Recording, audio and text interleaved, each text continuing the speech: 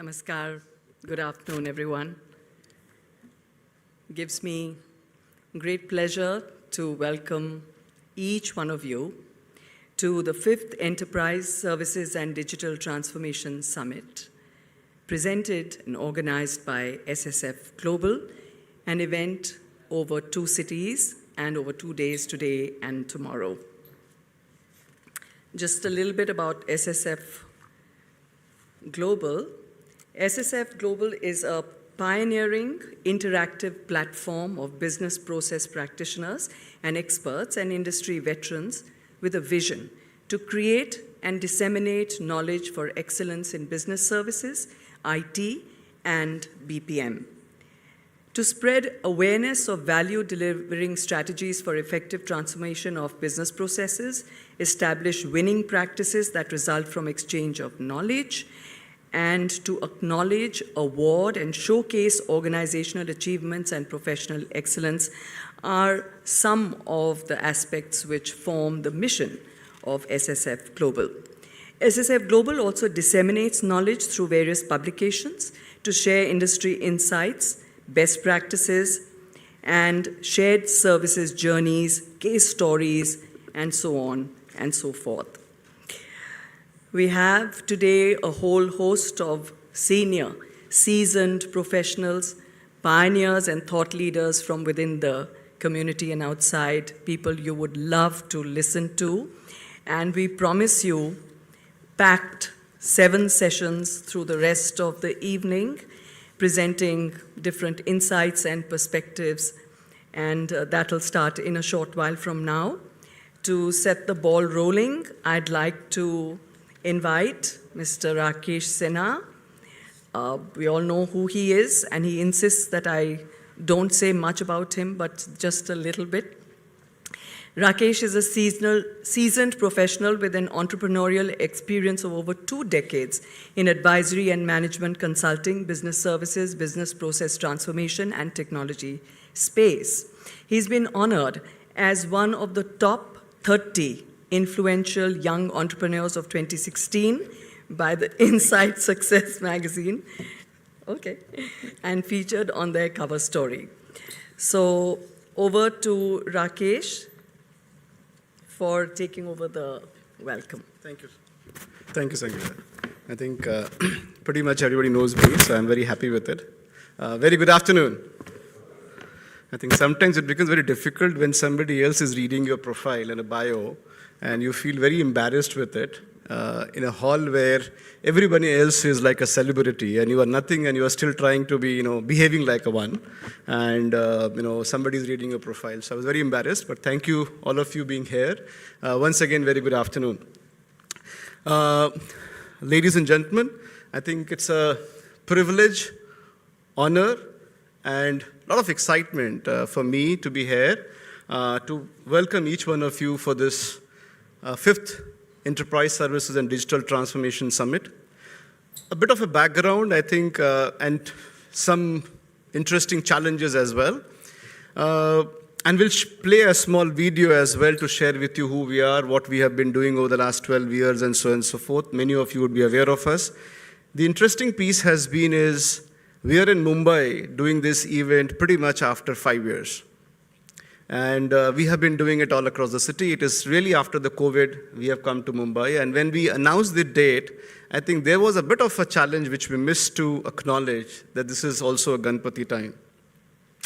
And all of you know what is this time all about in Mumbai, and this is going to be a crazy one. So we had a bit of a challenge with our chief guest, Mangal Prabhat Lodaji, who is the Honorable Minister. He's stuck, and he's not able to be here on time. So that's another thing which we are facing as a challenge. Having said that, in the last couple of years, we have the success of being across many other cities, taking the whole flag of knowledge dissemination. Particularly, the last 18 months has been more the southern states. So we were in Bangalore, Chennai, Hyderabad, and so on and so forth, where we were able to bring both the global and regional leaders to share their own experiences and so on and so forth. Giving you a bit of a background, what we are aspiring to do and what has been our journey.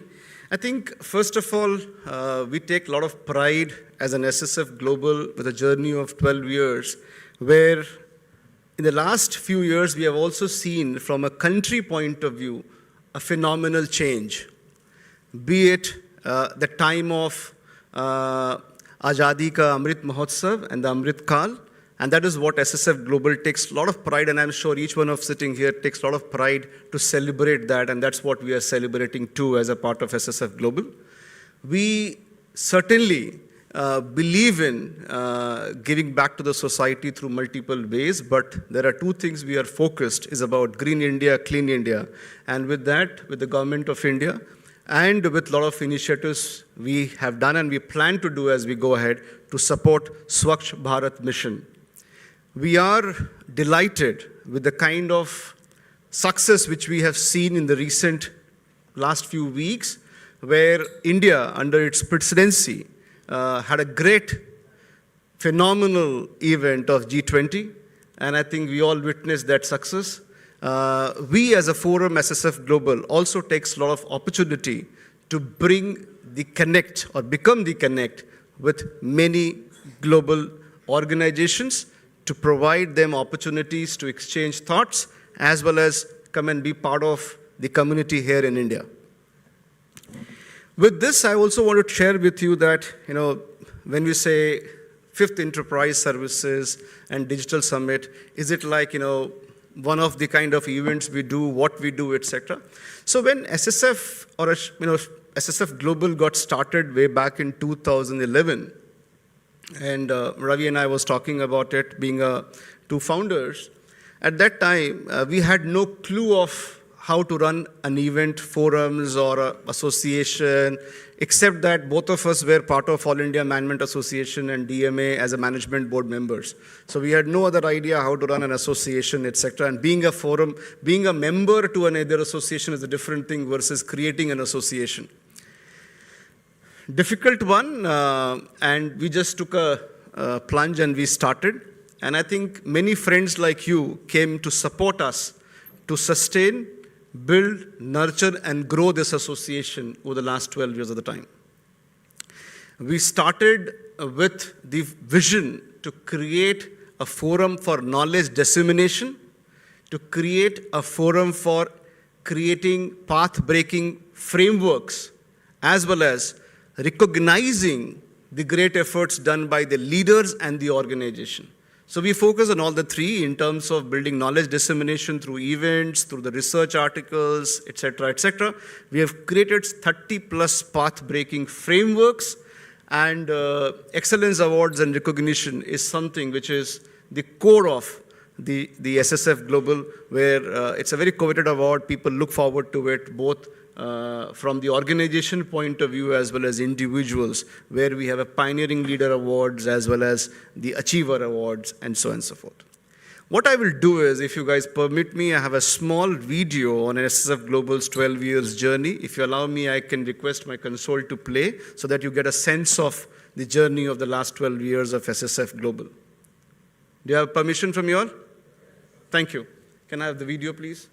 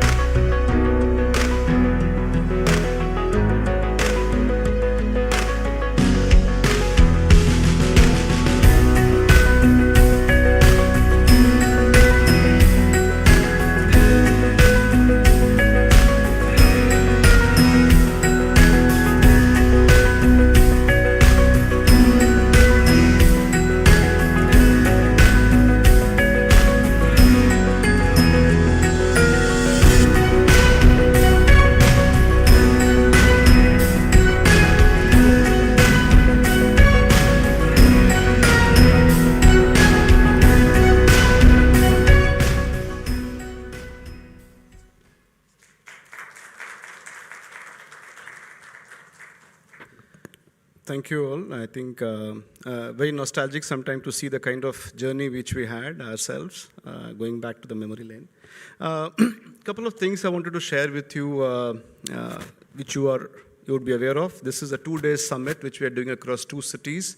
The day 1 is at Mumbai, day 2 is at Ahmedabad. And post this summit, we have few events lined up as well. So I'm sure looking forward to many of you to be part of that. We are going to have a global virtual webinar sometime in mid-October. And we have our annual mega event, our flagship event, which is called Global Business Services Conclave. That is planned for 4th and 5th of December at Bangalore. So this is also an opportunity for me and important for me to acknowledge some of the support from the organizations which has made it really happen in terms of making this, enabling this summit happen. Knowledge partner, our Value Group, our co-sponsors, Quintus Global, event partner, Adani, corporate sponsors, KYP, it's an AI company, Experience Flow, another AI company, a generative AI company, technology partner, Muniver Technologies. One thing what we have also ensured as a part of this forum over the last 12 years is to retain the essence of being a practitioners forum for the practitioners by the practitioners, rather than making it another event, a mega show event where a lot of people are exchanging cards in terms of, just providing for the sake of sponsorship. We have kept it so far. It was very difficult for us to be, sustaining that ways and sustaining our passion the way we want it to be. But hopefully, we have been encouraged very well so far, and hopefully we should be able to sustain and continue the same way.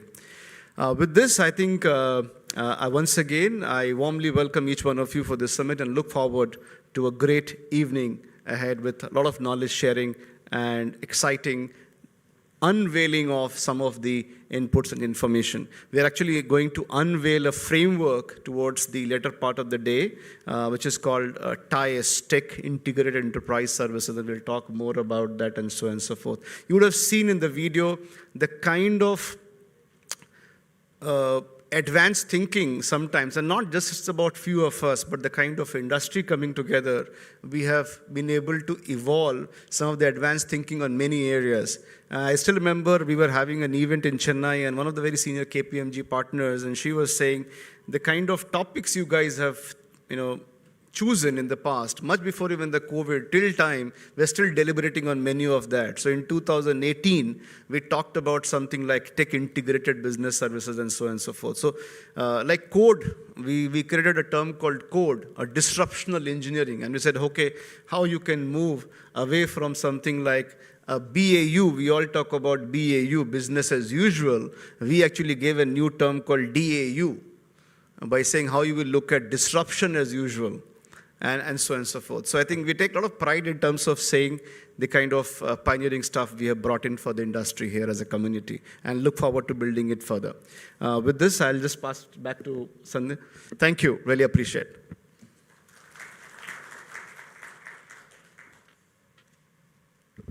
Thank you very much for setting the backdrop so wonderfully well. Before we get on to the technical sessions, I'd like to invite Mr. Rakesh Sinha back and all the members of the Governing Council of SSF Global for a lamp lighting ceremony.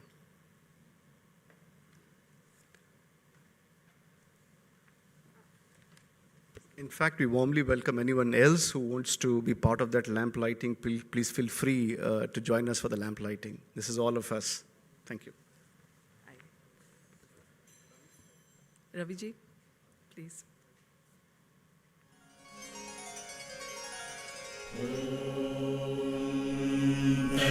Purushaya vidmahe Vakratundaya dhimahi Tanno Danti Prachodayat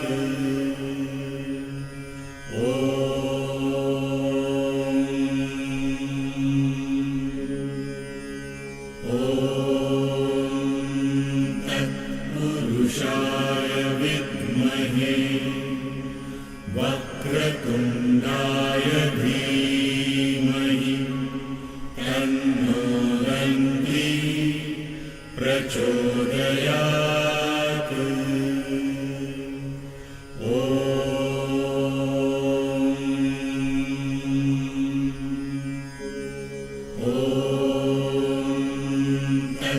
तत्पुरुषाय विद्महे वक्रतुण्डाय धीमहि तन्नो दन्ती प्रचोदयात्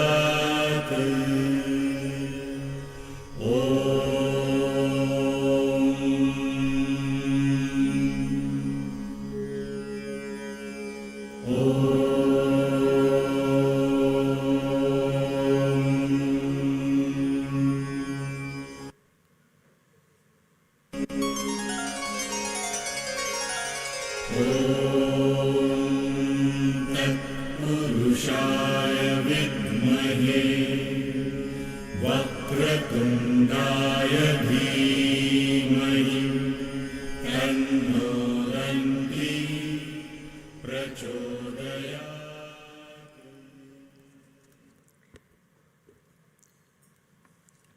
Thank you very much for that. We now move on to the keynote address, Unlock Value Horizons, an intelligent leap towards the unexplored. And the speaker,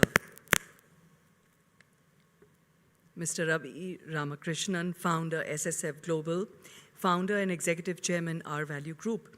Ravi is a seasoned global business and people's leader with 40 years of business, finance, and business services experience. A former business leader at American Express, he was an integral part of the global leadership team to set up its pioneering offshore operations in India in the mid-90s.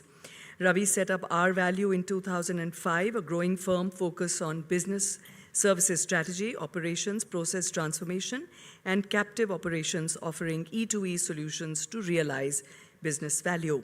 In 2011, he founded Shared Services Forum, an interactive industry platform for shared services.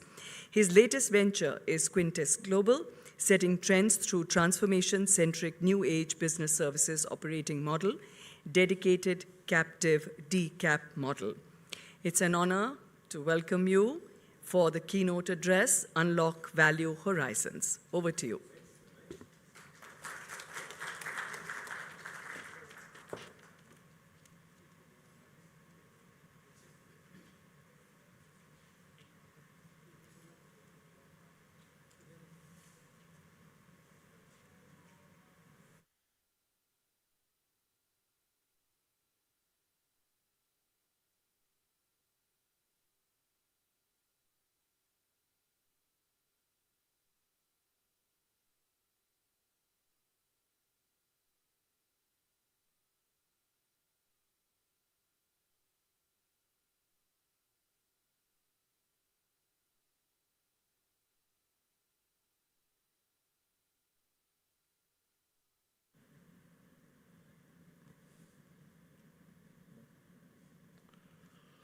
Very good afternoon.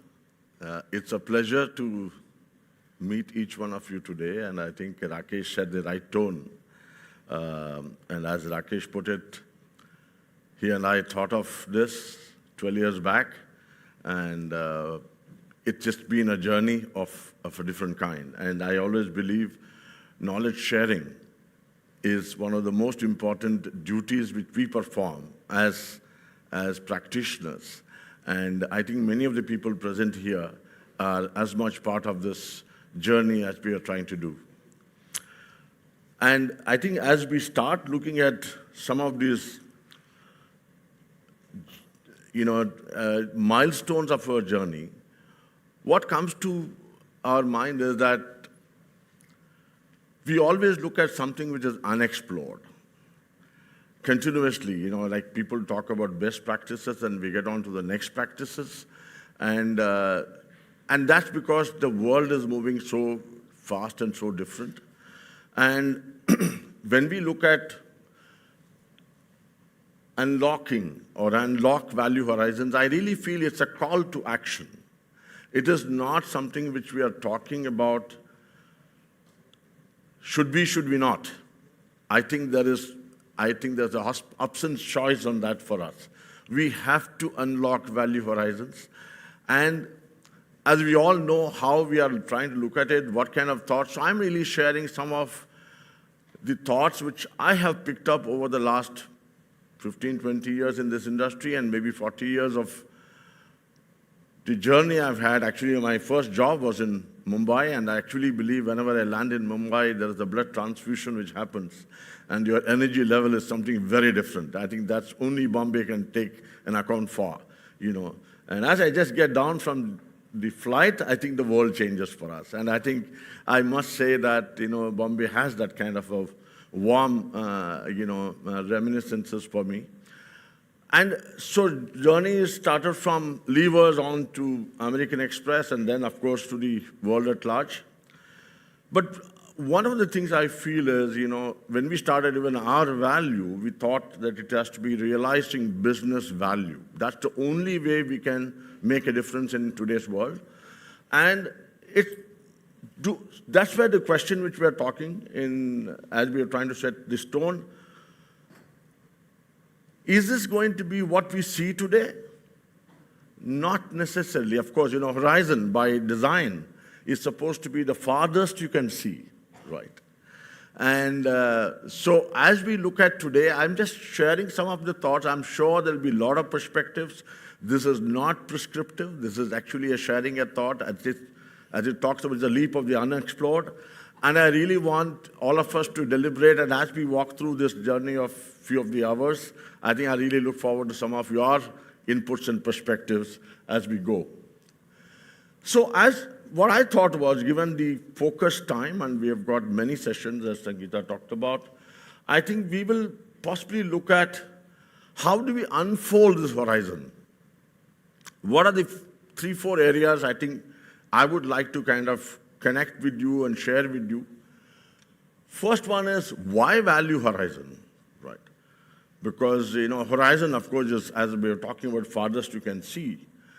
But there is more to it, as I have learned. Actually, one of the things we talked about, I would say, 2014 or 15, at the time we actually coined the term that we are not just India, we are actually global India, because we have truly become global in whatever we are doing.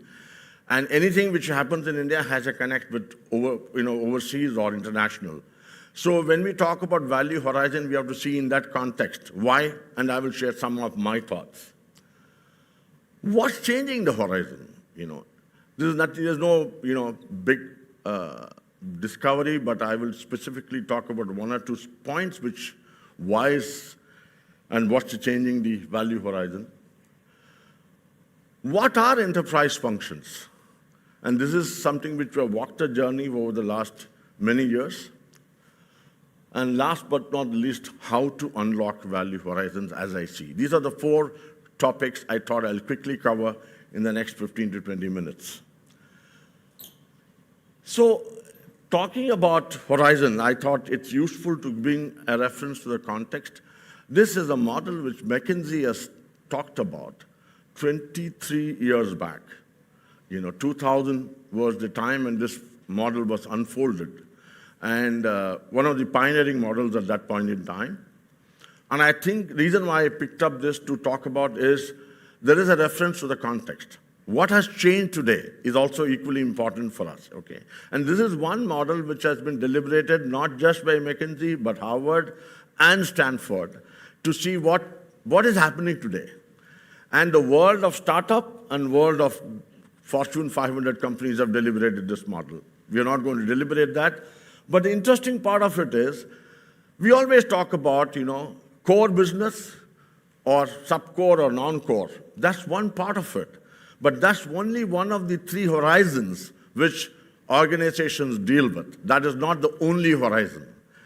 What is more is really the emerging business and new business. This is something which entrepreneurs or industrialists who have vision, which talking about horizon, have been able to do it continuously. When organizations sustain for 150 years, 200 years, that's what happens. So, talking about this, the context is 3 of now, next, and new. These are the 3 horizons we are really talking about when you talk of horizons. Having said that, the most important thing I wanted to say, which has changed this model, or which is trying to unfold a new horizon in this model itself, is that if you see x-axis and y-axis, there is time and value, but the time has been replaced by speed of deployment. There's no longer this sequential stuff that, okay, horizon 1, horizon 2, horizon 3. It doesn't happen any longer. Today, the x-axis is speed of deployment. If I can share with you, I once upon a time I used to create 7 years business case. I used to talk about 5 years business case. We talk about 3 years business case. There are companies who won't even talk about beyond 18 months. There are companies who say, can you do what you are trying to do in 3 years in 12 months? All in this global India, right? So we have seen such corporations. So speed of deployment is one of the most important things. And if you're talking about speed of deployment, it moves from innovation. This model was initially supposed to be for innovation, but today it's for disruption. As Rakesh mentioned about, I come originally from the finance world, so we used to talk about financial engineering. And that's when we thought if financial engineering can be done, why can't we do a disruptional engineering, right? It's after all to engineer disruptions is how we can actually make a difference. So it's moved from innovation to disruption. And disruption, what we can engineer on our own. So today it's not about time, it's about speed of deployment. And therefore what happens? It's beyond business growth to enterprise value horizon. Because once upon a time, business growth was what was most important. Today, that's equally important. But it is not just the only reason. Today, enterprise value horizon is important. And if as organizations, as leaders, as practitioners, we do not focus on the value horizon, that too I would say enterprise value horizon, I think we are missing the game. So it's important for us to keep that very much in perspective. Given this context of why value horizon, what's changing the horizon? I think I just want to take 1 or 2 thoughts because there's no brainer for this, but I still thought I'll just ask anyone wants to share what's changing the horizon? 1 word, 2 words? I think the speed of change. Speed of change, very nice. Technology, artificial intelligence. Okay, technology, artificial intelligence, combination, absolutely. I just want to give, before we get on to that, so simple, but I thought I'll give some contextual points in the way the world, what is changing. We're all driven by functions, core or support function. That's the way the business functions, okay?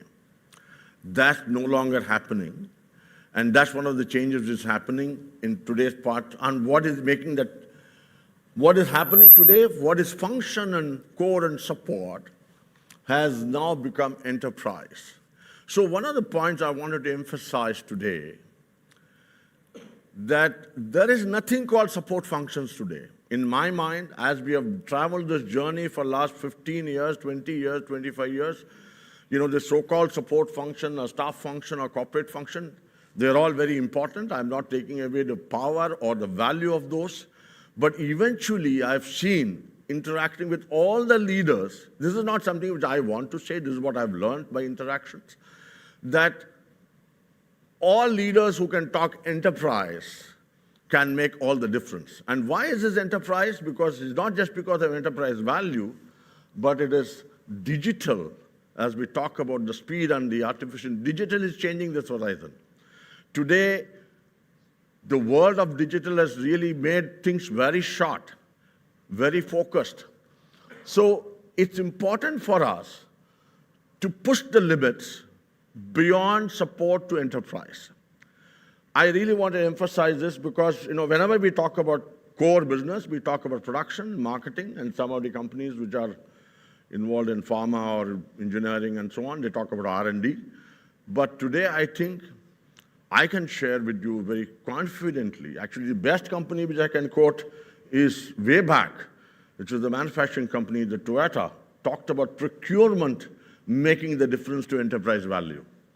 The Toyota way really talked about procurement. TQM was implemented because the procurement was one of the most important. And procurement today, many people call us as support functions. Of course, there could be a core function to the manufacturing business, but I do want to say that there are huge. Similarly, if I take Hindustan Unilever, it is not just about the soaps and the detergent. The HR vision is something substantially different. I can say that for Eicher as well. There are many companies which have been driven by the vision of the human resources team, how you can see for future. So I would just want each one of us to see this perspective that every so-called support function has to become enterprise function if we have to be in today's world creating enterprise value. So when I talk about support enterprise, and I've shared many terms now. I think we've used support function, staff function, corporate function. But I really feel this term enterprise function is something which is absolutely important. So how do we transform the support functions into technology integrated enterprise functions? Today, with digital having come into the picture, the enterprise functions have to be technology integrated. Now, what does it mean? How does it happen? Digital support functions require combined focus. I just marked that underlined word, combined focus. It's not one, and that's one of the most important things we need to be remembering. On all 5 key areas, and I'm sharing about 5 key areas, and I'm sure you may have come with another one or modification of this. First one is support functions have to focus on business all the time, every time. It is not just they will just focus on what they want to do. It's no longer that restriction. This has already happened for many years now. End-to-end, it is not, again, we talk about transactional, this process value chain and so on. Those are all now behind the scenes. Now we really talk about end-to-end. Can you look at upstream, downstream? Anyone whom you're talking with, whether it's human resources or procurement or finance, they talk about end-to-end. Technology-driven, surely, digital, but all aspects. This is one area which we will talk, and maybe later in the evening, Rakesh and Sanjay will talk about it. We can't wish away the legacy systems. While we talk about digital, we talk about multiple systems, we also have to remember there is something called legacy systems and ERPs which will continue forever. Harnessed data. This is one of the, coming from the background as I come from, I think data is one area which is eluded. We talk about big data, we talk about analytics. I know a lot of people talk about it. I have also practiced it. But I truly believe this one guy is escaping us all the time. I call big data as the fish of the digital world. If one can catch this data very well, one can make a huge difference to what we are trying to create. And that, I think, is absolutely crucial. And last but not the least, non-linear. This is a term which I think has happened in the last 4 years, 5 years, thanks to combination of all these functions and digital. Why I say non-linear? I would still emphasize, of course, human intelligence is absolutely crucial. At the same time, that the way we will bring in this human intelligence with this artificial intelligence or whatever we want to talk about, that's the power which we need to make sure we do this. But eventually, we cannot look at linear. Anything. Everything is non-linear. Can I just make sure I grow 10x, but my costs grow at only 5x? That's the kind of non-linear we are talking about. So these are the 5 elements which make enterprise functions, support functions, become enterprise functions. Now, digitally powered, I think I just want to give a context here because at the end of the day, this is the core and crux of what we're talking about. Digital strategy, I think one of the things I personally feel that today we are doing a lot of actions which are piecemeal. It does not work that way. I think there are companies which say, I'll do finance function first, I will do this function first, this function I'll do later. I think these are all fine, but eventually there must be one digital strategy which actually works. And it really has to look at strategic possibilities of creating new insights, new markets, new products. That's the first one. And it cuts across business units and functions. Tech aligned to strategy. This is one of the areas I feel quite often, I would say actually I use the term fit for purpose. Quite often people feel that we want to use technology because somebody else is saying this is great technology. We actually use the term in our shared services forum, BIC to BIC, which is best in class to best in context. I think it's absolutely crucial that we look at what is fit for purpose tech investments on support functions. And here is another one that quite often investment for support functions don't come. Even senior leaders feel I would like to put in the core business rather than support. But my experience has been that's one of the most challenging one in enterprise value. If you don't invest in support functions to make it enterprise functions, you may actually lose enterprise value. I think this is something a lot of established researchers are proving. If you invest in HR, if you invest in finance, if you invest in procurement, if you invest in IT, of course IT is now getting its own due place, you may actually take away. That's why there are organizations which grow, but they lose enterprise value because they have not actually invested in enterprise functions. And last but not the least, the digital change. How do we really make sure that this change actually happens? This is where it's a million-dollar question which we keep answering every day. It's not only to adapt, but also adopt in terms of what we can do. The point I was saying that, the impact is plus or minus. This is important for us. I think we talk about enterprise value as the one thing which grows, but if we don't invest and make support functions as an enterprise function, and that's why I'm saying call to action. If we do not unlock value horizons in support functions becoming enterprise functions, please take it from me as my personal experience, you will lose enterprise value. Organizations which are growing in enterprise value focus on all these support functions and transform them into enterprise functions. This is both ways are very true. So pretty much the last one which I want to quickly talk about to summarize, how do we unlock value horizons? These are some of my thoughts, and I'm sure you will have more. And each one of you had, I think, leaders like Vikram or Animesh or whoever it is, Sanjeev, so many things which are happening in this world today. First, have a mindset, and I'm a strong believer of mindset which changes everything in this business. It is not just strategy, it is not just culture, it is, of course, today we talk about growth mindset. I actually feel we have to go to value mindset. I'm not saying growth mindset does not include it, but I just want to make sure that it is not linked to only growth, which is business growth. That's why I actually say enterprise value mindset. Holistic strategy, not just functional strategy. It has to be holistic. Disruption by collaboration. This is another important area. I think today, and I can share with you, many of the leaders here are present, have walked the distance of how the support functions have evolved from the world of, shared services to BPO to BOT to BOM, and so many things are happening. I think people are still walking the same path. I sometimes wonder, how have they not made the best use of this 25 years of learning and changed the path?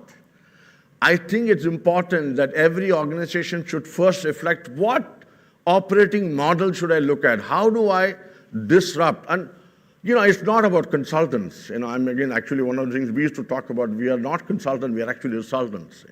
We really want to make sure we work with organizations to make a difference. The reason why I'm saying this is, one has to disrupt. You don't have to bring every capability inside. If there is an AI tool which I can use very well, I might as well use that tool, but deploying that tool needs a lot of application of mind. So, and that is important. I've seen a lot of companies, even people talk about great tools with great features, 40% utilization. They don't use 100%. They pay for 100%, but there's capacity. People talk about capacity utilization for companies and factories. Someone can look at capacity utilization of the systems and processes we have. You will really have a huge challenge. That's one of the biggest things I would say when people talk about digital. Please make sure what's the capacity utilization of that tool or that system or that process for your company. I think this is one of the most important things I would say. But you disrupt by collaboration. Get people who have experienced it all the time, every day. Data readiness, single source of truth is, I think, still a mirage sometimes, I feel. People talk about it. I used to talk about for 30 years back. Today also I talk about single source of truth. But if there is no single source of truth, to me, insights of no value. Value delivery driven. These are the 5 areas by which one can unlock the value horizons. And I truly know, and I don't want to take your time, but I just wanted to make sure, and I believe angel lies in the detail. If you talk about 5 horizons, what does it mean? So I have one or two bullets to just demonstrate. I'm not going to walk through each and every aspect of it. What is enterprise value mindset? To me, prioritize transformation of support functions. Don't think it is support. It is very important. Speed to action. I think Vikram talked about speed to change, speed to action with technology integration is absolutely crucial. If then only you will see what happens. Holistic strategy, single to multiple functions beyond. I've heard people talking, we have consolidated, we have centralized, we have done this, we have done that. Heaven's sake, consolidation is not, that's a small piece of the whole thing. That's just a mechanical part of the whole thing. The transformational part of it is completely different. So it's important people have to look at the holistic strategy, end to end, not incremental. It has to be a coherent strategy. It has to be not incremental. I think this is one thing I will say, call to action. Let's not say I will do, actually I've seen people saying, I will do in HR this part of it. I will do in finance this part of it. In procurement, I'll do this part. As it is, you're looking at one function. And you're saying that part of the function, I think it just won't give you any amount of digital advantage. Disruption by collaboration, in-house to dedicated capabilities. Everything you need not have in-house. You don't need to. That's the power of world today. I grew up in an automobile company also, where I know that it is shop-made versus bought out is what makes all the difference. I can assemble anything and everything, but I don't have to produce everything. That's the power of the dedicated capabilities working for us. CapEx to OpEx, and people capacity into capability. I think we have a lot of people, and I think personally I'm a very people-focused person. I feel people interest is very important. But I think it is not just about people, it's about capacity to capability. I would really recommend it is talent mix and reskilling is what is most critical from a people point of view. And if you want to disrupt that, please do it. Find a way to do it in a different way. Data readiness, agile, actionable, data-driven insights from single source of truth. I think if somebody can run just one initiative on single source of truth, you'll find how many sources of truth you really have. Data focus is external and internal. It is not just only internal. It's financial and non-financial, both. And last but not the least, cost reduction to customer experience. To me, this is one of the biggest learnings. I think I have seen companies consolidate, reduce costs, but the customer is the guy who suffers at the end of the day. That's not okay at all. Act on value drivers for comprehensive value delivery. With those few words, let's together unlock value horizons to digitally powered enterprise functions. Thank you so much.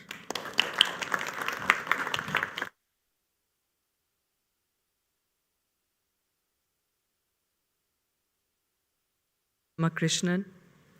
Thank you very much, Mr. Ramakrishnan, for opening up everybody's minds to unlock value horizons, looking intelligently into the future.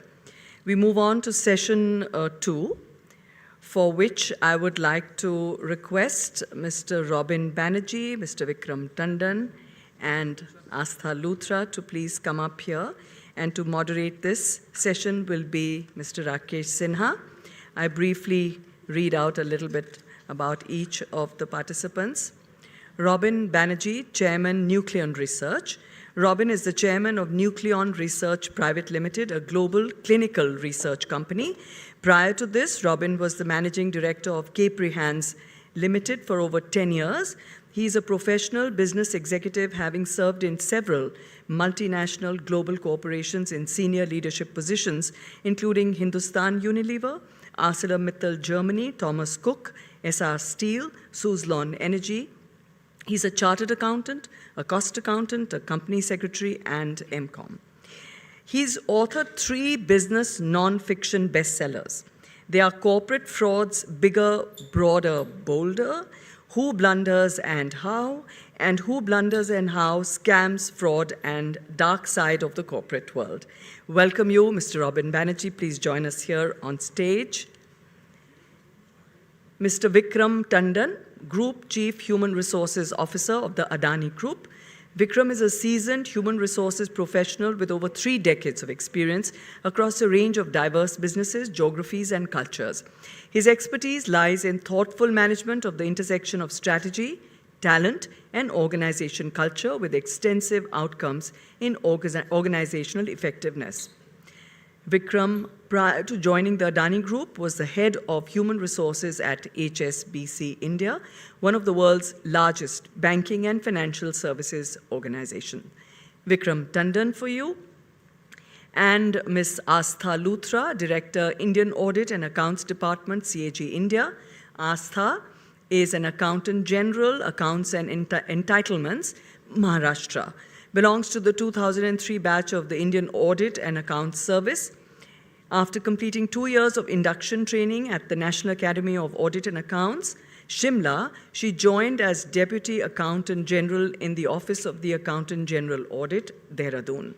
And after 3 years of that, she took over charge of the Air Force Audit at Dehradun under the Principal Director of Audit, Air Force and Navy, New Delhi.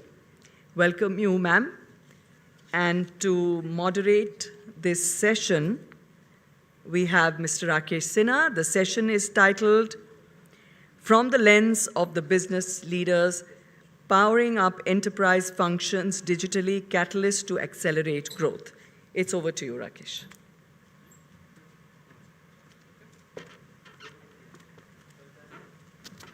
Please. Have you come 1 second? Please. Hi. Seat. Asta, please. I think Robin is pretty much outside the hotel. I think he was stuck at the traffic, so he should be in a minute's time. But I think till the time Robin walks in, I think we have a lot of responsibility, and I'm very happy to have the leaders like Vikram and Astha here. They can talk themselves for an hour and take you guys to a different leap altogether. So I'm very relaxed from that point of view. Where I'm struggling is what to ask them to keep them, sharing something powerful and impactful. I think Ravi set the context in terms of looking at this entire unlocking the value horizons and connecting back with the overall point of future of digitally powered enterprise functions. And we're still trying to talk in the context of enterprise functions, how should we look at it, and so on and so forth. I think the panelist here is going to deliberate a little bit more in terms of when you look at this enterprise functions and this entire power of digital in the enterprise function, how it really becomes the catalyst to accelerate the growth of the organization, how that connects to the growth of the organization. That's the intent of this dialogue. And the beauty of this panel here, and once the Robin comes in, is we have Astha, who is representing more from the community, like, if I can say, finance. Vikram, who brings a business leadership hat and also a people leader hat, thanks to being his role of a CHRO. And Robin comes with more finance, but now more business leadership, being a business leader leading organizations and so on and so forth. To build the dialogue further, I would just like to just have a quick check from all of you that what you think could be 1 or 2 things which you would be expecting from this panel, particularly when somebody talks about a catalyst for accelerating the growth. What comes in your mind when somebody says catalyst? Maybe a comment from each one of you. One of you would be very, very helpful. Anyone want to comment on catalysts? What comes in your mind when you see this topic? Boost, okay. Shifting gears, okay. How do you... Sorry, come again? Become the cost. No, I think it's not about the catalyst. What do you think, few examples comes in your mind, which becomes a catalyst to accelerate the growth? Any example which comes in your mind? Right talent, okay. Technology, okay. Right. Okay, so let me build on this, and maybe I'll request Vikram if you can just take a lead in terms of sharing some of your thoughts in terms of what has been your experience? Because this digitally powered organization is something like a buzzword, and everybody's talking about it. How do you see that? And in the context of your own experience, if you can cite some examples where you've seen the success when it comes to enterprise function and enterprise functions taking to the growth of the organizations. If you can share something very quickly, will be helpful. Vikram, over to you.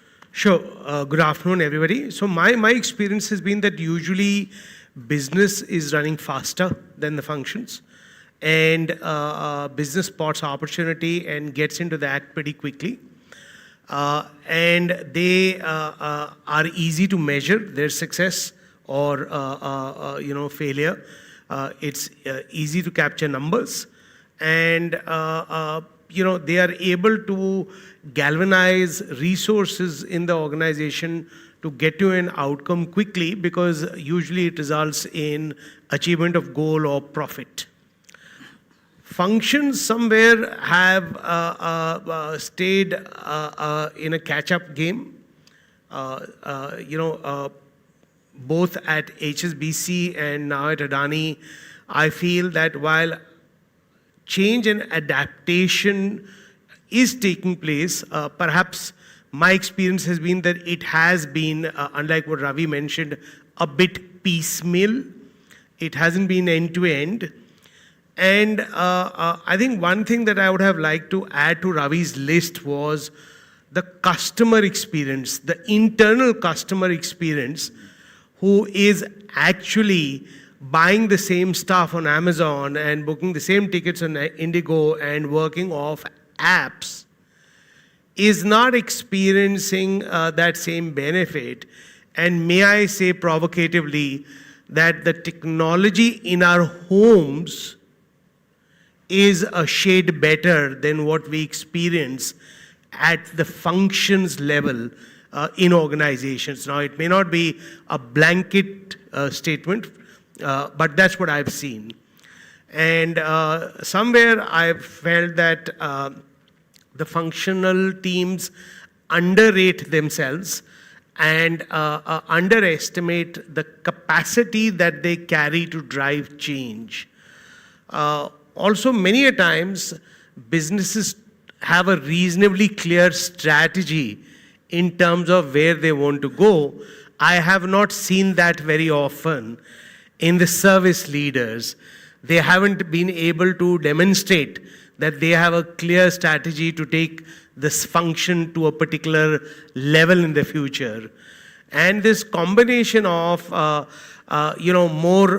resource given to the business and a lack of strategy on the functional side, I think does produce a bit of a gap. But the good news is that there is abundant opportunity to fix it. There is a lot of technology. And I just feel that firms like R Value and others who have reasonably good experience in making change happen should be brought in to spot an issue and create value.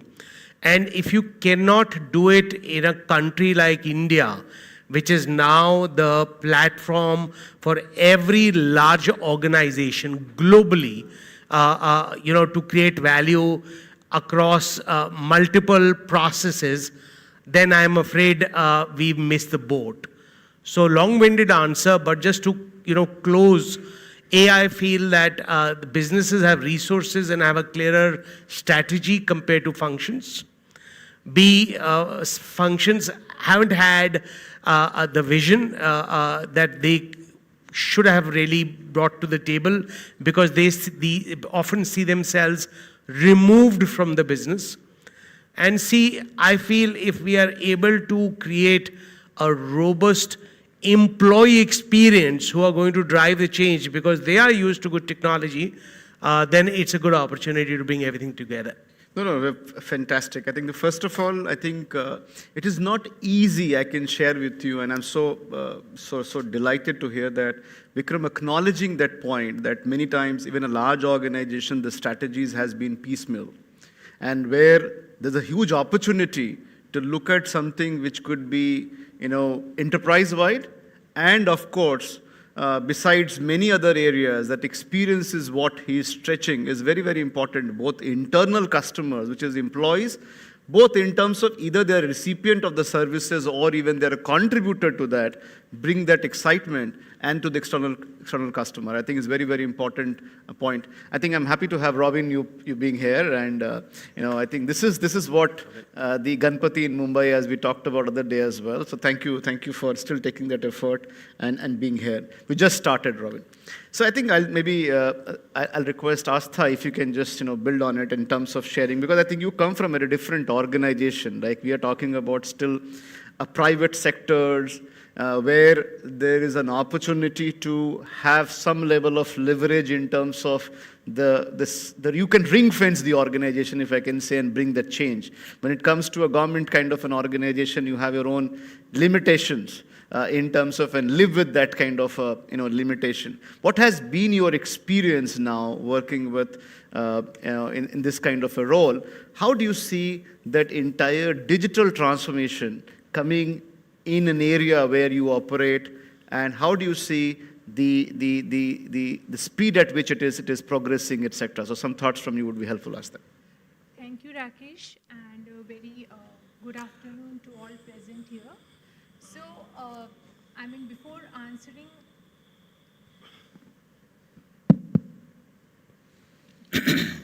before answering your question, I would just like to take a step back. So, just to give a little perspective. So, I am a part of the institution of C&AG, Controller and Auditor General of India. We take a lot of pride in saying that we are a constitutional body. And the core functions of our institution is basically to maintain the accounts of state government, not union government, only state governments, and to audit the entire government expenditure as well as government receipts. Now, when I say government expenditure, it contains the state government expenditure as well as the union government expenditure. So right now, the office which I am heading, it is responsible for preparing the accounts of government of Maharashtra. And also, we authorize the pensions and the provident fund withdrawals, everything, of the state government employees, which is government of Maharashtra.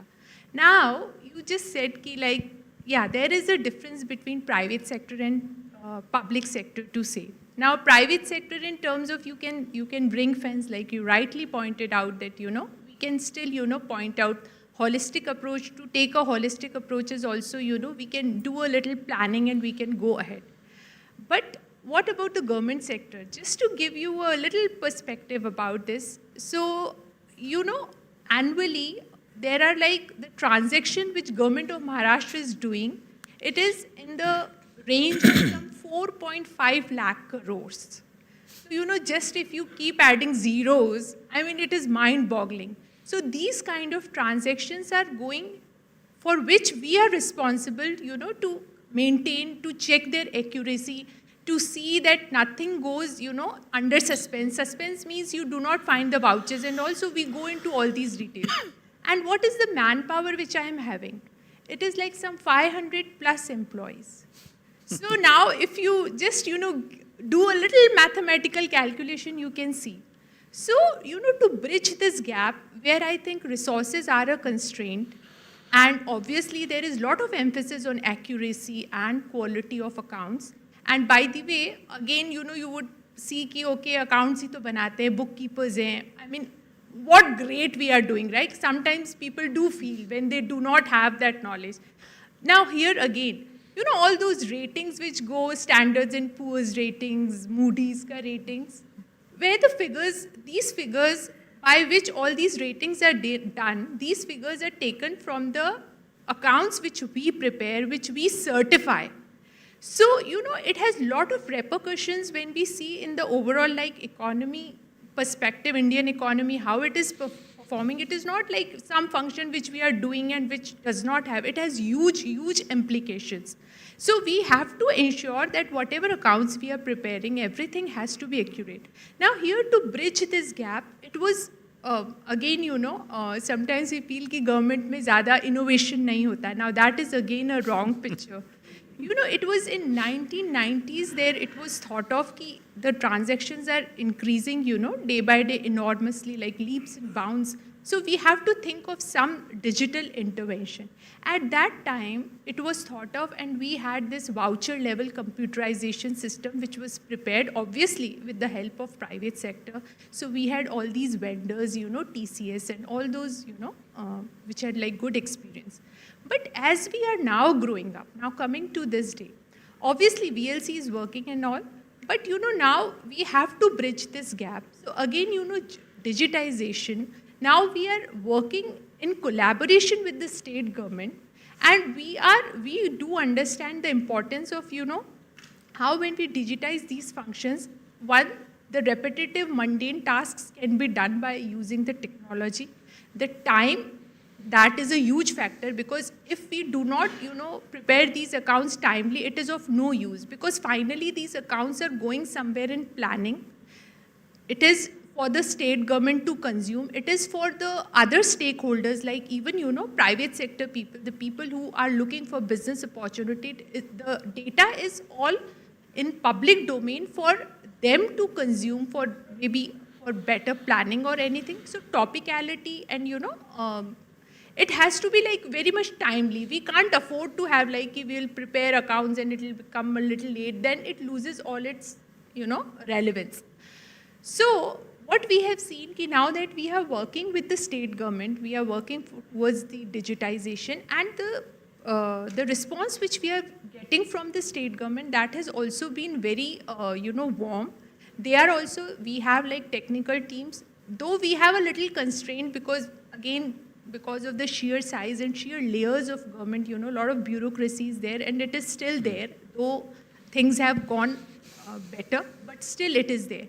But what we have seen, ki now people realize, even the senior management people realize, even the political leaders also realize ki they can, if we go ahead with these kind of, what kind of benefits as government, sure. And the side, what we can say, the side fruits which, can be enjoyed by the private sector, and by the, when the, quality of service increases, quality of accounts is increasing, how even the public, even the common man can have benefits of it.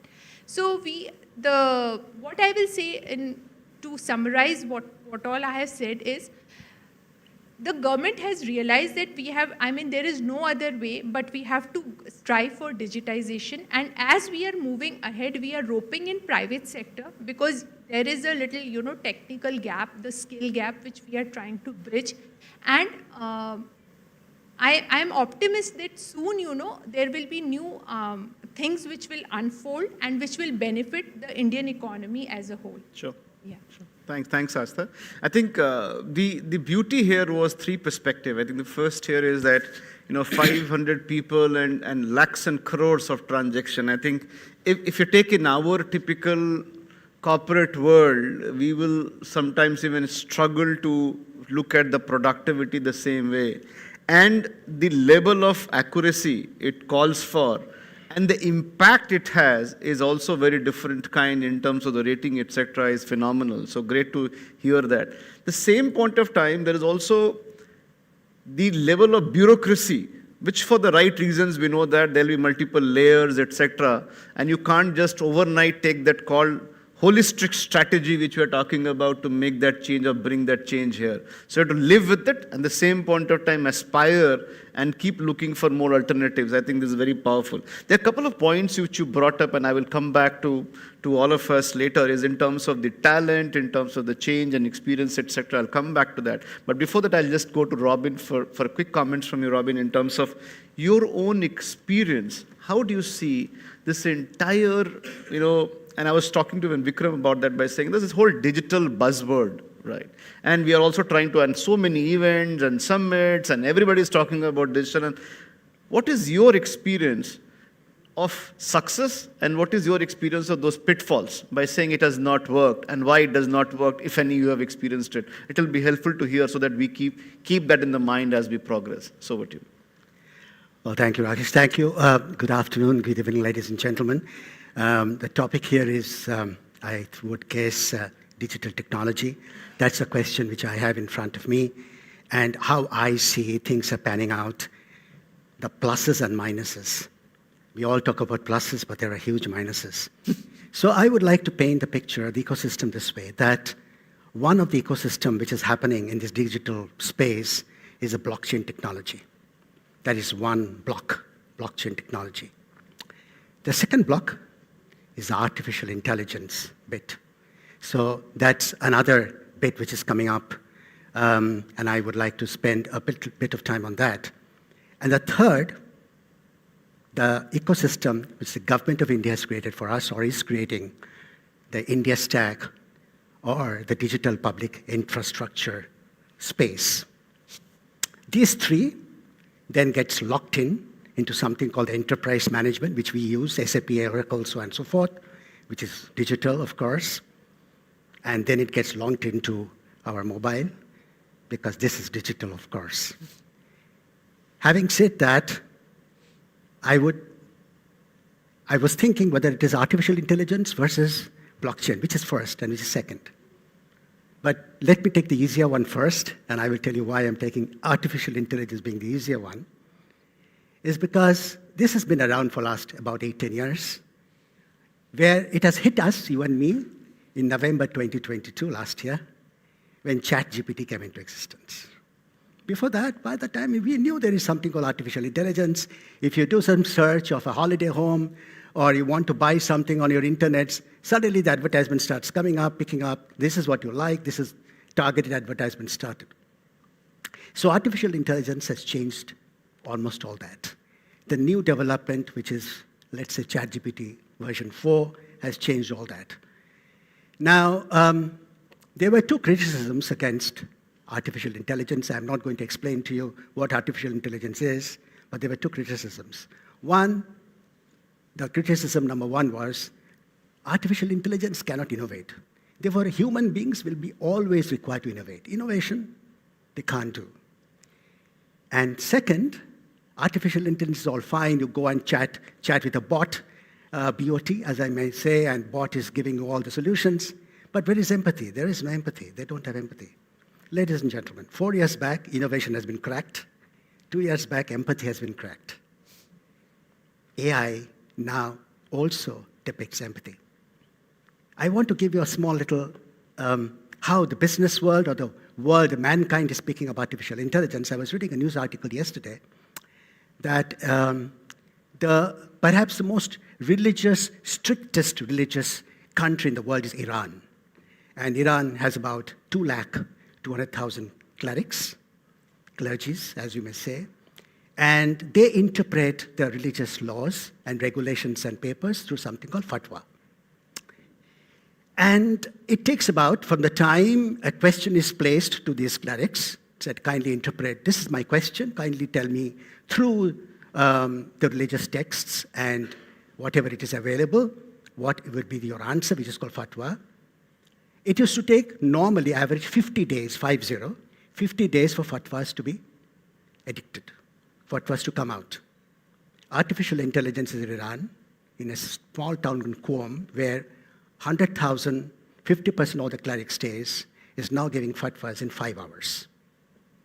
Which means they have already gotten all the religious writings, which I don't know how could they do that, because it's Arabic, as you know, and it is very old religion, and it has been there for more than 1,000 years. How did they put it in? And that's how a segment of our population is using artificial intelligence.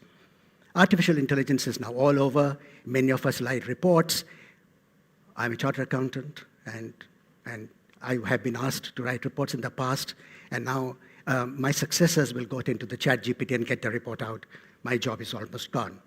So artificial intelligence is obviously making our life simpler and difficult, but the more difficult I'll come to later. But that is one technology which we, the business community, have to adapt ourselves to understand our customers better, the technologies better. By the way, artificial intelligence, you see, human beings is involved in purchasing. When we do a manufacturing, we purchase, we plan, we purchase, we manufacture, and we sell. This whole value chain can now be done through AI. And perhaps it still cannot be done, but they believe in the next 1 or 2 years, they are going to crack this whole supply chain, planning, procuring, production, selling, distribution, logistics, whole thing AI. That's technology. Blockchain.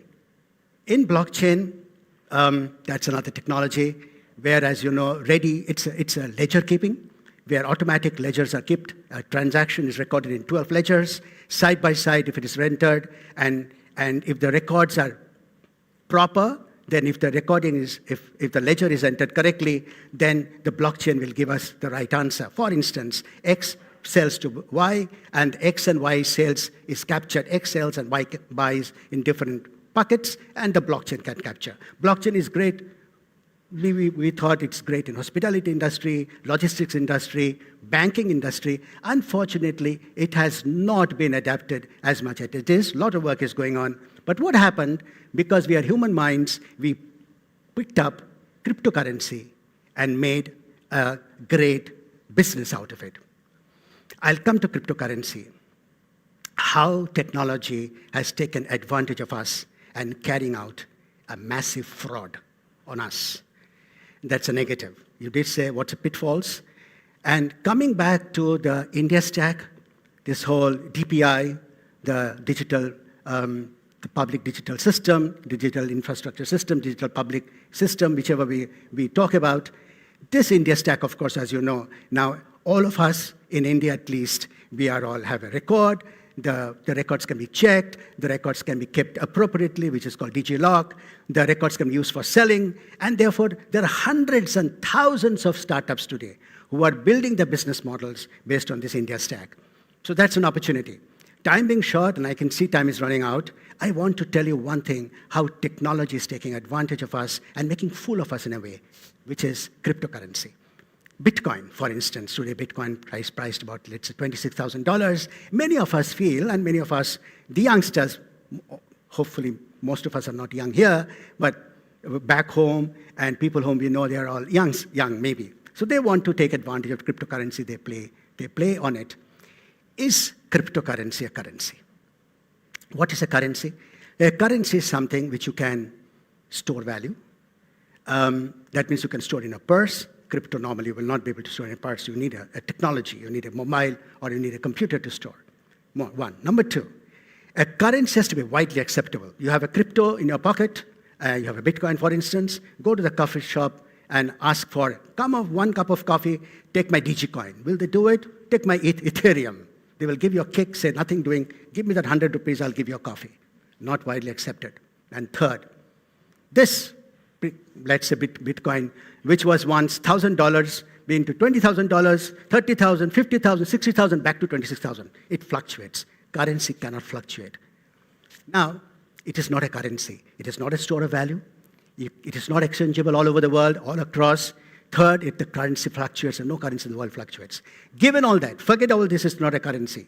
Most importantly, Bitcoin has a value, cryptocurrency has a value, as I said. 1 Bitcoin is $26,000, very nice.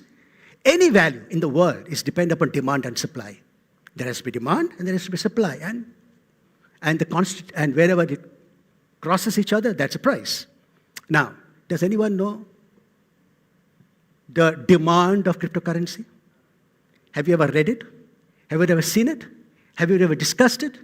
Television? WhatsApp? Our all knowledge is on WhatsApp.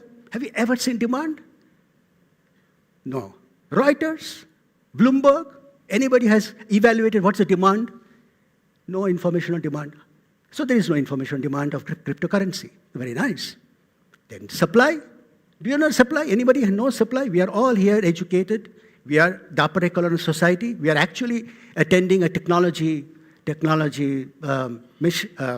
seminar. I'm sure I will be hated by many of you after this talk, what I'm just giving you, because you guys, some of you are working on this technology, but there is no supply information. No one knows what is the whole supply.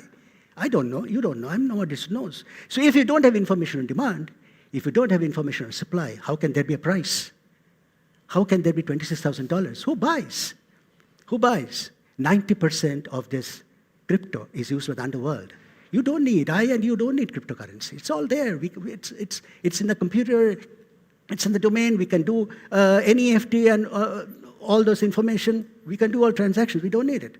90%. If there is a dealer in drugs, dealers in terrorism, somebody in terrorism, dealer in arms and ammunition, they need crypto. I need to get 10 grams of hashish in my home in Mumbai. I'll give a call, Dubai will send it, Dubai cryptocurrency will send it, that's it, all transactions done. It's an underworld happening. Sure. So technology has taken advantage and created a massive fraud around us. Massive fraud. So my submission to all of you is, time is short, I have spoken too much. While AI has lots of problems for sure, this whole blockchain, there are a set of people who are taking advantage and making us a monster out of technology.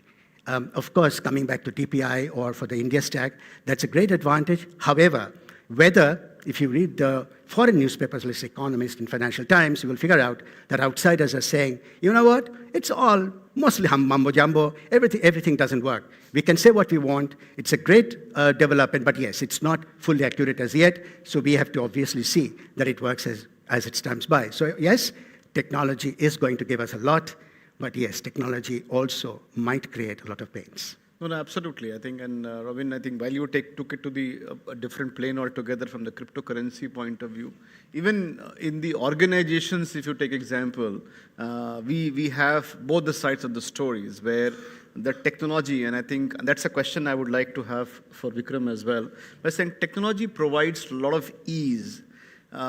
We understand digital transformation brings a lot of ease and comfort and so on and so forth. But at the same point of time, there has been a lot of deliberation about this balancing between this high tech and high touch, right? And still that is becoming a point of deliberation and nothing new. I think this for last 10 years, we have been talking about it. It's nothing new. And the still deliberation continues, right? So where I wanted to get quick perspective from you, Vikram, is how do you see this entire change management? Because if you're driving, and I think two parts to it, and if you can cut across, one is this entire digital transformation in enterprise area, let's say HR as a function and cutting across, because HR in your case is like 45,000 people, right? Not only the people in the function. How do you look at this entire change management piece and dealing with that and some of the challenges which you have faced in managing change management and some of the success stories and the mantras which you have adopted to make that change happen? So some quick thoughts. So I think technology is adapted by different people differently. It is very clear that the younger people adapt to technology far faster. And in a company like ours, which is in 25, 30 businesses, has been around for a long time, we have quite a multi-generational workforce. And assuming that everybody will adapt to technology in the same way is a wrong assumption. It doesn't work that way. Number two, I have seen that rightly or wrongly, one way of justifying the technology spend is to showcase greater efficiency, which, pardon my saying, is taking away jobs. So the people whom you expect to partner in driving that change and technological disruption are doing it knowing that their job will be gone or there's a reasonable chance that it will go, and that's a reality. So I think the way out of it is, and this is what I have learned with example is, can you create purpose for people in driving the change so that they find reasonable pride and employability post-implementation? And can you repurpose the people with a different set of skills? Redundancies leave a bitter taste and are not, that will inspire other sectors of the workforce to embrace any large-scale enterprise-wide change. So it has to be reasonably well thought, and at the center of it is somebody who is determined to achieve and succeed. When all of us leave our homes every day, you know, the one thing that I thought the Maslow's hierarchy of needs forgot was that we all have this need to achieve. We pray to whatever God we do, that God make us successful, along with healthy, wealthy, happy. The need to be successful is, to achieve is very, very high. So if there is a way to balance this whole change in getting stuff done, because people want to do it, they have this need to achieve, along with creating some sort of a purpose, I think it's easier said than done. So I don't know how to do it very well. Let me say that as a caveat. But I think that stands a better chance, and that's what we are attempting to do now. Sure. And I have that opportunity of knowing a lot of things which is being done under the guidance of Vikram at Adani Group, and I think the kind of change which is coming in, and with the kind of multi-generational employees he was talking about, the people who have been working for generations in the organization of a different skill level, knowledge level, education level, etc. I think it is phenomenal, some of the change I have personally seen it. Before I move on, I know there is a poll questions we have for each one of us here, so maybe can I have a poll, can I request? Yeah. And we will have to use our phone to log into menti.com. And you will have a code here. You have to put the code. I'll request even the panelist here to put that code. If you can do that, there's a menti.com, and you can put this code. And you have a question, and you can take. I'm going to get her to do that. I have your phone? Yeah, because I have left my phone there. Okay. So I'm all right. Right. So I request if all of us can just do that. It is menti.com, and you can see the code there, which is 2196 8850. By the way, just to let you all know that this entire summit is live on YouTube, Facebook, and our portal. So there are a lot of people. This is a hybrid event, and hundreds of people have logged in from different geographies to watch this entire session. So your poll results will, of course, influence them too. It's just about menti.com, and you can put this code 2196 8850, and you have some 6 options. The question is, what is the most impactful benefit to the organization due to digital transformation? Most impactful benefit to the organization due to digital transformation. So I think, the responses flowing in now. Okay. I think,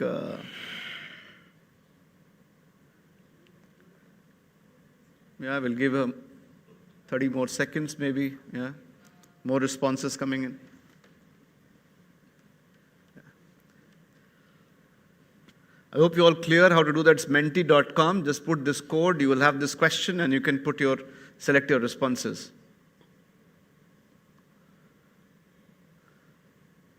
Yeah, more responses coming in. And the options are, it's very small, so I'll just, improvement in performance and service effectiveness, reduced fully loaded cost of operations, enhanced customer experience, enhanced revenue generation opportunities, decision transformation through rapid and real-time analytics, and improved control mechanism, governance, and compliance. And I think what is happening is that people are, the mixed responses, but of course one is standing tall. We'll give another 30 seconds before we complete, and maybe we'll pick this as a question to get some thoughts from the panelists here. Okay, not bad. We've got about 50 odd responses, not bad. Okay. Great. So I think maybe you can continue doing that if you wish to. But just to pick this, I think the trend very much, ladies and gentlemen, the way the trend seems here is the decision transformation through rapid and real-time analytics. The people are, all of you are leaning towards to say that the most impactful benefit to the organization is decision transformation through rapid and real-time analytics. And the second one is enhanced customer experience. The third one is improvement in performance and service effectiveness. So first is decision transformation, enhanced customer experience. Oh, it is going down. I think again, people are selecting more decision transformation. Enhanced customer experience and improvement performance and service effectiveness is pretty close to each other. Maybe it's a time to take a view now, I think, and so maybe building on some thoughts from you, Robin, maybe, and then I'll go to Astha quickly. Robin, what do you see and how do you see this trend? I think the response where people are talking about decision transformation and real-time analytics, while as Vikram also talked about, and I think you were also talking about, usually the digital was connected to the cost efficiencies and so on and so forth. Now we are seeing people talking about decision transformation. Is it real or is it aspirational? Some thoughts. It is definitely a mix of both reality and aspirational. Time being short, the fact that we are all talking about digital transformation is for the tomorrow. But we must be aware of one thing, that it's all fine as long as you and me don't get cheated. And I think that is something which is very important to keep in mind, that we need digital technology, we need to enhance our businesses, we need to be, as the whole, all of you are saying, that we need to be relevant and on time. But there are equal number of people who are looking at this opportunity to make money out of us. And that is basically, I'm talking about cybercrime. I know I have gone away from the main theme, but this is very important because what comes out here is very important, saying that perhaps many of us forget that there are any time we are putting up a digital opportunity, there is someone who is trying to take money out of it. So let me give you some numbers. And the matter is very scary. Today is 2023. In 2015, which is 7 or 8 years ago, $3 trillion globally was stolen in cybercrime. In 2021, $6 trillion was stolen through cybercrime, which is double India's GDP. And by 2025, this number is expected to be between $8 to $10 trillion, which is higher than the GDP of whole of European Union and India put together. Now, therefore, my submission to all of us here, because I believe we are all digital leaders sitting here, that this poll is all fine, and we, of course, want to use whatever we want to use in digital, but please understand there are equally number of smart people, many a time they're smarter than you and me, who are trying to sit and round the corner, keeping an hawk's eye to take advantage of taking advantage of all the digital which we are doing. Humongous amount, 5% of global GDP is now getting lost through cybercrime. So I know this is not exactly the question which was asked, Rakesh, but I thought it is very important for us to understand the ecosystem, while it is so much advantageous, but there are equal quantum of problems which are facing the mankind as we go along. No, very powerful point. And I think the cyber security and the cyber crimes, the way it is growing, with more and more digital interventions we are doing within the organization, I think the risk and the threat is very high. And hence, I think what Robin is bringing up is very important, that while there is an aspirational view that we should get a lot of this analytical, real-time analytics, etc., my impression is, with whatever little interactions with many of you and some of the organizations we do, that you are very far from looking at something like decision transformation on a real-time analytics, etc. I think it is aspirational. We intend to do that. versus what's your reality sometimes. It may be true for one or two organizations, very well appreciate that, but the reality is still too far. And I think there's an interesting one, and maybe Vikram, I'm just taking a cue from our own conversations many times, is about in Adani we have seen something like a very strong focus on management assurance. And the management assurance through the technology, the digital. And maybe I'll request you to talk about it for a minute, and then I'll request Astha, you to comment on this, but maybe a quick... Sure. So we are across 25 businesses, 700 plus sites and growing. And it's a culture of lots of empowerment, and we look for people who are entrepreneurial and who have a strong need to go and get stuff done. Self-starters, strong achievement drive, etc. And I was speaking at IIM Mumbai today morning, and I said, look, we are really looking for people who can run with stuff and make stuff happen, and that's how Adani is structured. And to control this massive enterprise, to see that things are just going as promised or as agreed, the center needs reasonable assurance, because we want to devolve control to the businesses who are empowered to take calls and are not looking to the center for direction all the time. And we are, I would say, wanting to just get the assurance that you are doing what you said you would do. And that's not very easy. And I think somewhere on the enterprise service solution side, we are trying to see how can we, on a, I won't say just real time, but on a more real time basis, get reasonable dashboards and analytics to flag to us, put up a red flag if something's not working or something's amber, but we're still in that journey. Right. No, I think phenomenal. Astha, just taking cue from here, there's 2 points. First, maybe some thoughts from you. And second, if you can further build on it also is, are you seeing, because I think even this Robin was talking about this artificial intelligence, are you seeing any appreciation of artificial intelligence in your kind of a world? So first, I would like to comment on the poll result. So I think it is aspirational, but I do see in real life also, like how we can, make use, which actually we do also on day-to-day basis. Using this real-time data and using that data for taking the decisions, key decisions.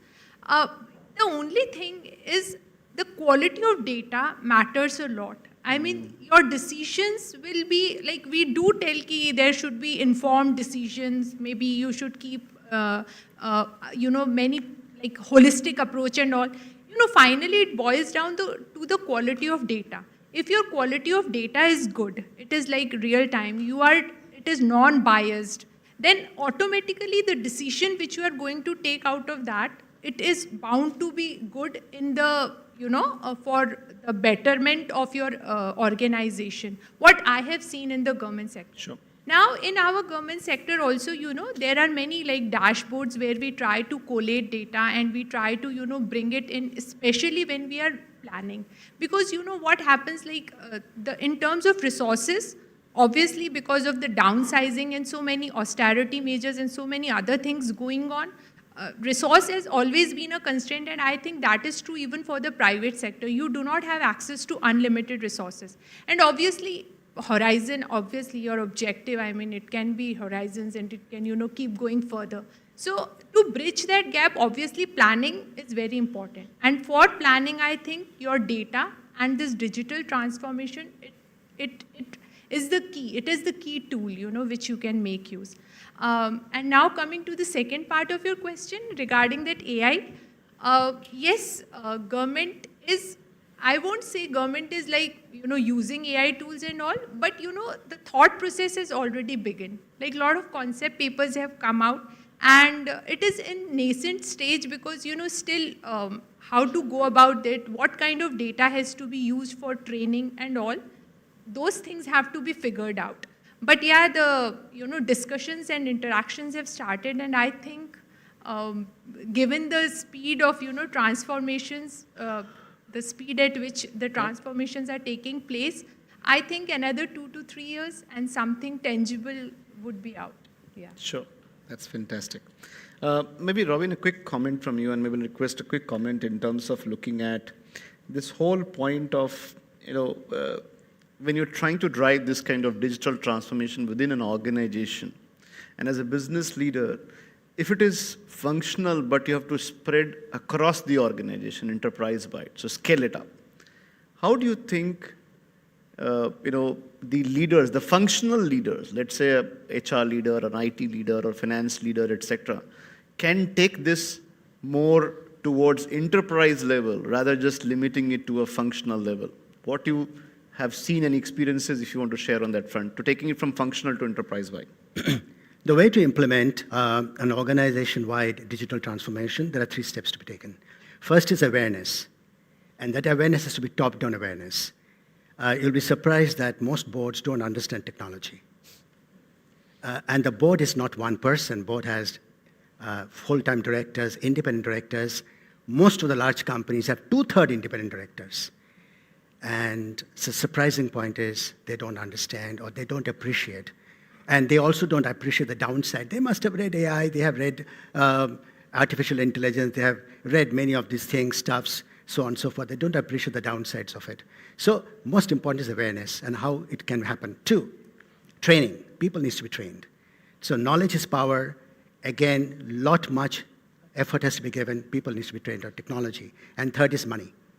If we belong to the private sector, there has to be adequate capex behind this sort of initiative. It's all nice to say that how do we do it, but if there's no money, we can't do it. So therefore, awareness, training, and money. 3 tripods on which, to my mind, enterprise, digital enterprise, enterprise-wise digitalization can happen through these 3 steps. Right, I think it's a very powerful one to say how to look at awareness and the training and the money, the return on investment as well as a part of it. A quick comment from you, Vikram, and maybe Astha following to that is there's a lot has been talked about this digital talent, right? What do you think is the current situation? Are you finding that digital talent is a shortage, the kind of space and the kind of aspirations which we have? And how do you connect with this second point where people are talking about is still experience and efficiencies? So is the talent, is the shortage is resulting into not able to achieve many of these? So 2 parts. First is, what is your sense of the digital talent availability and shortage, and how do you see it's impacting the overall benefits which you were envisaging with digital transformation? So I'd say that India has abundant talent supply, but the technology is changing faster than the adaptability of the talent chain. So the technology is bringing about a bit of a shortage of people who are relevant in the context of the changed technology platform. And certainly, data sciences, data analytics, AI are the key resource gaps today when you go to the job market to hire. And that does impact speed of change. Second is really the whole vision of the firm, because I would say in the next 3 to 5 years, from whatever I can see, the possible impact that the confluence of technology and AI can make in an operating environment is going to be, the possibilities are really mind-boggling. So it's still a bit of a journey, but yeah, talent shortages are emerging at the moment. Sure. Astha, your thoughts? Yeah. So with my experience, what I have seen is, I think the person who has domain knowledge, with maybe a little bit, the person should be open towards, this digital transformation. Even if he doesn't have that formal degree kind of thing, still he proves to be the, one of the assets for any organization. So for me, domain knowledge goes number 1, and maybe mindset. Yeah, I'm taking from Mr. Ravi, mindset, and a little openness towards, a little adaptability. So that goes a long way. Sure. A quick last comment from you, Robin, in terms of how do you see this entire impact to the growth of the organization? Do you see? Yeah, I know there's a buzzer. That's a buzz for you. And the buzzer sounds like there's a technical glitch, so you have to change the way the ringers are, right? So it was scary. So I think maybe a quick comment from you in terms of how do you see this entire growth point of view connected with the digital transformation as a CEO? When companies leaders look for the growth, how much they look for the digital investment to the growth point of view? Any thoughts? I think most organizations have figured out that digital investment is absolutely important to make it grow. A lot of investments have started. It's all a matter of ROI, as you rightly mentioned, return on investment or return on equity. And in my view, if the growth projection is about 15%, one-third of that ballpark number, one-third will come out of digitalization itself. So at least I do not know of any organization, including mine, who is trying to bypass digitalization. We have all understood this is something we have to take. However, as I always state, as I have been saying today, that please understand there are huge downsides and pitfalls, including frauds. So as long as that is taken care of, it's a huge upside. Excellent, great. I think the time is up. Just to summarize the discussion here, I'm sure you would have taken a lot of notes. I could see people taking it. I think it's a different perspectives altogether from a different industry and the world, where we are talking about how organizations can be benefited by moving towards the digital transformation. One of the learning was that, of course, there is still a gap in terms of looking at enterprise-wide. There are still many functional transformation initiatives.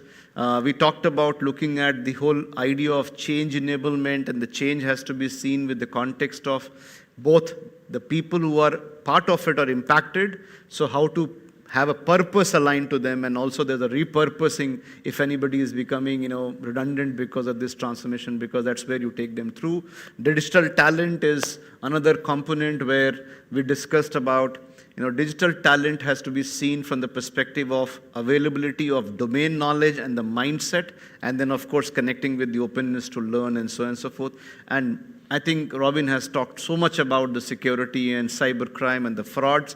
I think we have to be very conscious of that fact. I think we are hearing a lot of stories about it where things have gone wrong with the kind of digital transformation we're talking about. And last but not least, I think the whole poll also talks about the real-time dashboards, analytics for decision transformation, as well as I think we are also talking about how this connects back to the management assurance, that you get to see a view of where your organization is progressing vis-a-vis what was the plan. So with this, I think I take the opportunity to thank all the panelists here. It was lovely having interactions with you, and thank you for sharing your experiential perspectives. Thank you. Thanks. Thank you very much for that rather engaging session. Just a moment, please. I'd like to request Mr. Rakesh Sinha, co-founder SSF Global, to offer a memento to Ms. Astha Luthra. Thank you very much, ma'am, for taking your precious time out. Thank you. Astha, this is for you.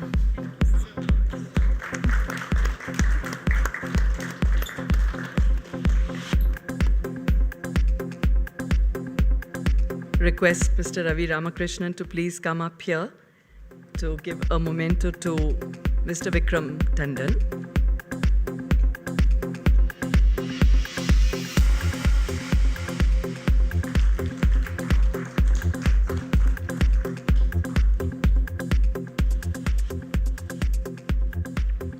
Request Mr. Sanjay Gupta, Chief Architect, SSF Global, to please come up and give a memento to Mr. Robin Banerjee.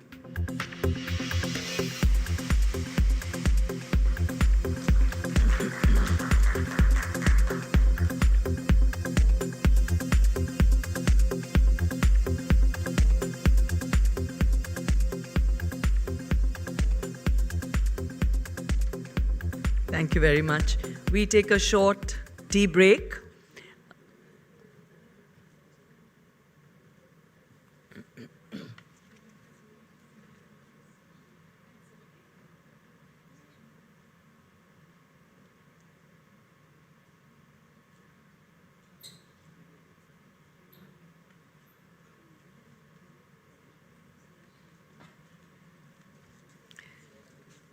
We break for tea. We should try and cap it to 15 minutes if possible, and then reassemble. Thank you.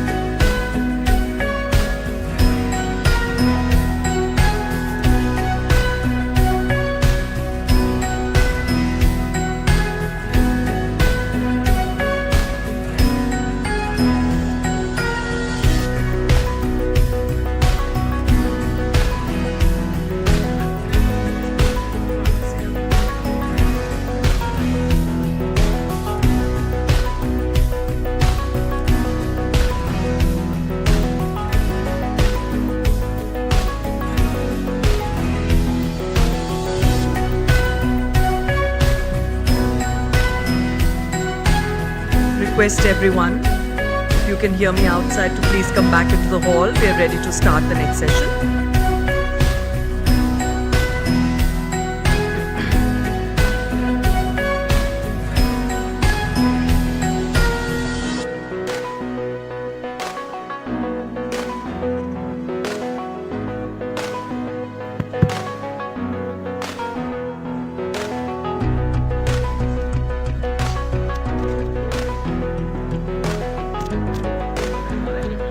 Hello.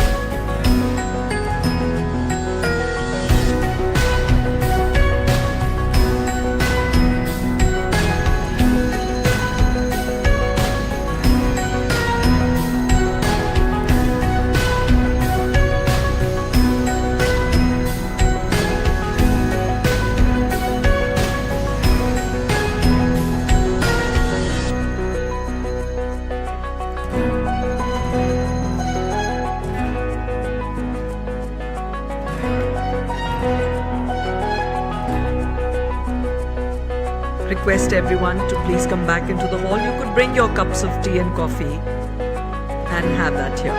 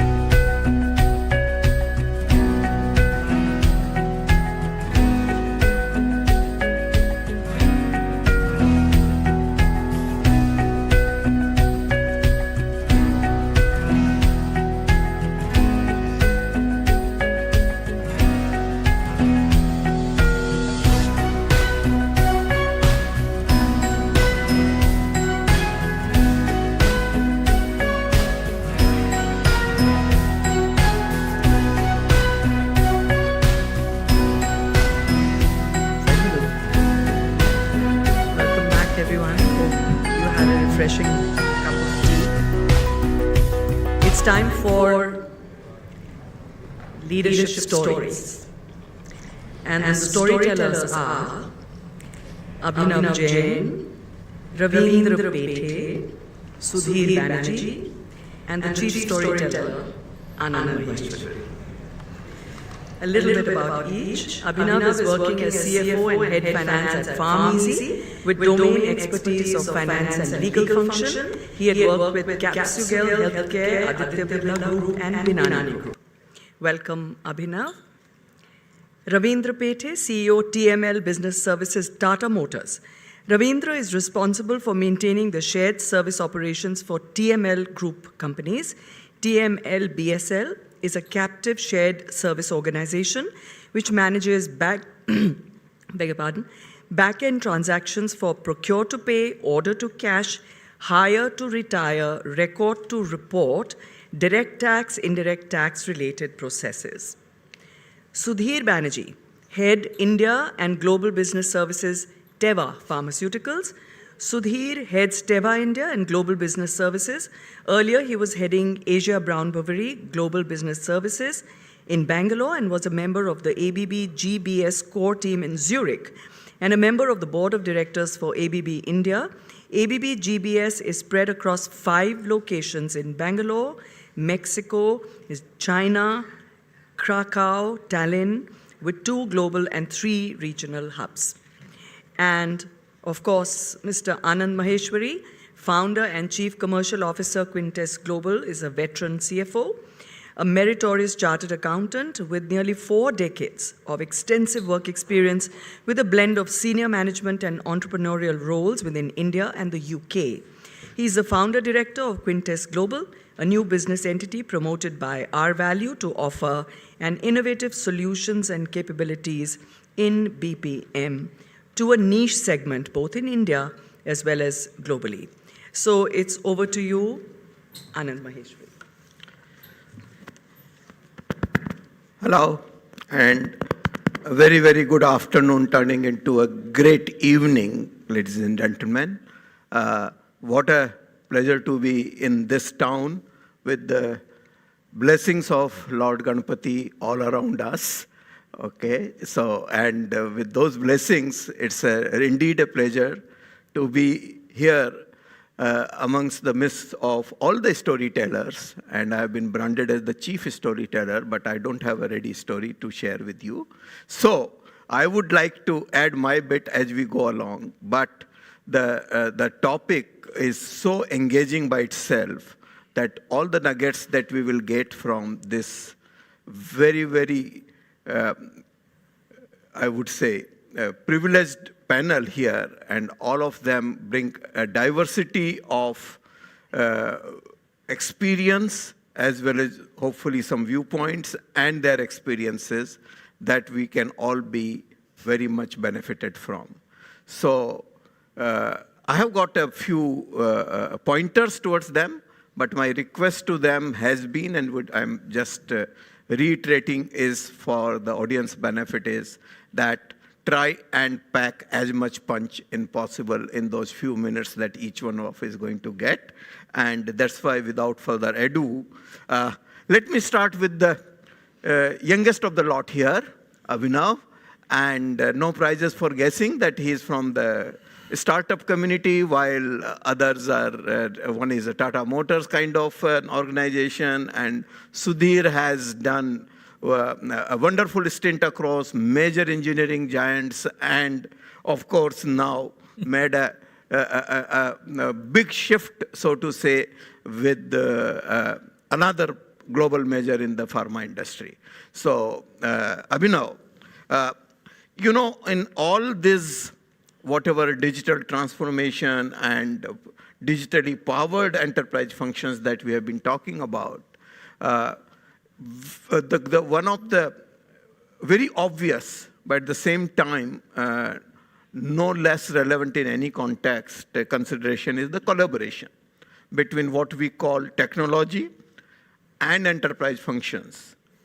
Although technology itself is also one of the enterprise functions, but when we talk of business functions, core business functions versus technology, if you're not in a technology delivery yourself, so this collaboration is very, very critical. And we would love to hear from you the stories about some very innovative, path-breaking way in which you could bring that collaboration about in making pharmacy such a great success that it has become in Indian context, at least.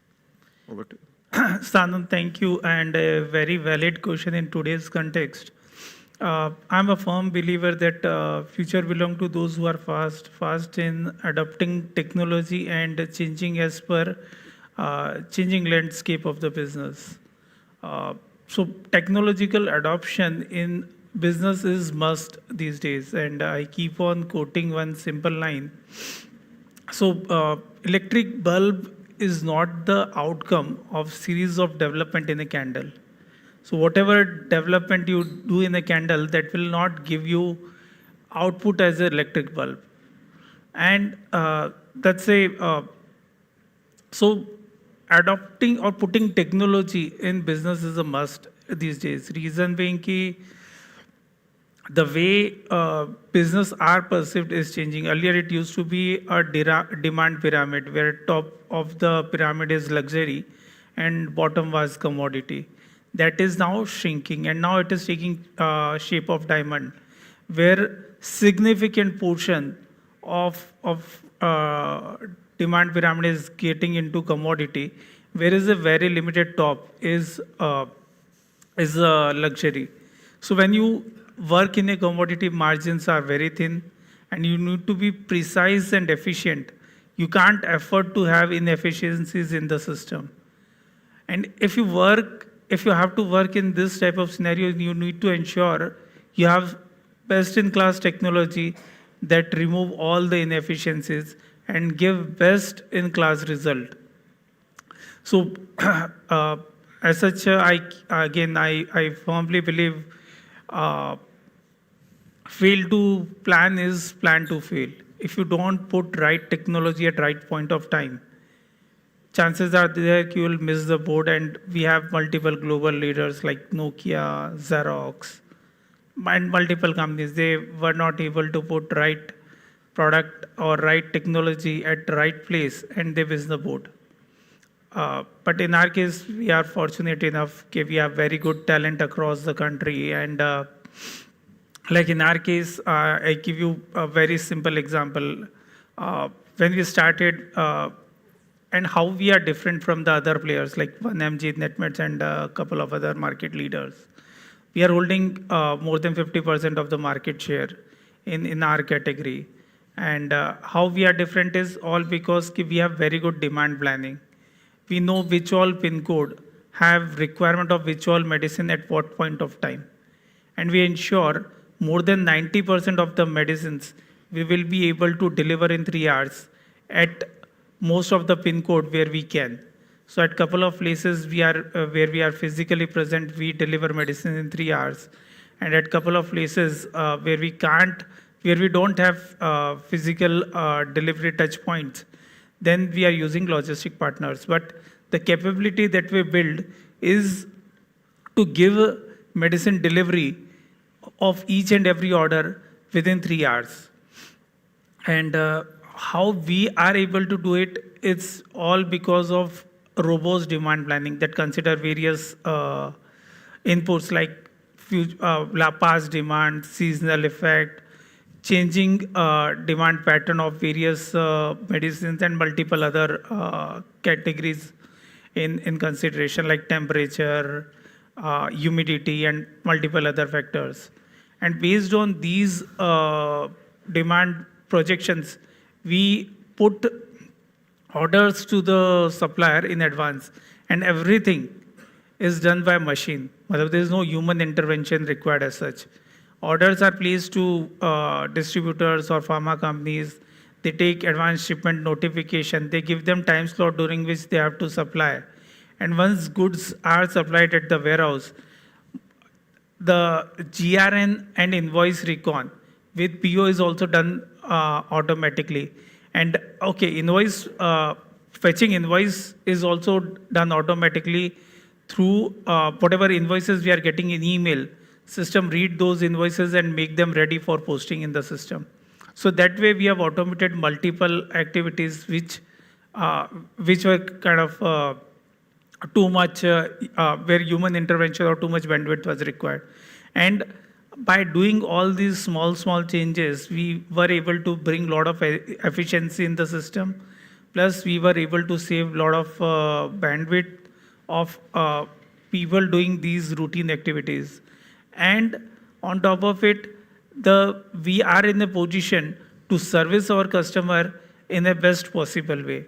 And all these small things help us become a market leader in the segment.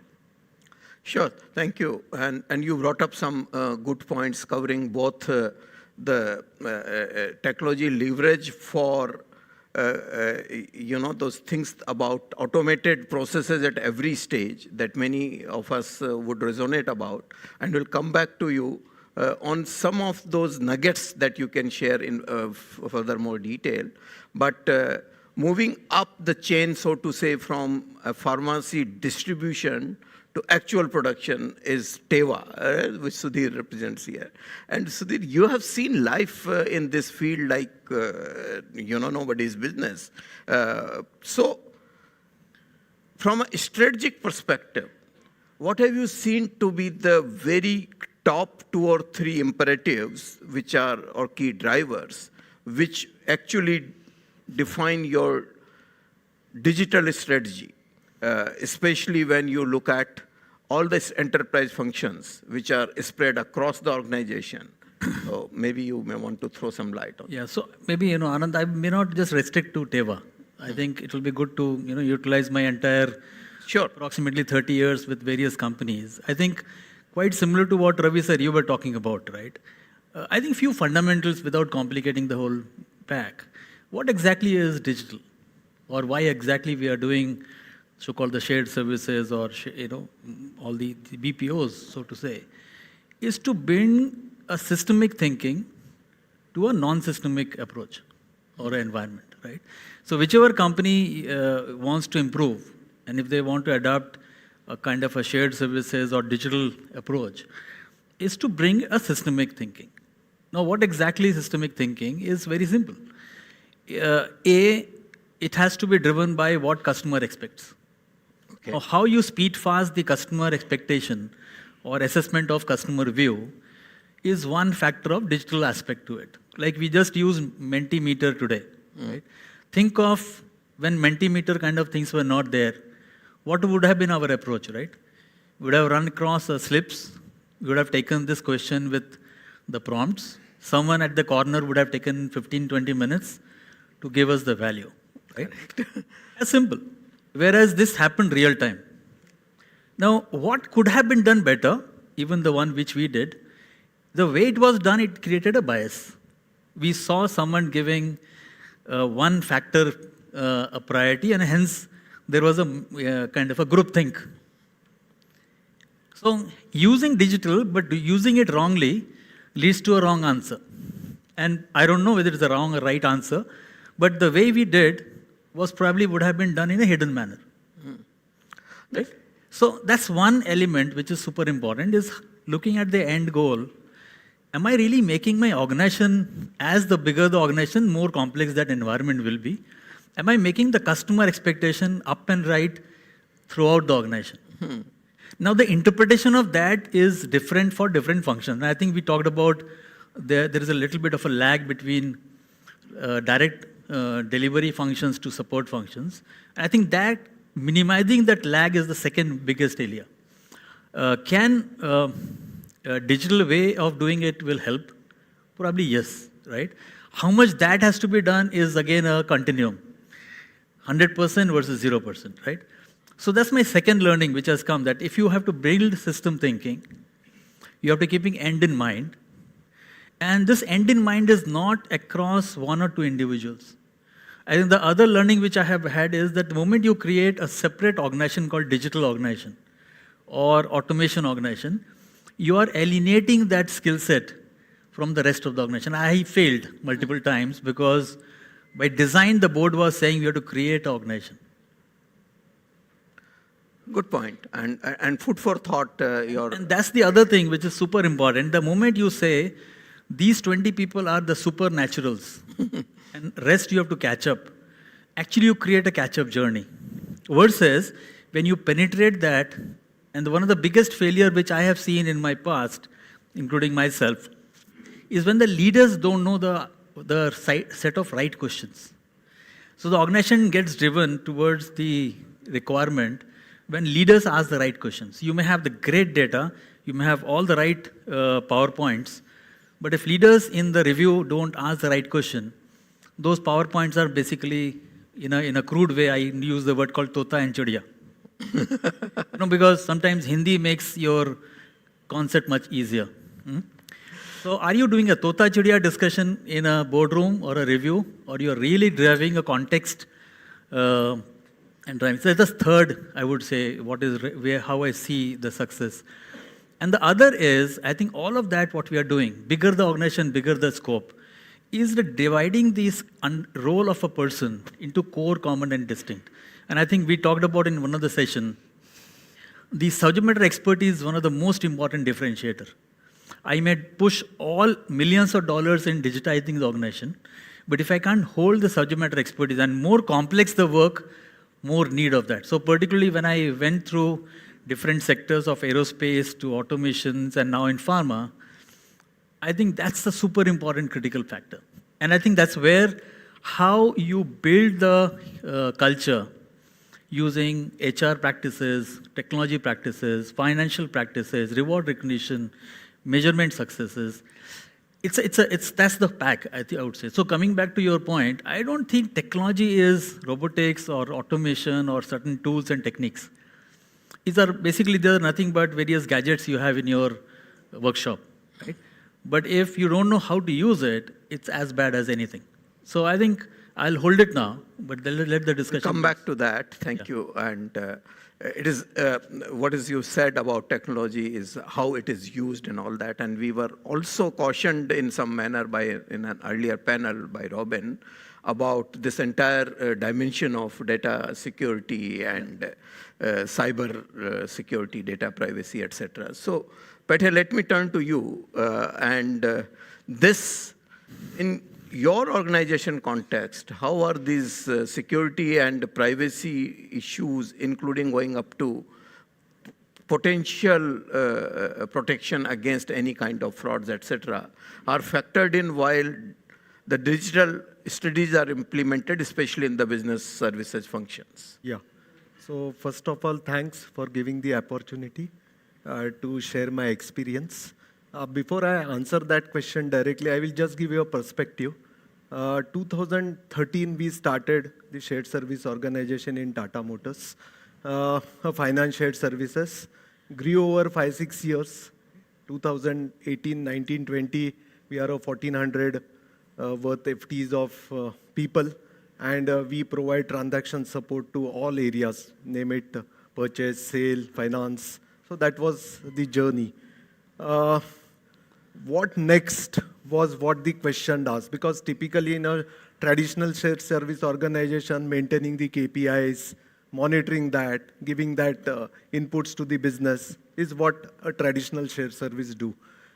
We wanted to do the partnering with the business, okay? And like Ravi also mentioned, we wanted to be a function enterprise, okay? And that was our strategy. Now, how to do that? Okay, was the question raised by Tata Motors management to us. A few examples I will quote over here, how we are on the journey of converting ourselves from a traditional shared service to a function enterprise, and that is very, very critical. First challenge what we took was, any company has masters, okay, and MDM becomes very critical for any organization. Okay, a lot of data you spoke of, and in the earlier session also, Madam spoke of data, quality of data. Okay, that is very critical. So we first took a project of cleaning the masters. How do we do that? Okay, through collaborative approach. And that is where the collaboration we brought in to clean the masters. Now, what tools we had? Ravi mentioned some of the tools already are there in the organizations, but they are not being used. A typical story, I will tell it. The same happened with us. We had tools, but nobody was using it. Okay, Tata Motors basically works on SAP, and we had a tool called Information Steward, okay, which you can build the rule sets and get your data analyzed through that tool. Okay, the only challenge was to build the correct rules, okay, so that you can validate the data and then do the corrections. This project we implemented successfully.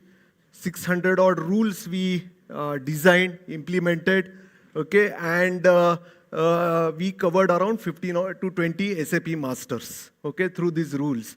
The outcome was mind-boggling, okay, around 2 lakh transactions we corrected through the masters, through this methodology.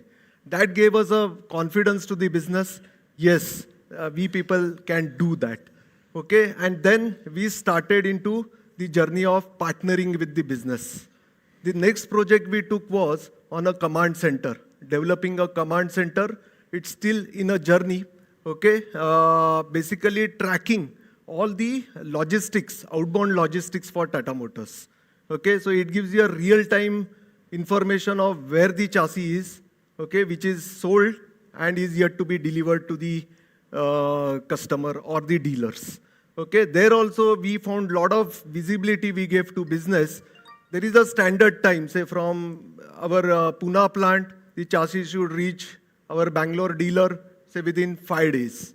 Okay, it gave you a visibility which chassis are on time, which are exceeding the times, okay, where the transporter is hold up. So all that visibility we gave on through the command center dashboards. So there we leverage the Power BI to showcase the business how that can be done. And this all internally we developed. Okay, the skill sets for this, we had our own SMEs working on this. Of course, we took business SMEs also to support, but the entire project was led by us.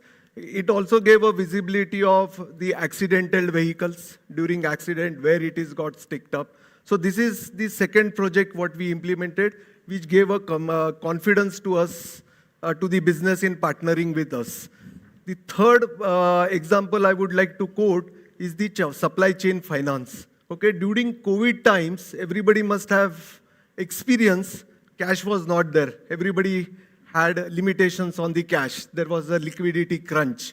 Okay, we internally, then the business threw a challenge to us. How will you give the working capital management tool, okay, to the vendors? Okay, we developed 3 modules in that, okay, and gave that to the vendors. One was the early pay. Second was the platform for MSMEs, okay, to discount with the trades platform with RXIL. Okay, and third was something called as early liquidation of the bill of exchanges. So through this, we supported business in managing the working capital. And what's now new next? Ravi also spoke what new or next. Pete, sorry, it's been great story. Yeah. But can you please also touch upon the data privacy? Yeah, I'm just coming to that. Just one example, and then please. I will definitely. So what fourth example I would like to, what new and next basically. So here we are trying to now digitize the entire invoicing. Okay, when I say digitizing the invoice for service or service invoices, we have already done it. But for material invoices, if you see, physically still the, even though government has done a lot of digitization, okay, physically still the goods carry the invoices. So when you receive the goods, it comes with an invoice. Now the entire process, we are in the process of digitization, where in Tata Motors, roughly we receive 30,000 odd invoices per day. Okay, and we are trying to eliminate that entire physical invoice through a digitized process. So we are on that journey. So that is how we have created that confidence of partnering with the business. Now, sorry, I just digressed.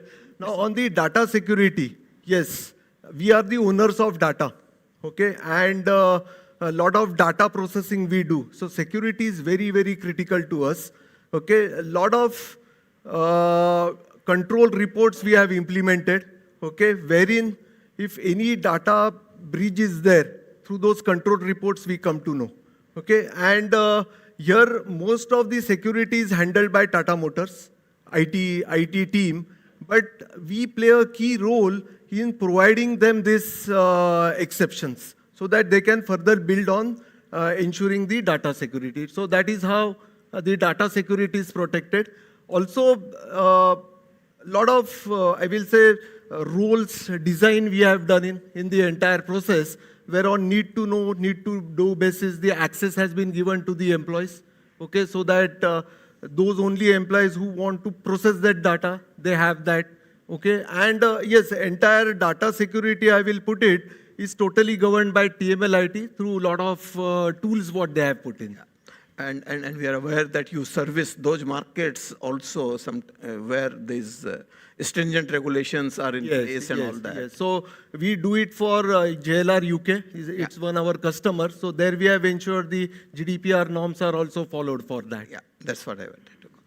So you talked about a lot of efficiencies building in and all that. And I heard Abhinav starting with that they have a relatively low margin, high volume kind of a business. So, Abhinav, how did you fix this equation of investing in the right technology and getting complete return out of it? What was the experience that you had in that regard? And you also mentioned about having more than 50% market share within 3 hours delivery and all that. How do you ensure that these two elements of customer experience at an affordable cost to the company so that you can continue to sustain the return for the company or the shareholders also?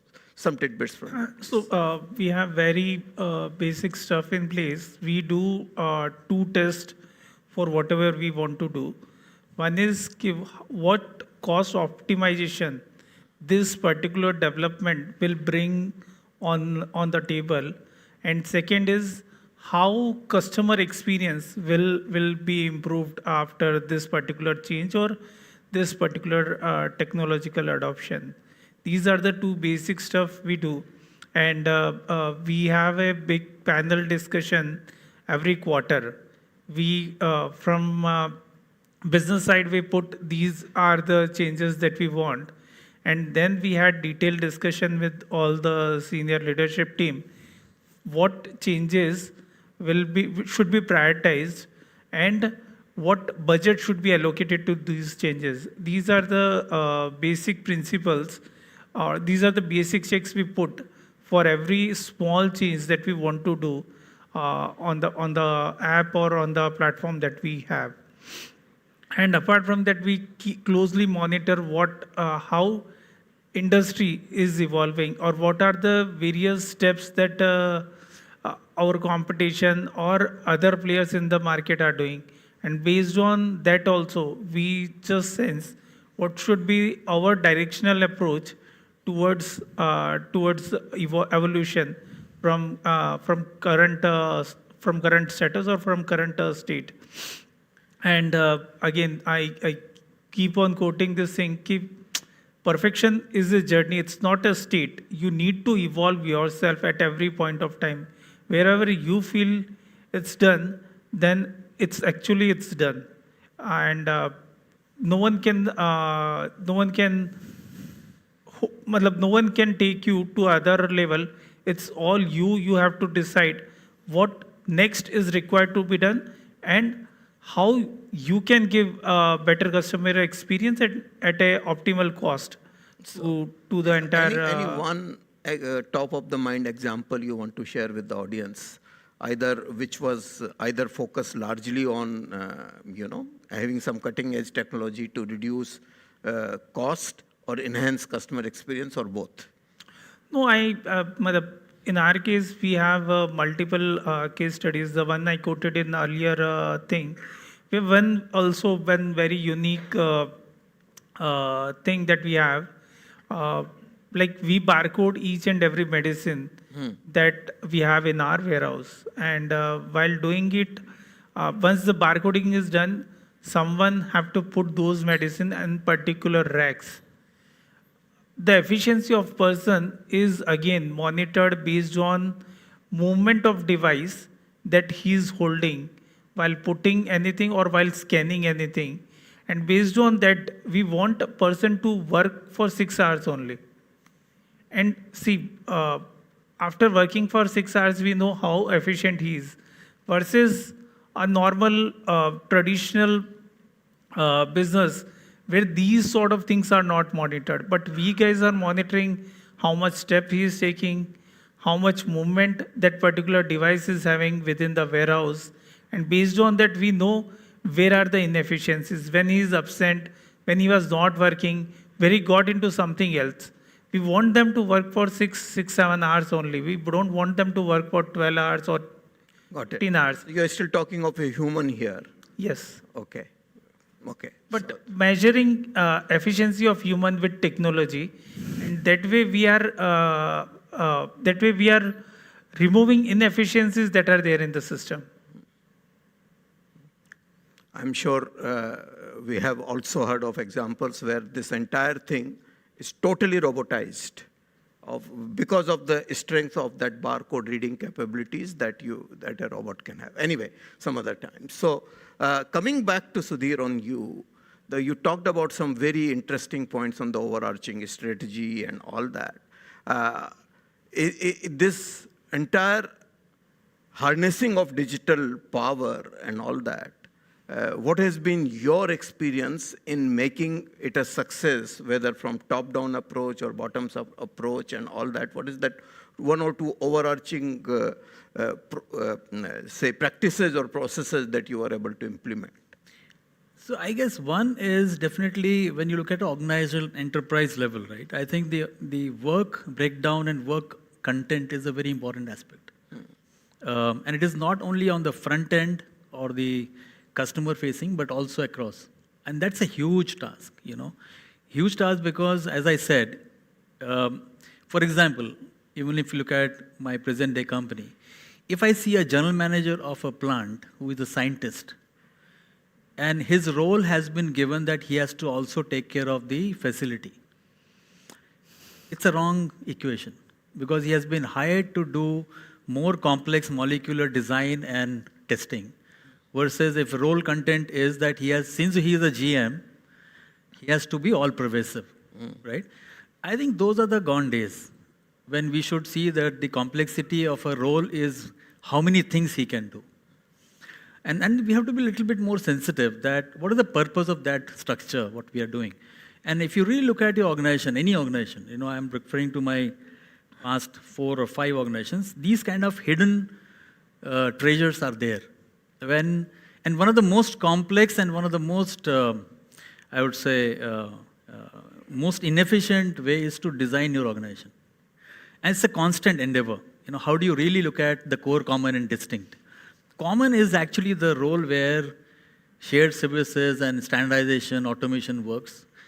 When it comes to the core work, not necessarily you have to digitize that. And I think we always get into a complexity of human versus robots, right?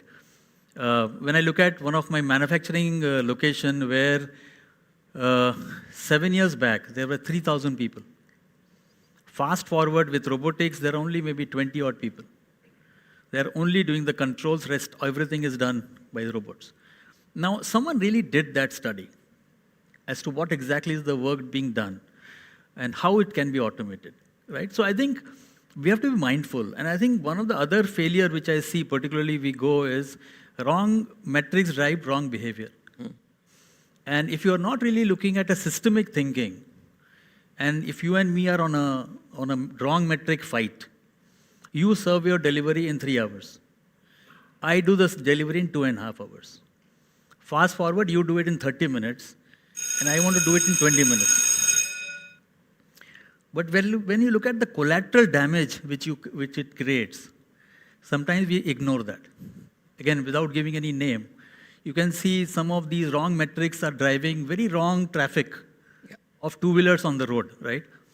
Are you saying the customer is so hungry that he or she cannot wait for a pizza for 30 minutes? It's a wrong index. So a systemic thinking, what Ravi sir is talking about, is what really important.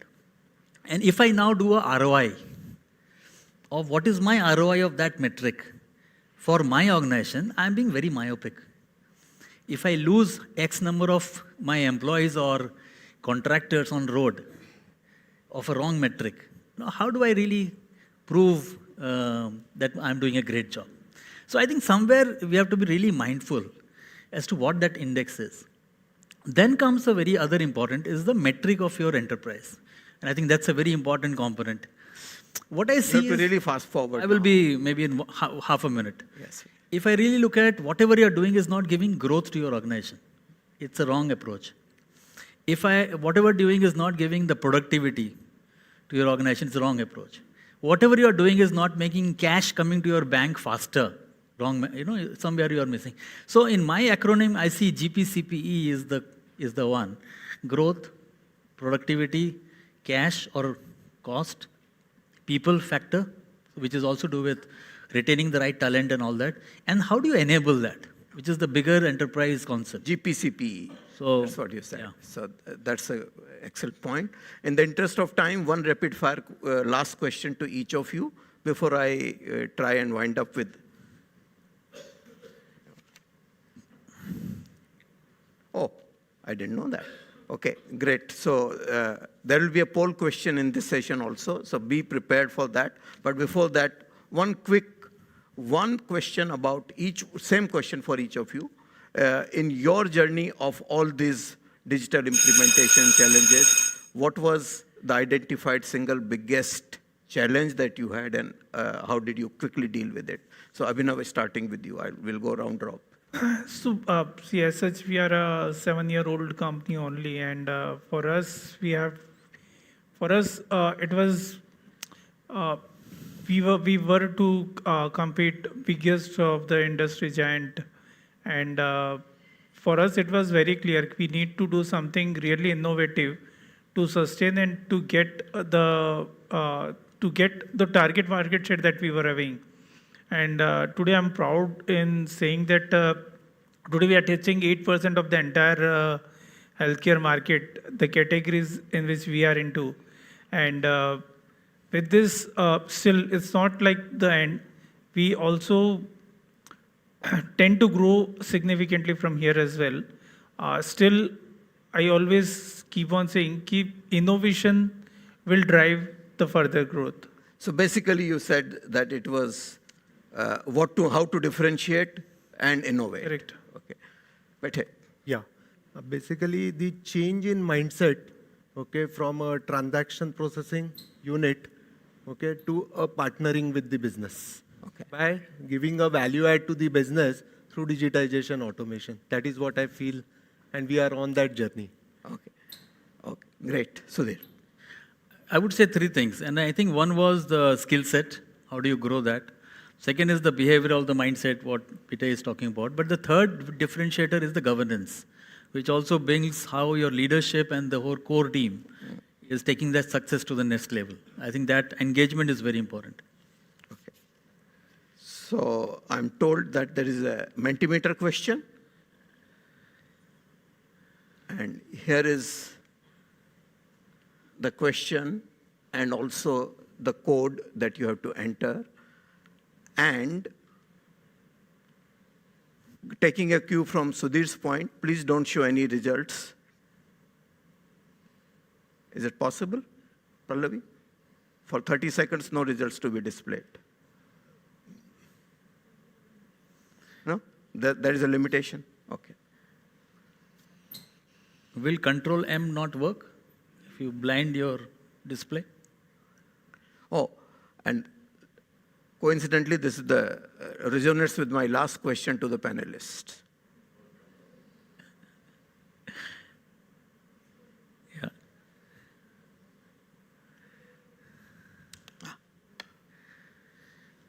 So that's the improvisation. People can now vote without looking without looking at what the crowd is thinking.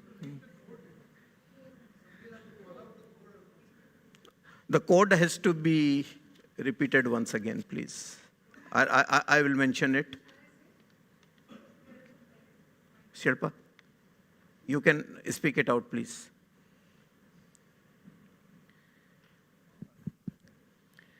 It's 854-22007. 854-22007.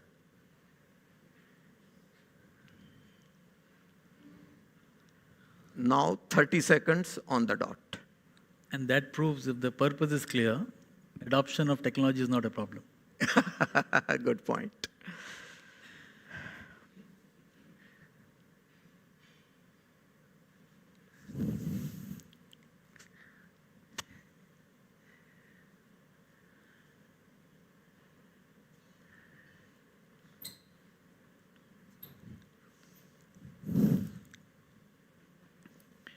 Yeah, over?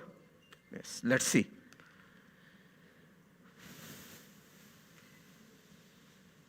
Wow. So I have to silo view and adoption of new edge tech closely followed by finding fit for purpose solution.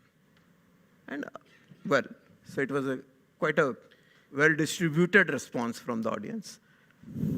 Your own pick, each one to his own. Okay, thank you. Now, before signing off, I promised that this is a storytelling session, very small story, real life this morning.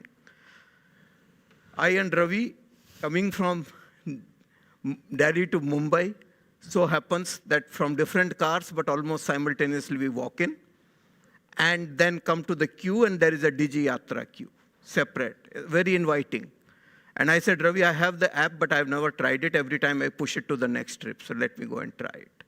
So I tried Digi Yatra, wonderful experience. I needed to take a couple of steps. People who normally fly out of Mumbai, you don't know this app, but so this is very good that after that, only your facial recognition works all through the airport. So it worked for me, and I was happy, and Ravi was still a little behind in the other queue, but I walked in, and guess what? After all the security and all that, Ravi was still one step ahead of me. And the reason was that I did not supplement that artificial intelligence with human intelligence and went to the wrong counter to put my bag scanned, or crowded counter to put my bag scanned. So that was my learning of this morning, Ravi. Thank you very much, gentlemen, ladies and gentlemen. So that's our session. Thank you. Thank you, panelists. It has been a very enjoyable experience on the stage and also from the audience. Thank you very much. Back to you, Sanjay. Thank you very much. Very, very enjoyable stories. Great learning too. Request you, Anandji, to give a memento to Mr. Sudhir Banerjee, please.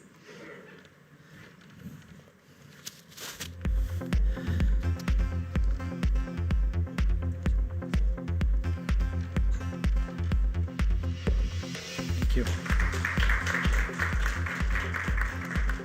Thank you so much. May I request Mr. Ninad Navalkar, VP Finance at Piramal Pharma, to please come up and give a memento to Mr. Ravindra Pethe.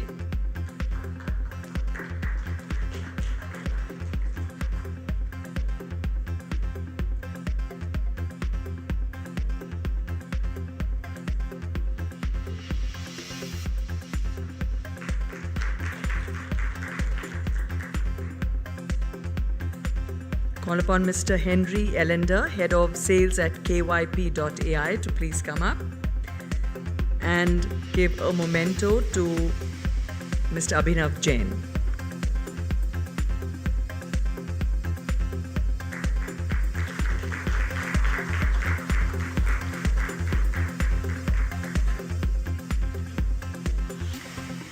Thank you very much, all panelists and Mr. Maheshwari, for that great session. We now move on to session 4, which is Leadership Perspective. And for that, I invite Mr. Sanjay Jain, Group CEO, PDS. Sanjay is a dynamic professional with rich experience in the retail and media and entertainment industries. For over 3 decades, he has been instrumental in leading transformation across various industry-leading conglomerates. PDS is a leading global fashion solutions company offering product development, sources, virtual manufacturing, and distribution for major brands and retailers worldwide. Welcome, Mr. Sanjay Jain, and it's over to you for Leadership Perspective. All yours.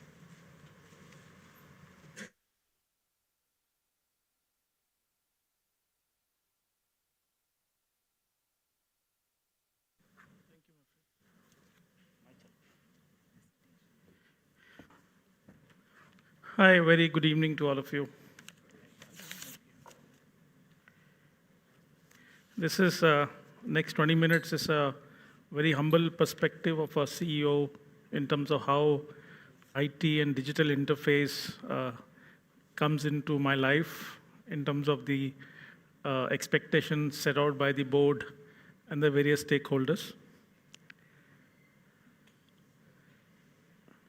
Am I doing it right?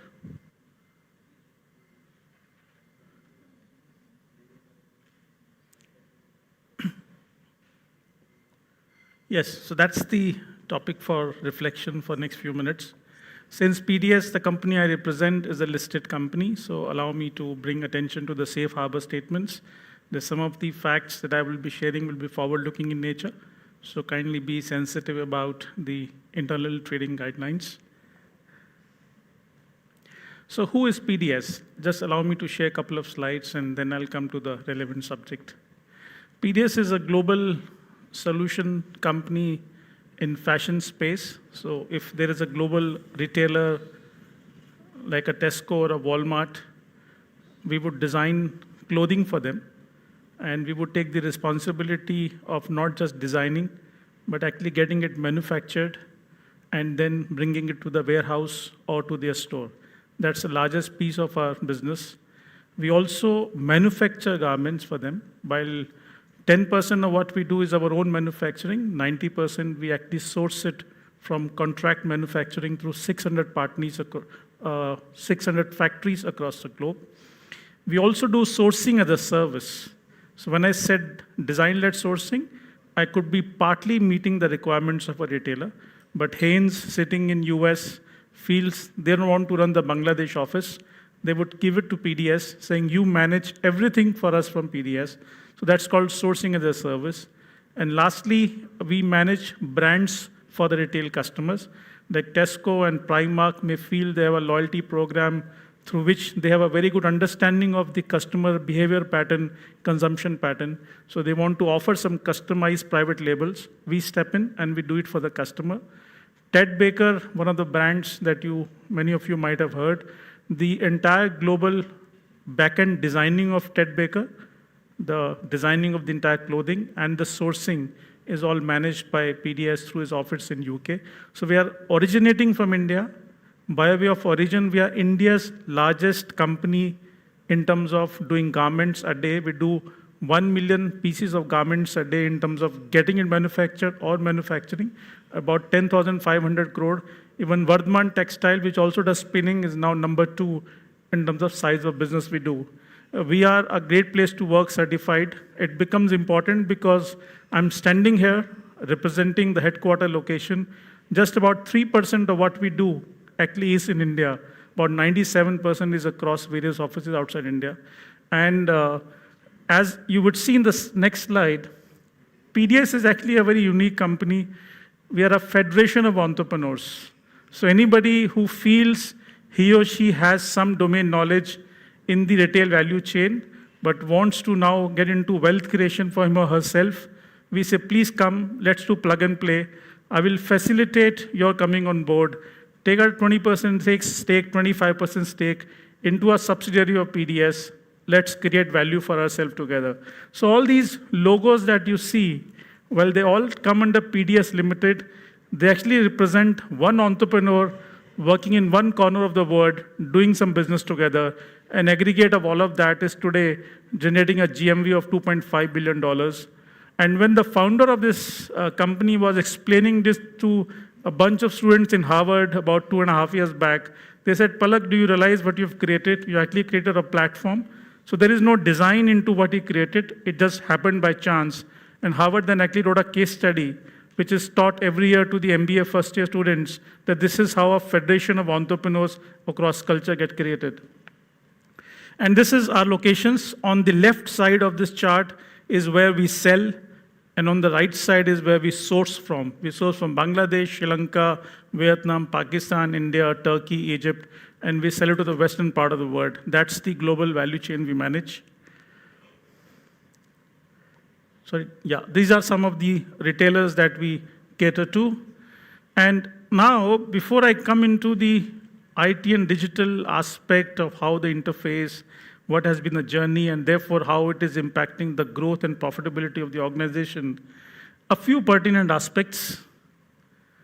It's a 25-year global platform, and as I mentioned, there was no design or blueprint made by the entrepreneur, firstly on a wall, and then he went to implement it under a global strategy. It was brick by brick built. The father gave him $200,000 25 years back, and he actually started inviting people. He didn't have money to pay them as salaries. That is where the concept came of Federation of Entrepreneurs. Come and join me. We will create profits together, and please take a 25% away. So that is how it got created. And I think by my hand it got pressed. 1 second. Yes.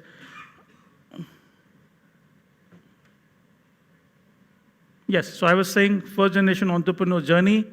And then now this is, friends, the value chain in a retail business, wherein on the left-hand side, what you and I go to a store to buy a shirt or a jacket or a trouser actually has a merchandise planning on the left-hand side, you know, in terms of, okay, SS24, which means spring, summer 24, February, you would see the winter collection in the store giving way to actually the summer collection.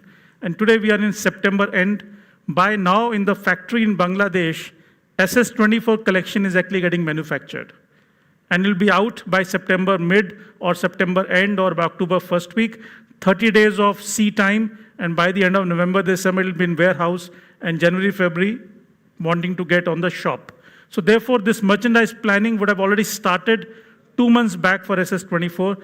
Then the design, then the sourcing, the raw material purchasing of fabric from China or somewhere in the world, manufacturing of garment, making sure the quality is perfect, there is no thread, there is nothing stitch coming out, the quality assurance and the logistics of making it move from Tirupur to the nearby port or Chittagong in Bangladesh to the port, and then the entire logistics. There's somewhere a brand management. If you go to a Shoppers Shop store, you have brands everywhere in terms of shop and shop.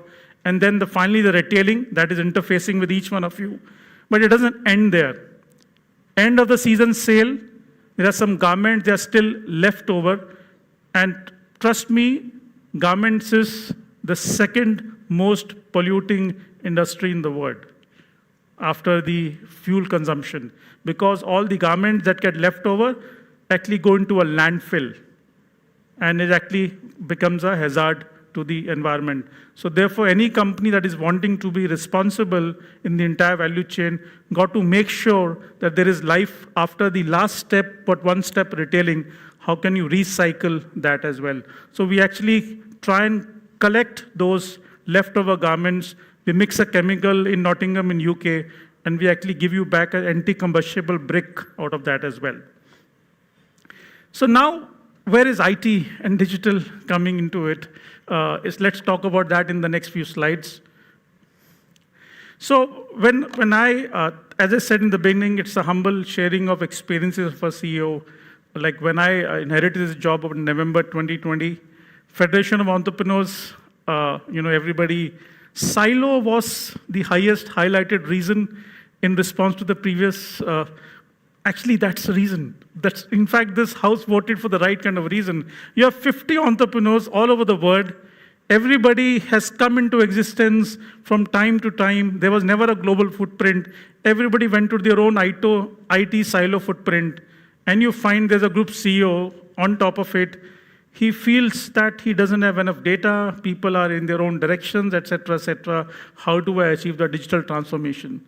And also, since the DNA is so much entrepreneurial, one of the existing business heads walk into the boardroom and say, give me your entire IT initiatives. I will actually convert it into a sellable proposition and make a business out of it. The board get excited. They give him the mandate. All 59 business heads do not want to deal with the 60th guy. He is competition. He is one amongst us. And you have given my IT, my security to a backend guy. So then you have issues all over the place, et cetera, et cetera. So you walk in, now you have to undo what was being done. And for doing undo, you have to wait for 6 months, 9 months. Data comes piece by piece, piece by piece. Then you walk into the boardroom, tell the same board members that the decision that you took 18 months back actually need to be scrapped, so you can imagine what might have gone into the change management. And then you bring an EY on board because the board may feel this CEO has come from somewhere and so they want to trust the trusted one. So the EY walks in. Of course, they bring in an expertise as well. They kind of thrash out everything, and then they give a status quo assessment, a to-be couple of years down the line, and a strategy to get there, which I will just cover in 1 or 2 other subsequent slides. But how do I get the trust back of those 59 guys? So I have to scrap the backend, and I have to give the backend to PwC. Raise your ticket to PwC, they would actually manage it. Your data storage, your cloud goes to third-party services. Slowly and slowly and slowly, the confidence comes in. But now EY has a strategy plan. Confidence is coming in. Sanjay Jan is a journalist. I'm not an IT expert. So therefore, how do I take it ahead? Then I go and hunt a very smart gentleman from IBM. He is my CIO for the last 2 years. And then he took charge of it. So this is brick by brick. You might find there is nothing exotic here in terms of the IT digital interface, but this is what internally I had to go through to make it happen. And the 3 main objectives were the value chain that you saw a couple of slides back. can we please simplify it? Can we bring it to, at every stage, there is a number of days that is getting spent. At every stage, the customer sitting in, the Primark Regent Road store want to see what factory is manufacturing my goods, at what stage is the truck right now, etc. Can we make it simple? Can we simplify the visibility, etc.? That's the number one objective. Again, sir, touching on the 37% voting, can we homogenize tech applications? Can we prevent people from thinking in their silos? Because somewhere, IT is customized, but at the end of the day, there's a lot of commodity element into it as well. A single SAP license negotiation or any application single license negotiation versus talking for the entire organization. Like we are engaged, with SS now to set up a global service center because we believe we've got a size and scale wherein they can be entire backend can be into one corner in the world. But there was an issue of silos getting created everywhere. And at the end of the day, deliver the customer elevated experience. The customer here, for me, is not just the external retail customer. I have 60 internal customers who feel they are the owners of the business. While they own average 25%, but by now, by way of a design, they feel they are the masters of the business. How come this guy is coming in and then actually, so they also need to be taken. So you have to win their trust over a period of time. So that's where, when the CIO came in, I requested him that firefighting I have done for you. Can you please walk in and be the trusted operator of all these guys? They should feel that they can actually trust you.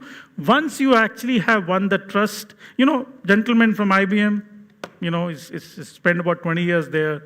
And Sanjay Jain is requesting him to just do this boring stuff for some time, etc., etc. So his adrenaline is like wanting to come out. It's a sort of just hanging there.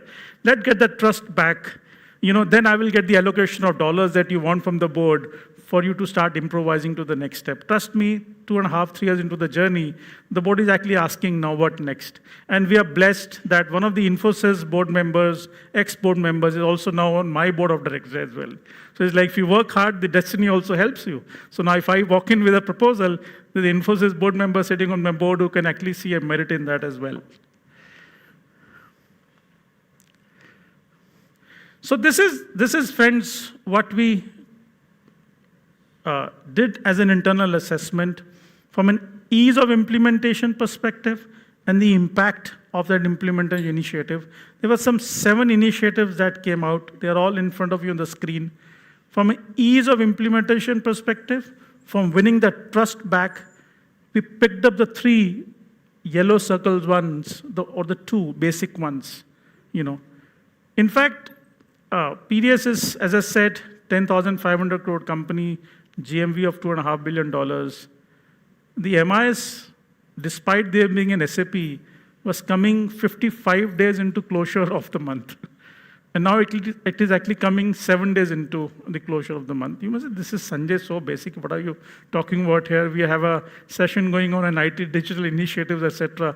But trust me, now the gentleman actually has gone many steps ahead. Because when I talk about the process chain, when I talk about the value chain, there were about 21 days, for example, getting spent into a bill of lading being generated from a factory in Bangladesh to actually it getting uploaded into HSBC system in Hong Kong for me to get money.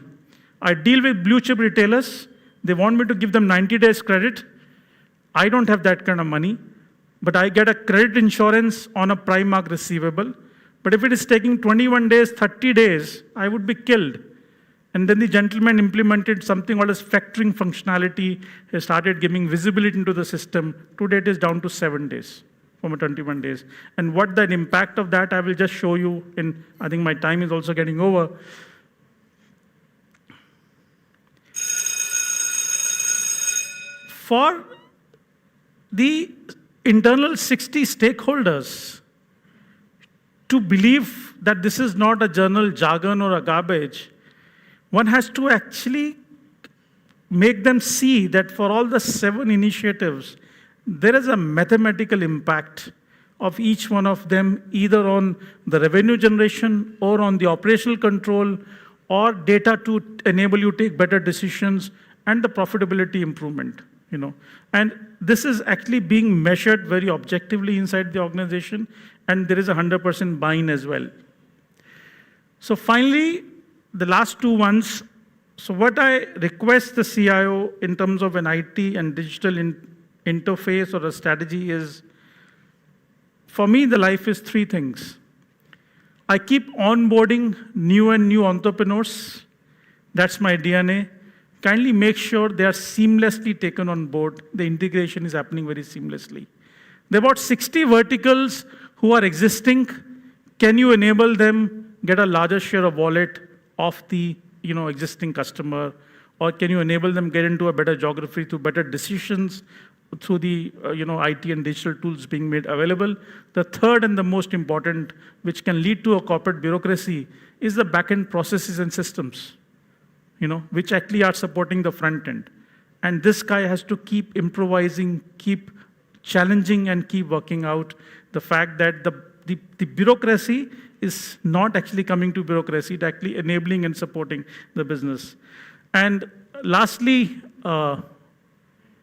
this is actually the impact of all this in the last 2 years or so. The organization from a 6,000 crore turnover is about 11,000 crore turnover. It's almost a 30% CAGR in the last 2 years.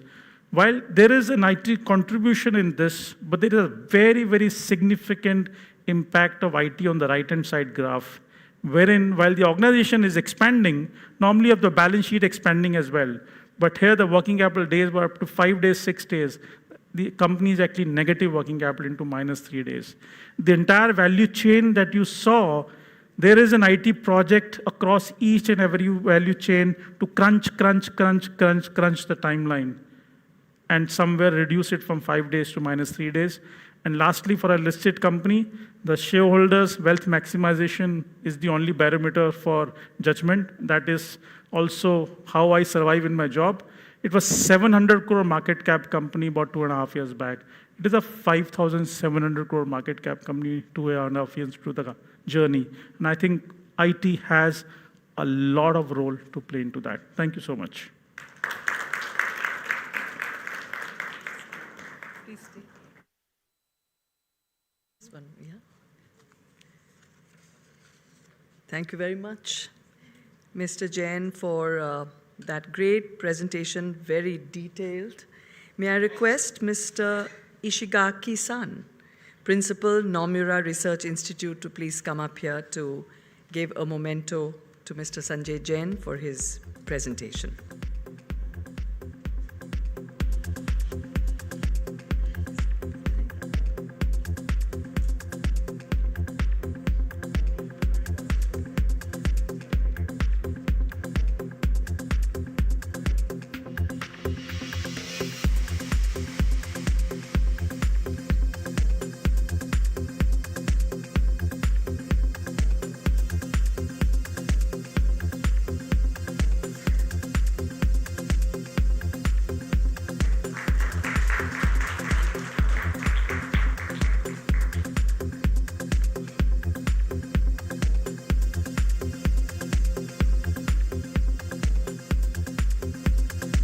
Once again. Our next session is Point of View, Demystifying Opportunities for Digital Transformation, for which I'd like to call upon Mr. Balaji Vivi, Chief Technology Officer, ICICI Bank. Balaji joined ICICI Group in the year 2007 in ICICI Prudential Life Insurance. He has overall experience of 36 years in the areas of customer service and operations, information technology, finance, and accounting. Ms. Upma Goyal, Chief Financial Officer, Piramal Enterprises.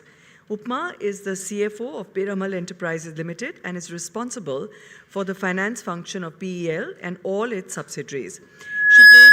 She played a key role in the integration of Diwan Housing Finance Corporation Limited into Piramal Capital and Housing Finance Limited. Welcome, Upma ji. Animesh Kumar, President HR and Transformation, Z Entertainment Enterprises. Animesh is the President HR and Transformation at Z Entertainment. He leads the people and transformation agenda for the company and is also responsible for driving the diversity and inclusion, employer brand, and the overall organizational change required to enable the Z 4.0 transformation. Welcome, Animesh Kumar. Mr. Rakesh Bhatia, Chief Financial Officer, Tata Capital. Rakesh is the Chief Financial Officer at Tata Capital Limited. He has over 25 years of diversified experience in financial services, IT, and manufacturing companies. And to moderate this session, Rakesh Sinha. It's over to you, Rakesh Sen. Round of applause for these people. Please, we can just sit as for the name tags. Don't mind. You can sit here. Okay. I think it works right. Can you hear me? Yes. Okay.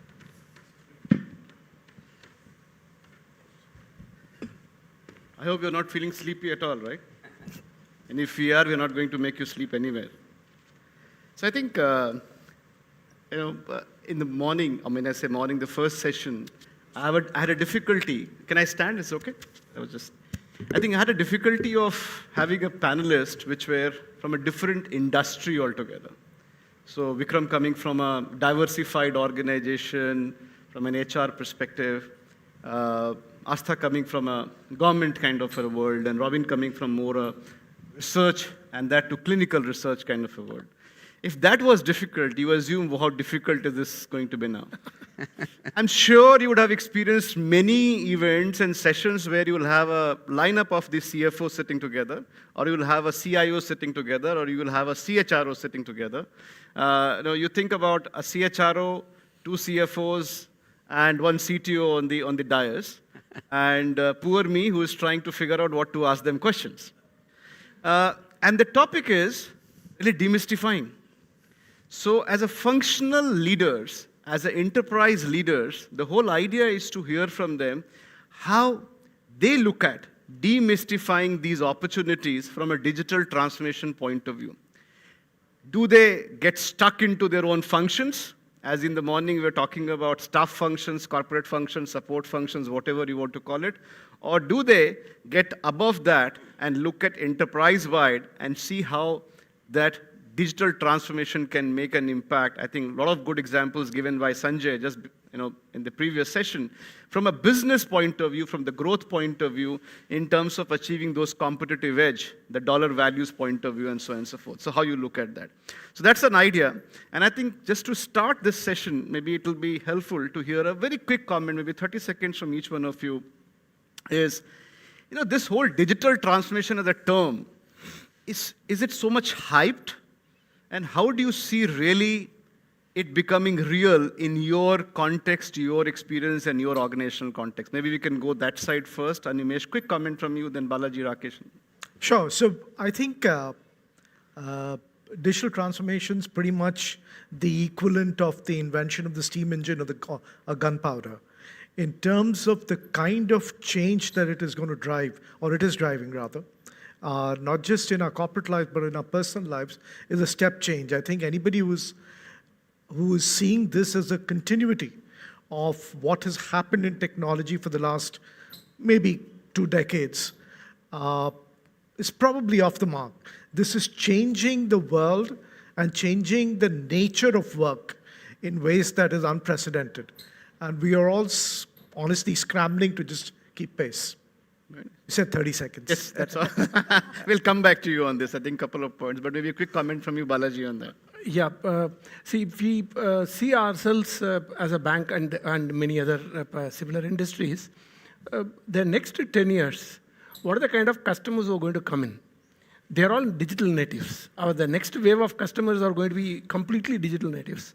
Unless we are ready to face them, I mean, the question of whether it's a choice or not, it's not a choice anymore. it's an imperative for us to do the business. Very nice, very nice, very nice. Absolutely, particularly in your case, no doubt. Yeah. Okay, some quick comments. So I echo what Balaji said. I think in financial services, especially looking at the India tech stack, what's happened on the digital KYC, onboarding of customers, I think it's imperative, it's a no-brainer now that it's part and parcel of the business. In fact, it's at the center or the core of the business. If I look at from a CFO lens perspective, I think it's very difficult to generate a ROI whenever my IT head comes to me and discusses, I have to do this project. But if I be dispassionate and look at the larger perspective, I think the biggest challenge at us in the management team is to, how do we keep our ears to the ground in the sense, because there's so much of happening, and technology can be two-edged. You can spend $100 million and don't get any benefit out of it.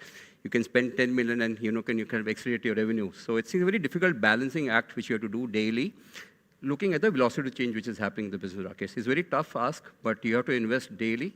How do you declutter from the noise around you? That becomes the key.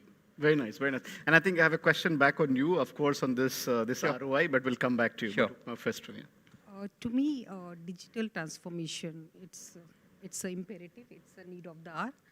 But having said so, this is the hype and this is the buzz phrase which is being talked about a lot. Everybody talks about digital transformation.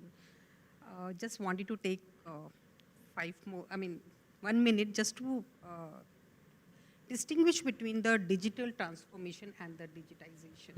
So a lot of time it's the digitization which we are doing. That means, most of the repetitive tasks which we are doing we try to use the technology and then doing the digitization. But to me, digital transformation, it's the complete business case. What is the problem statement you're trying to solve? And with that problem statement which you're trying to solve, what would be the ROI? It could be ROI, it could be customer experience or your stakeholders' experience. So this digital transformation, it's a large thing, and most of the organizations are doing it. And as we go, and we are in the service industry, and for us, digital transformation it's a need of the hour, and we have to do it. Very right, very right. I think actually Upma brought up a point, and I'm sure my friend Sanjay Gupta and SSF and we will be very excited about hearing that. Digitization and digitalizations are two different terms. And unfortunately, what we have experienced is that organizations and leaders have interchangeably used these two, while they are completely different things. And that is where I think you brought up a very good point and very powerful point. Just taking this discussion forward, and maybe Animesh, it will be good to hear from you. And because you talked about, I think, 4.0, Z, etc. If you can talk about some specific, examples or scenarios where you've seen this digital transformation really connecting back to the growth of the organization. And if you can also build on it for a minute by saying, how you really identify those, because I think the struggle is that demystifying it. So how you really have spotted those opportunities and what kind of, impact you were able to gain. So, I think a trend that was there and COVID accelerated it was, at least let's say in the media entertainment industry, the way content consumption changed dramatically. From appointment viewing, generically speaking, to anytime, anywhere, any device kind of content consumption. And when we were doing the whole 4.0, which is the digital or the digitalization of the entire organization, I think it sits in 3 or 4 spaces. One is that you need to create an ecosystem to contend with data. There's just such humongous amounts of information that is coming at you, and you don't know how to do, what to do, how to deal with that entire issue. The second is that customer choice. And for us, customers are in 2 buckets. One is the essential viewer, but there is the B2B customer who buys our ad time.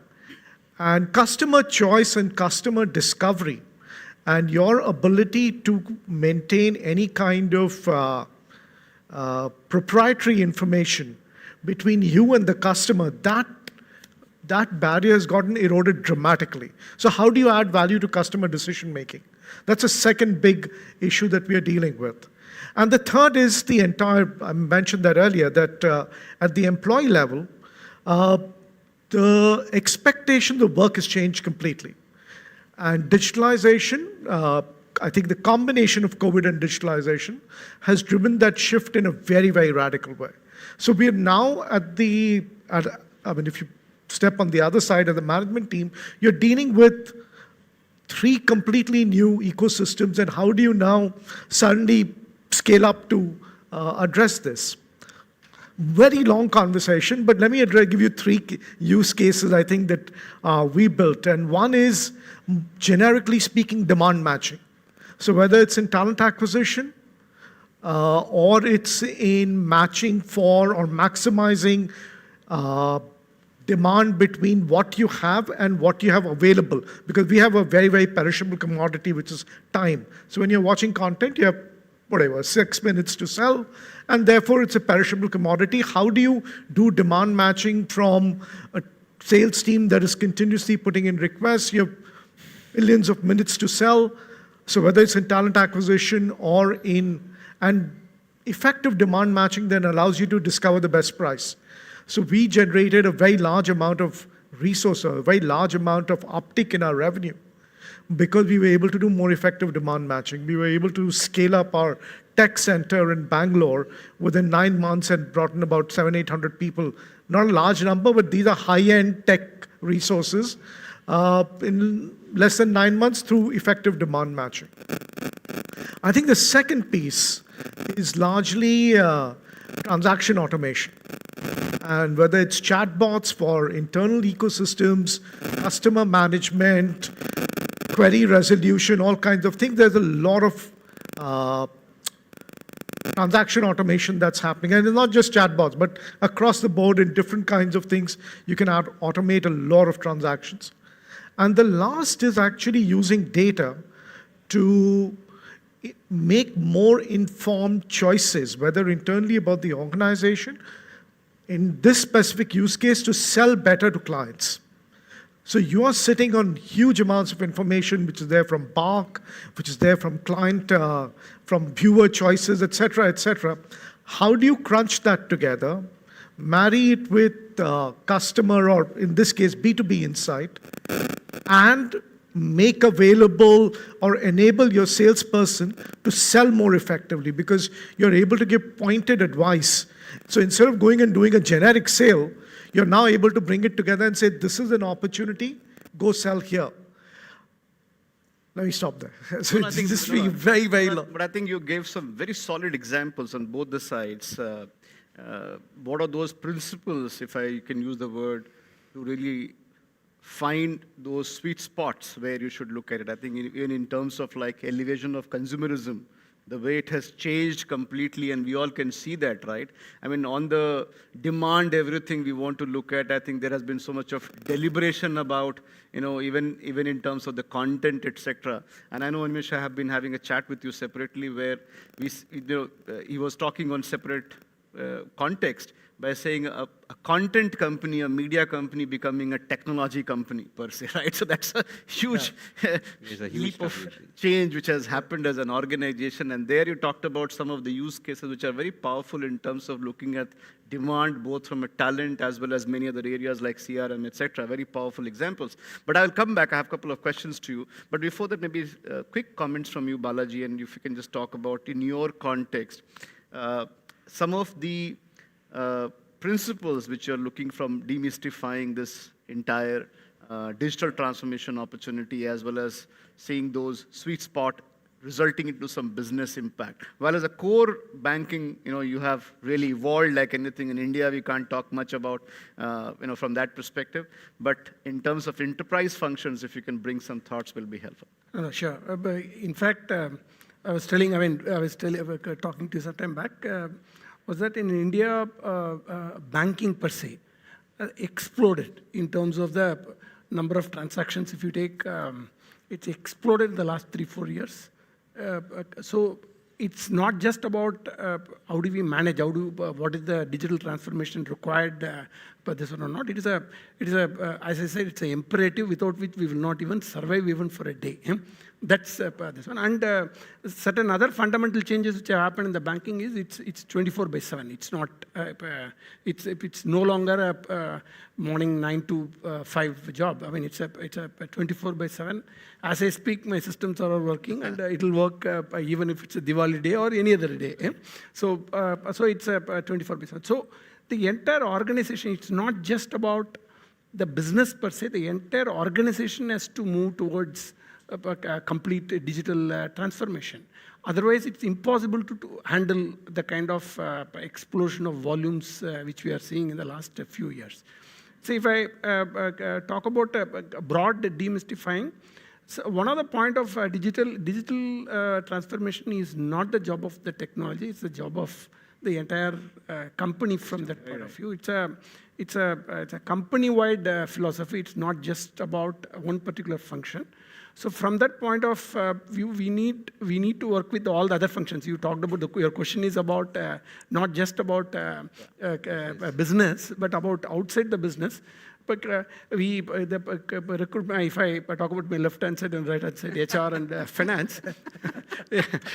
HR and finance, I mean, you can't survive without technology. The kind of reportings which we have to do on a daily basis, and the kind of analysis we have to do in terms of daily, this one with the regulators as well as with all the stakeholders, it's impossible to manage without complete digitization of the technology function. We generally work on technology projects with all the functions other than that. Imagine risk, not just the transaction. Imagine risk. We have to see the transaction. Every transaction has to be seen from this one of the risk. So again, without technology, nothing can be done. Risk is about, say, for example, you draw ATM in Mumbai, but somebody has done a transaction of your account in Delhi. It's an alert. We need to know exactly how the transactions are moving. We know what are the kind of volume we're going to do now, how that changed during a short time. That is also a risk parameter. So every transaction gets processed through all the risks. So if I talk about risk, it's completely technology, digital driven. If I talk about finance, the kind of reports and the kind of this one, and even profitability management. We have to go to the last element, which is the branch. We have thousands of branches and thousands of ATMs. We need to know at any point of time whether a particular place is making profit or not. If we have to open a branch, I mean, we open hundreds of branches every year. How the profitability moves, how the area profitability, everything has to be done on a daily basis almost. So I would say it's completely technology driven. No, absolutely, very powerful. And I think you rightly said in terms of looking at those branches, etc., the profitability at the nth level, even the compliances and the risk is very, very critical. And that is where the role of technology plays a very important role. So really looking from the business point of view. Rakesh, you want to add your perspectives on it in your own experience of this? Yeah. So I think Balaji made very pertinent points, but maybe I'll contextualize for the ease of the audience and maybe run through a loan transaction life cycle. So Tata Capital is the NBFC. We're into lending, much smaller than ICICI Bank. And his counterpart is also Rakesh Jha. So I'm Rakesh Bhatia, CFO of ICICI Rakesh Jha. So I just maybe run through a life cycle, and I'm glad that I can speak beyond finance now. And believe me, in the last 5 years, I think the journey has been more on the enterprise side. So let me throw some color on the enterprise, what we are doing at Tata Capital. Not only Tata Capital, maybe I can speak on behalf of Piramal, ICICI, and the entire financial services community over here. So if I look at the entire value chain, if you're onboarding a customer, I think we are riding back on a digital KYC stack now. We can do a video digital KYC, we can offline KYC. So much has been done on the KYC stack. When we are looking at underwriting, we are able to scrub through bank statements, the GST statements, the income tax returns, the entire, the history of the customer in minutes now to feel whether it's worthwhile lending or not to that customer. If I look at the smaller products like two-wheelers, which are based on scorecode, the underwriting is based on scorecards. We have business rule engines which kind of tell us whether it's worth lending to that client or not in the sense. If you like disbursals, like it's all e-digital signed now. We don't sign agreements now. It's all e-digital signed by the customer and us also. So that's on the disbursal. And we take NASH mandates for auto debits. So we don't go back to the customers and take PDCs now. Moving on, I think the entire service is on digital platforms now, whether it's customer statements, your home loan certificates, your interest rate certificates. I think 95% of our services are on digital platforms now. That's where we have evolved. Post giving the loan to a customer, we have to do collections. The entire allocation of collections, that this contract should go to which customer, happens digitally. Even the repossession of the stock, the settlements, whether to do or not, whether it's beneficial or not, is digitally decided in the sense. So it's embedded through the value chain. I think it's part and parcel of what we're doing. We also customize certain solutions to leasing options which we give to clients, whether it's financing lease or operating lease in the sense. So I think it's become very pervasive in terms of every life cycle of what we do. When we launch MFI, we think very differently. When we're doing gold loans, we're thinking very differently. When we look at education loans, we're thinking very differently. So there are nuances to each product, but I think the core or the essence of digitalization or the opportunity to transform remains the same. So that'll be my 2 cents on it. No, absolutely brilliant. And I think I have a couple of questions on it, but I will come back. But what is important here is that, as Rakesh was talking about, that the backbone is now becoming the core of the organization, where you can put any product with some nuances on top of it. Okay, I'd just like to add one thing, maybe I slipped. If you had asked this question 8 years back, the answer could have been very different. But a lot of credit goes to the central government, what they've been doing, the India stack on the technology, because on that we're able to write and collect through WhatsApp, UPIs, and whatnot in the sense. So I think that's the added foundation which we have got. So we are riding on it in the sense, like any other financial services player. Very true, very true, very true. Absolutely, absolutely. Upma, some thoughts from you, please. You could put your mic, please. Yeah. Rakesh has beautifully covered the business part of it. I'll just take an extension and I'll now talk about the enterprise functions. So after all this digitizations where the things are happening in a very seamless manner, what the technology is actually helping the finance function, I'll just talk about the finances. Everything has happened, the customer onboarding has happened, the customers' collections and the servicing, disbursement, everything has happened. But what happened to the final outcome? And that's where the finance comes. So what we are doing is we have a real-time and almost close to the real-time dashboards, which are typically we call it as an actionable dashboard. So with the help of the Power BI, all our businesses, be it at the field staff or at the corporate level, they know how the things are moving. And as the things are moving, they're able to take the corrective action there and then, not waiting for it. And then comes the last part of it, which is the finance. And I'm hearing in one of the sessions, MIs take 7 days, 10 days. That's something which is still prevalent. What we are trying to do as part of the digital transformation is, as the cases are getting booked, why can't we have it close to near time? I'll not call it as a real time, close to near-time dashboard or the visibility to your internal stakeholders so that they're able to take the action there and then. Why to wait for the 15 days after the closure of the month when you're sitting and talking about what happens to the ROA and what are the corrective actions needs to be done. So that's something working very closely with the technology, and that's the real value unlocking for the stakeholders, where they will refer to one statement, one number, which they can completely rely upon, and as they are progressing, they are also able to take the decisions based on the final outcome. So we have the business matrices, but somehow expenses remains one of the some other areas, and the complete ROI. And again, I think Balaji talked about branch profitability, product profitability. Why not enable them with saying what they are doing? Certain things very good.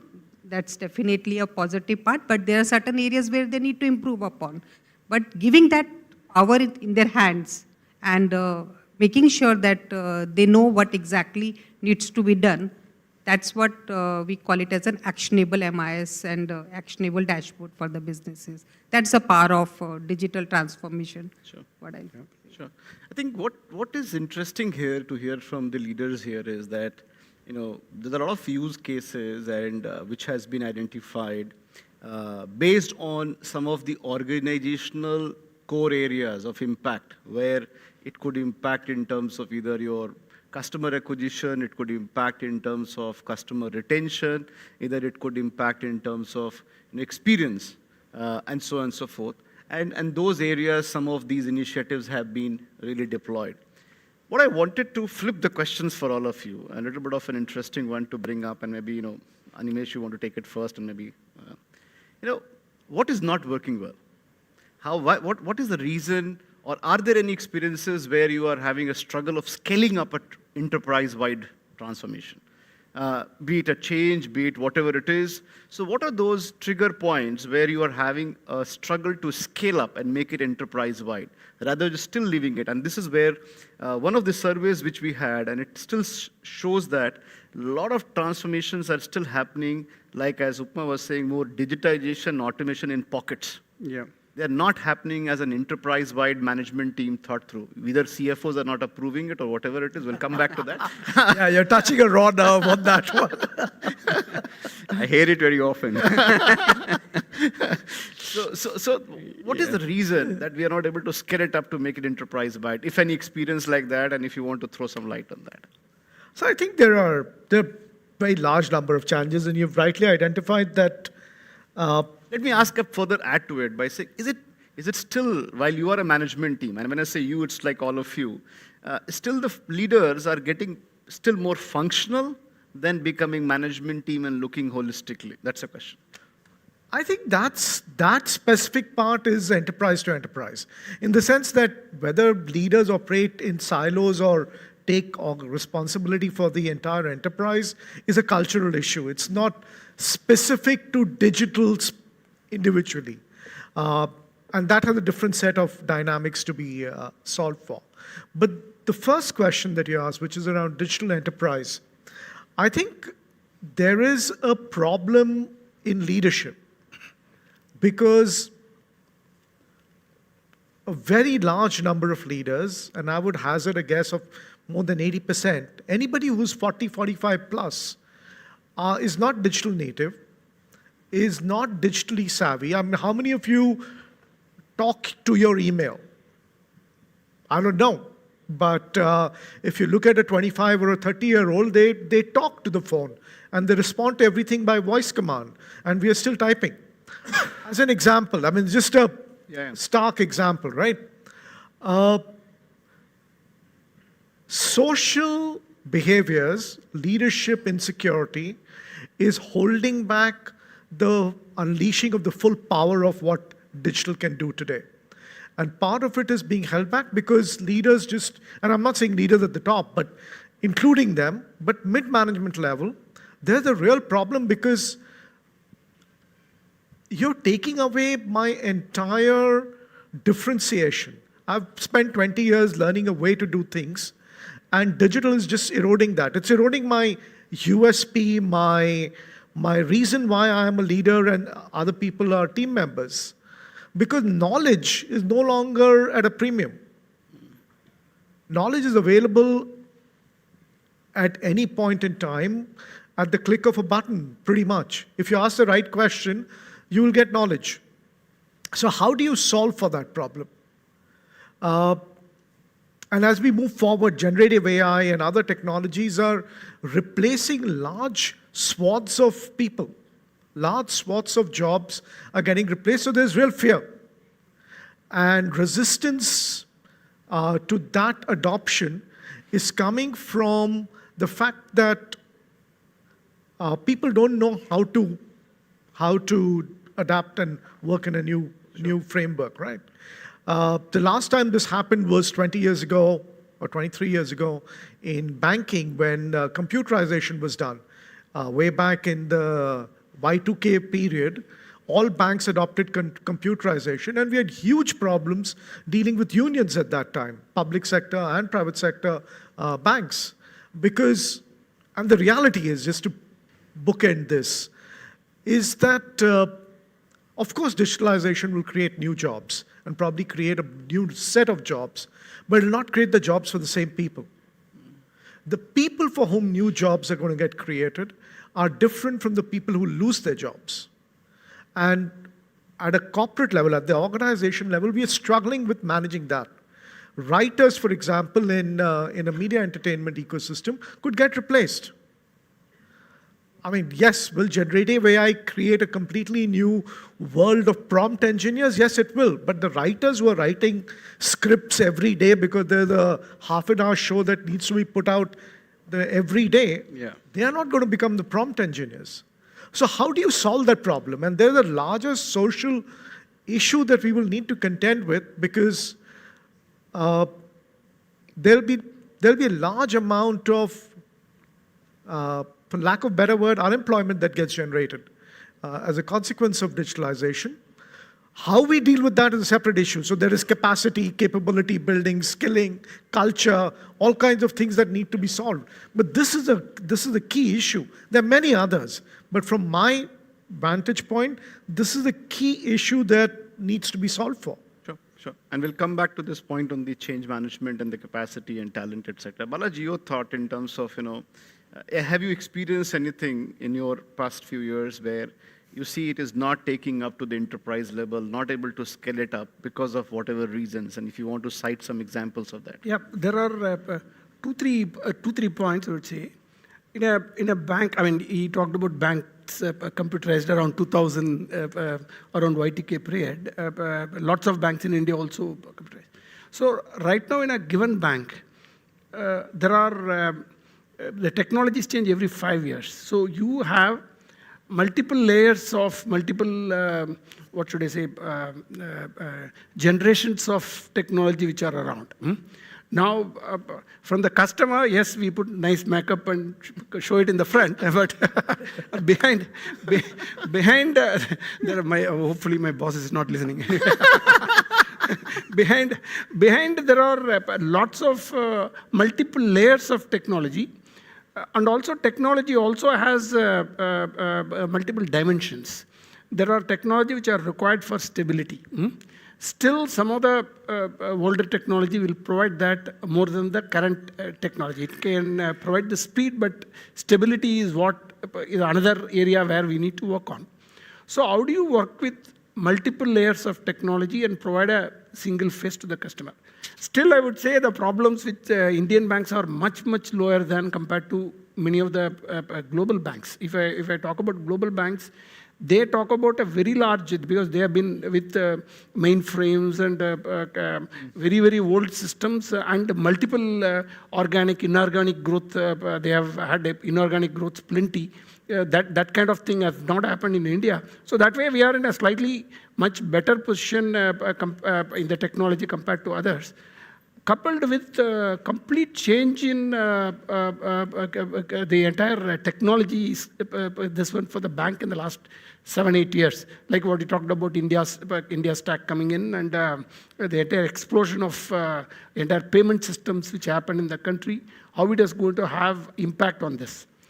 And the third problem I would say is that typically banks have grown with product-centric approach, not necessarily the customer-centric approach. The customer-centric approach, every time a customer has to come for different products, is treated differently.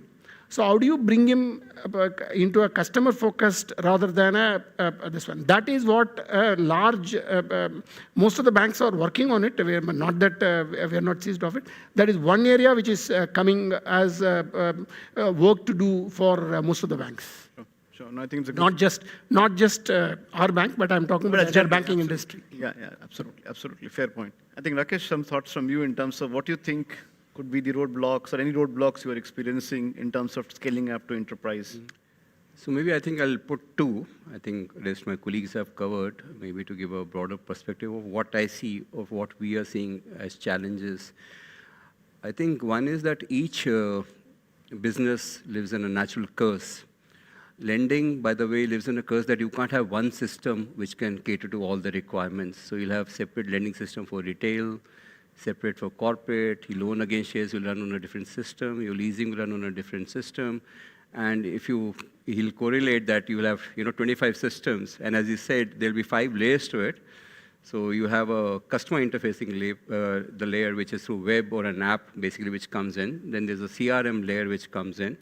Then you'll have LOS, which is the origination system for any NBFC or a bank. That comes in. Then you have a loan management system, which comes in.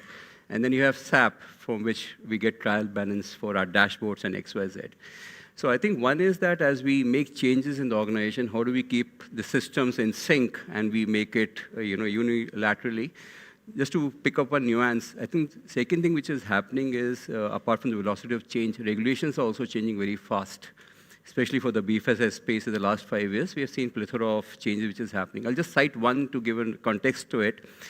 So earlier, NBFCs were classifying NPAs at the end of the month. Then RBI came with a circular that it has to be done on a daily basis. So if your contract goes on 90 plus, you have to recognize it as NPA. And if you recover the entire amount, only then you can treat it as standard asset. Now this one-liner circular by RBI, we implemented, but it was a nightmare to cater to 12 underlying systems and make it happen in the sense. So as we change what's happening, how do we keep all the systems in sync? That's one thing which we grapple with very often. The second one, I think, is, which is a nightmare at my desk, is the single source of data.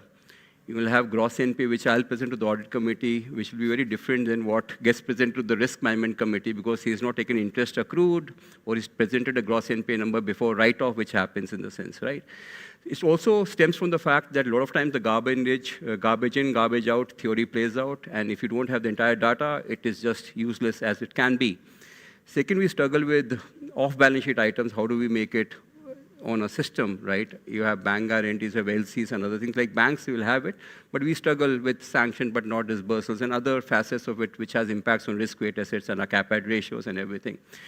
And this entire customer changing, the regulations changing, multiple layers of systems, how do we play it together is tough at times, to be honest. No, very true. And I think you talked about this single source of truth. I think just to give you an interesting story, I think one of the CXOs was working for this organization, very reputed, marquee logo, listed organization. He's on besides being a finance director, is also on the board. And he called me and one-to-one he was chatting and saying, you know what, how embarrassed I was today. So in the board meeting, I was presenting some cash number, and my treasury gave a different cash number. It's very common. And he said, you know what, so I don't know how to solve for it, and then can you help me to solve for it, right? So such a simple stuff, and that's exactly the single source of truth. So there are many examples like for single source of truth, absolutely. Right. So some thoughts from you in terms of how are you seeing in your case some of these challenges?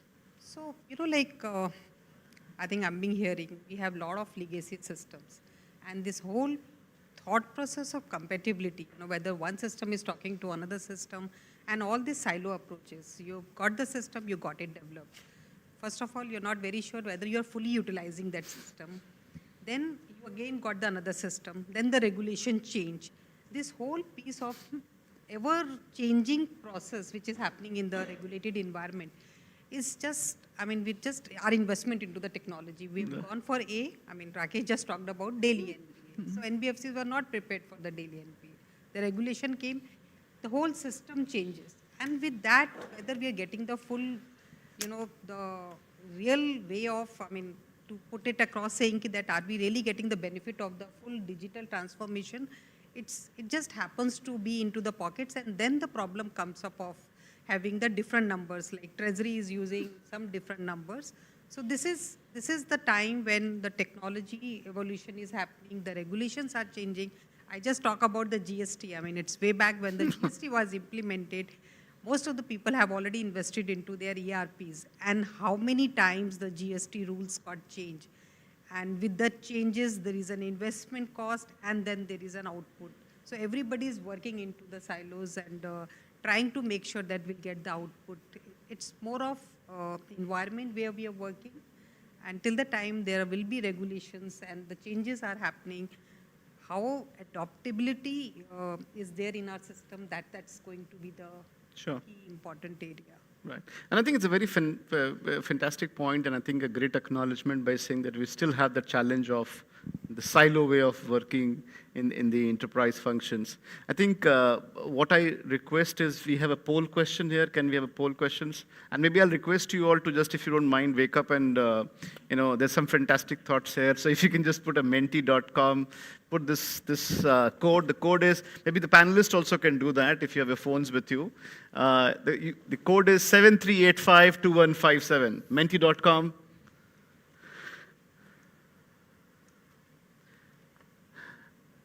The code is 73852157, menti.com. You will get this question there, and you can just put your answers. You told them to shake up, not wake up, right?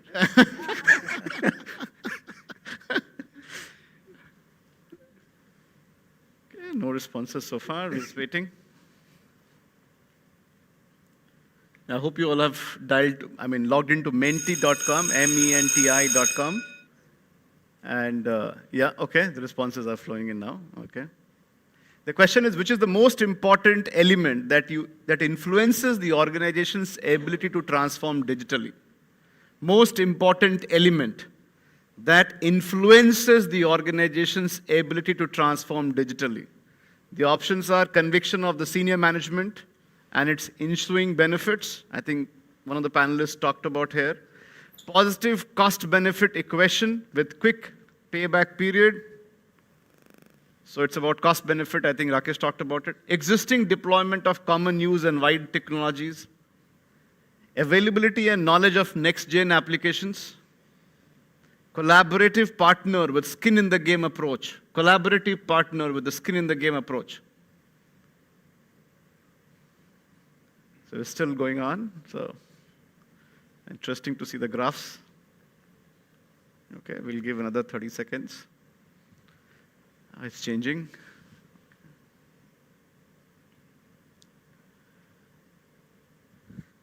Hope we're clear with the question. The question is about that most important element that influences the organization's ability to transform digitally. Okay, another 30 seconds. Yeah, this is very interesting to see the way the graph is coming up right now.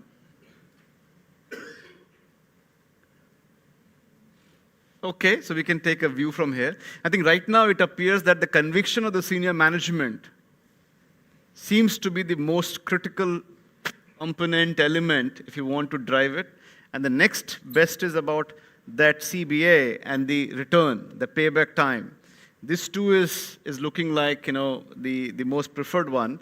The third one comes out to be the collaborative partner with a skin-in-the-game approach. So these three, by saying you need to have a partner, while the knowledge of the next-gen application is there, there's a lot of technology available. So it's not about technology, or is it not about the knowledge of the use case of the technology? It is about making sure there's a conviction of the senior management, there is a CBA and the return, and there's a partner who says, I'll put a skin in the game to make it happen. That's the way the trend looks like here, the response looks like here. So as we progress from here, there are two quick things, and I think we are interested in the time, but I'll request if you all can just keep your comments short. There are two areas where I want to take a perspective here. One is in terms of I think Balaji talked about the risk. How do you see this entire security, the information security? Because more you digitize, more you bring the digital in particular, with a lot of internet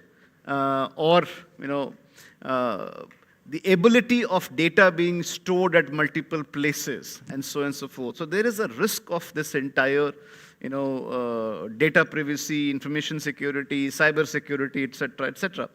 How do you see the strategy of the organization on one side to look at digital, and the same side ensuring there is a risk which is taken care of? You have any context, cases, any thoughts? Very quick 30-second responses from each one of you would be helpful on the risk, security, and the digital. So I may be wrong, but at least from whatever analysis and presentations that I've seen within our organization, the largest risk happens from inadvertent errors by internal employees. Of course, there is there are external hack attempts, etc., and brute hacking, etc., but it's therefore the challenge is on sensitizing your employees around being a lot more conscious, because any exposure to a company-provided device then provides a very easy gateway into the organization. And then, so haven't been able to solve the problem. It's a continuous effort of education and compliance, but haven't solved the problem yet. Sure. Some quick comments from you, Balaji. I mean, you require 2 days workshop to explain this, the importance of security within us, but banks are critical information infrastructure of the country.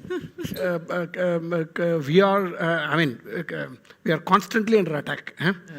Not just the internal errors, we are constantly under attack by so many, even nation, there are people who are employed a 9-to-5 job only to hack India, and we are one of the constant people on the other side. So it's a very, very, very important point. If you wake up any of our directors and ask them, why do you lose sleep? The first point they will say is the cybersecurity. Okay, very nice, very nice. Some thoughts from you, Rakesh? Yeah, so we are seeing some trade split coming to the business. Like we have frauds which happen on where the KYC is wrong, the e-KYC is wrong, and we lose money on that. But that doesn't make us lose sleep. I think if I want to pick 2 risks which kind of makes us lose sleep is one is the entire cyber security and a black swan event where you're held at ransom that you just can't operate your business. I think that magnitude of risk which scares us big time. And as Balaji alluded, I think that's where the entire board is focused because they really get scared. And there have been examples where ransom calls have been made and people are paid for making this business operational. That's one. Second is the one which plays with the brand risk is how do we keep the customer data to ourselves? I mean, the customer breach, there is the data privacy bill which is coming, which has come in the sense. I think these 2 things we just hope because it can have a direct impact on the brand for what we stand for as Tata Capital. So that makes us focus. For me, it's easier because I keep on approving more budget on the cyber security, and the proportion is increasing. It's evident in the mix of the IT budgets that the proportional risk mitigation is increasing a lot. Oh, great, excellent. Yeah. Some thoughts from me.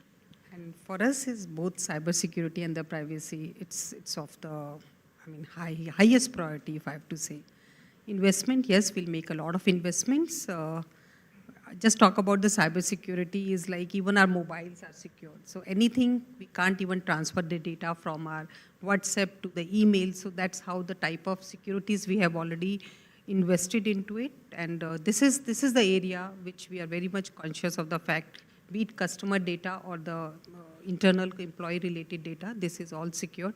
Both privacy and cybersecurity, we are making and we continue to make a lot of investment into this area. I'll just open for some questions here. If you have any questions with the eminent panelist here. Yeah, can we have a mic here, please? If somebody can just give a hand mic. Yeah, thanks.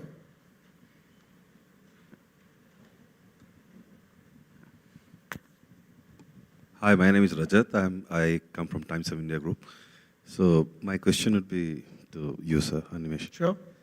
It's like you said that the writers are going to be replaced by Sorry, I could... job of a writer, as in Writers, writes script for the news and the shows and all that. That might be replicated through an AI, right? That's a threat or whatever.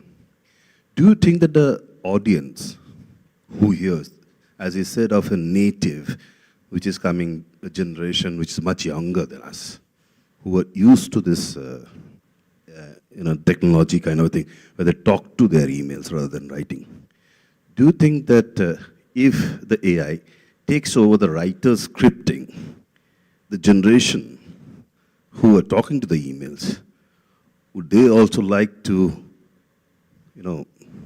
like the show or the news or whatever, to be a content generated by AI? Do you think there is a demand from that side also? As in, one is that somebody is creating this. If I got your question, maybe I'll just rephrase it. I think the question here is, in a way, by saying, as you were talking about AI replacing the human writers, are you also seeing any change in the behavior of the audience, which is the digital native? Are they also expecting that instead of human writers, it should be more AI-driven, et cetera, et cetera? Any thoughts which are... Well, I don't think the audience is really... One second. Sorry. Or they are getting acclimatized to automated reply, kind of, like automated news or something. Because today, the the social media is using a lot of AI and they actually know your whole preferences. I mean, anybody, anything, right from your shoe to your car or whatever. So do you think that the generation which is talking to the email, they also going to be entrapped in the AI-generated content? They would like it, prefer it? Sorry, I mean, that's all. Thank you. So I don't think there is the viewing audience is really interested in who's writing it. They're interested in good scripts. And the point I was making is that from a point about 2 or 3 years ago when script writing by technology, by generative AI solutions was very basic, it is now getting incredibly sophisticated to a point where, I forget the name of the serial which has, it's on Netflix, which is about the president and his wife who then becomes the president of the US. It's a 5-season serial now that's been written by, it's a generative AI written serial. Crown, I think. Yeah. Sorry? Crown, I believe. No, not Crown. It's the American US president one. I don't know if somebody's watched it, but I just can't recollect the name off the top of my head right now. But it's been written by AI. I think the limited point I'm making is that there will always be great writers. But for every 10,000 people who are doing script writing, there's one great original writer. Nobody's replacing the great original writer. But the people who write scripts every day for the half-an-hour show, for the various shows that are going out, that is very easily getting replaced by generative AI and technology.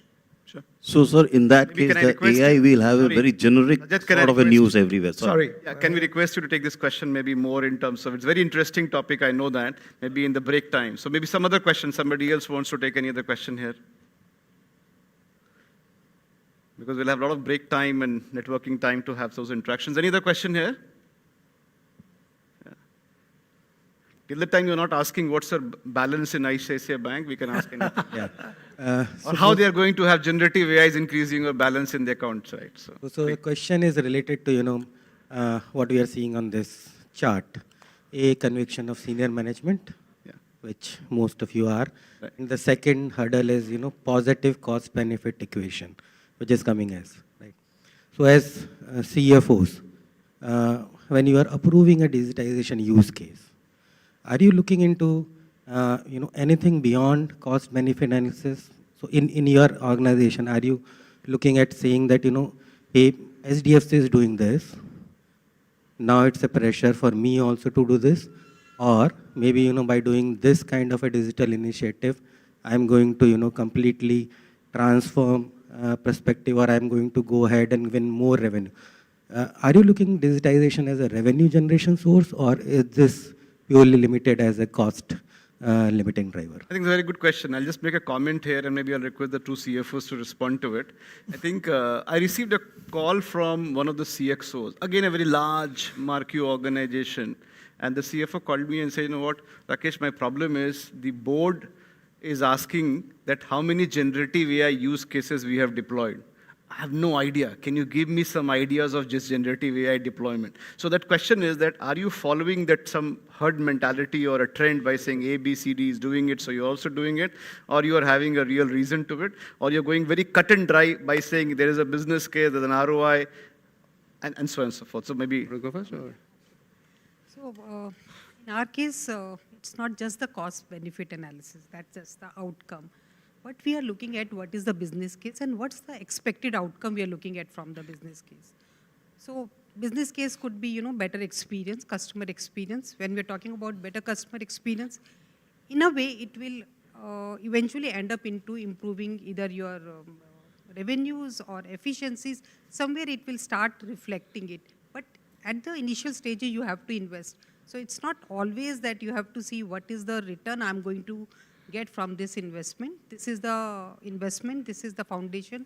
We really need to invest, and looking at the medium-term impact of how we are getting the benefit out of it. So not all the investments are purely looked at from the cost benefit.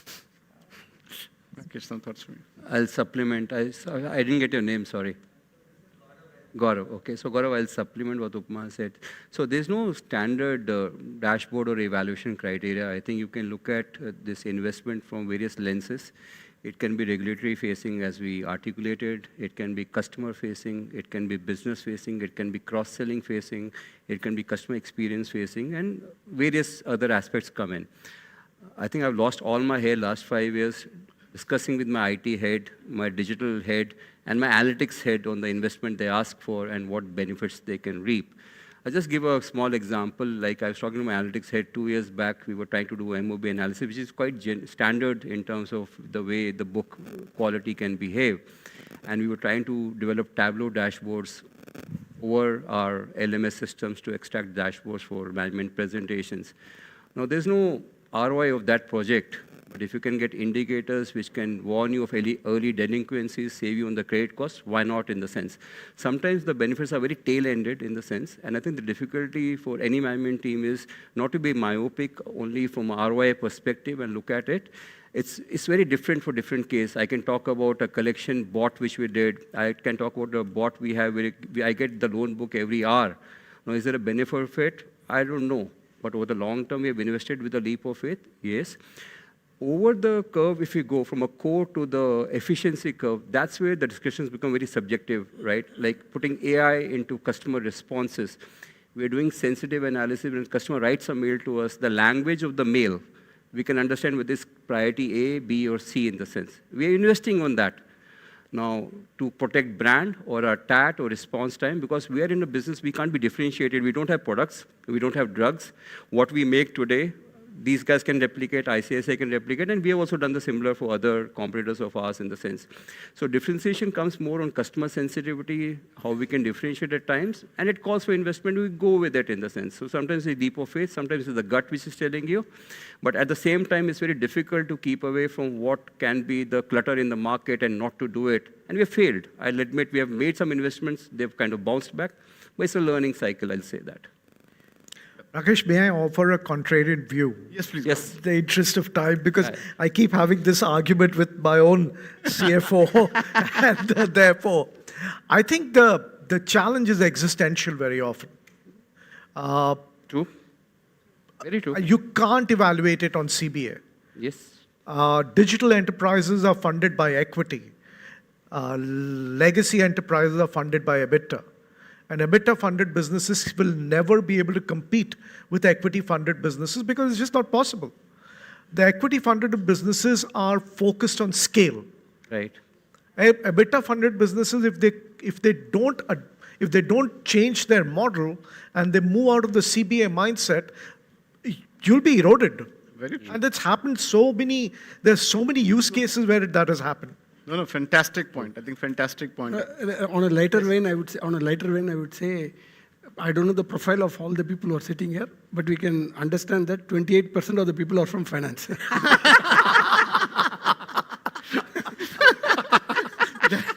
That was a good one. And good insight.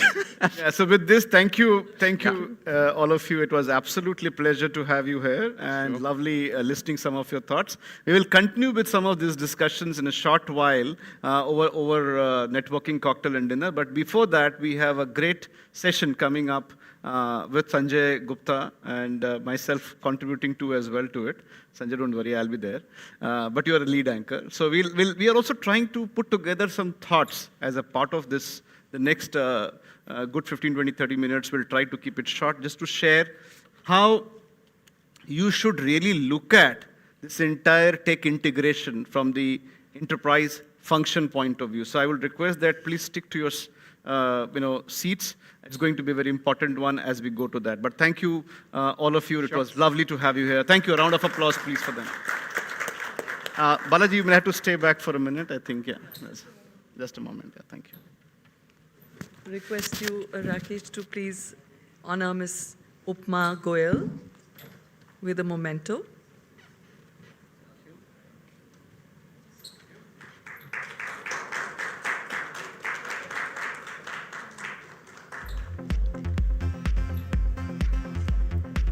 Call Mr. Sunny Goyal, partner and group head at Nomura Research Institute, to please come up and give a memento to Mr. Balaji VV.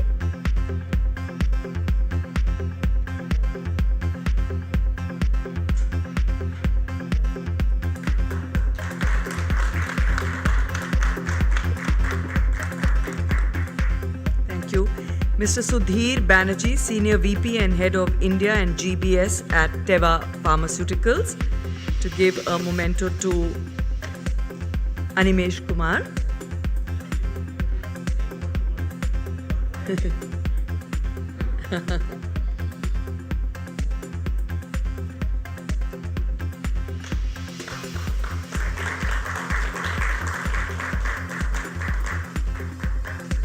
Mr. Gaurav Raizada, National Head Business Excellence at Hindustan Coca-Cola Beverages, to give a memento to Rakesh Bhatia.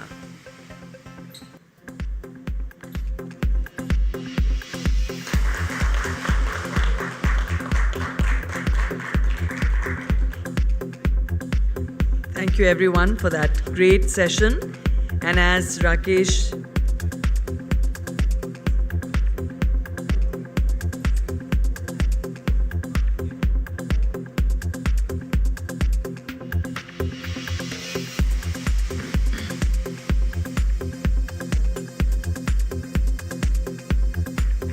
Thanks.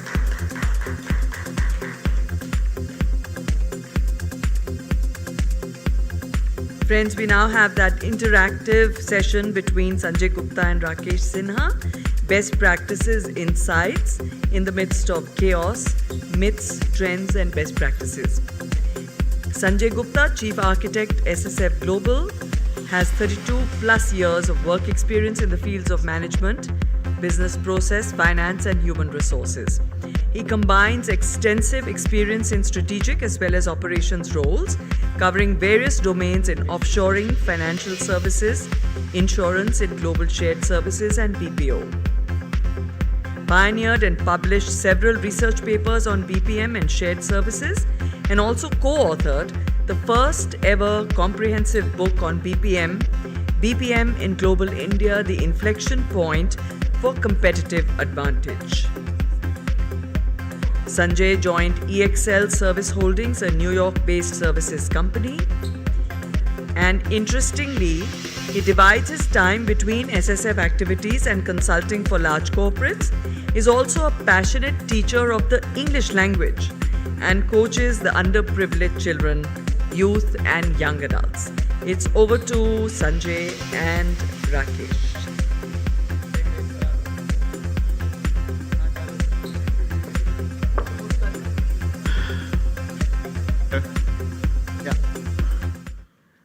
So I would request a couple of my colleagues, Ravi and Anand, if they can join me on the stage. I request Vikram if you can join me on the stage. We want to just open this. Yeah. This is a framework which we have created as SSF Global, and we'd like to unveil it and share with all of us. Vikram, you do the honors, please, if you don't mind. Yes, please, go ahead.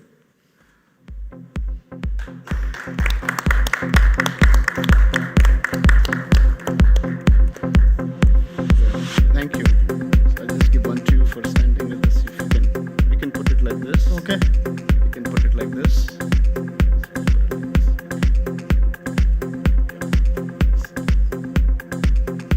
Put the other side so you can see. So all are holding the same. Okay, perfect. Either?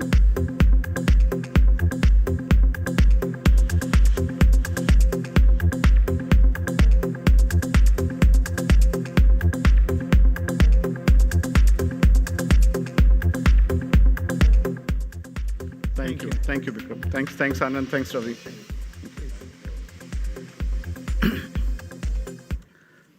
Sanjay, you set the context? You want? Okay. Okay, let me just do 1 minute. Yes, okay, yes, so I think just to give you a bit of a context to what we are trying to do here is, this framework is called Tech Integrated Enterprise Services Model, as we call TICE. And why this TICE?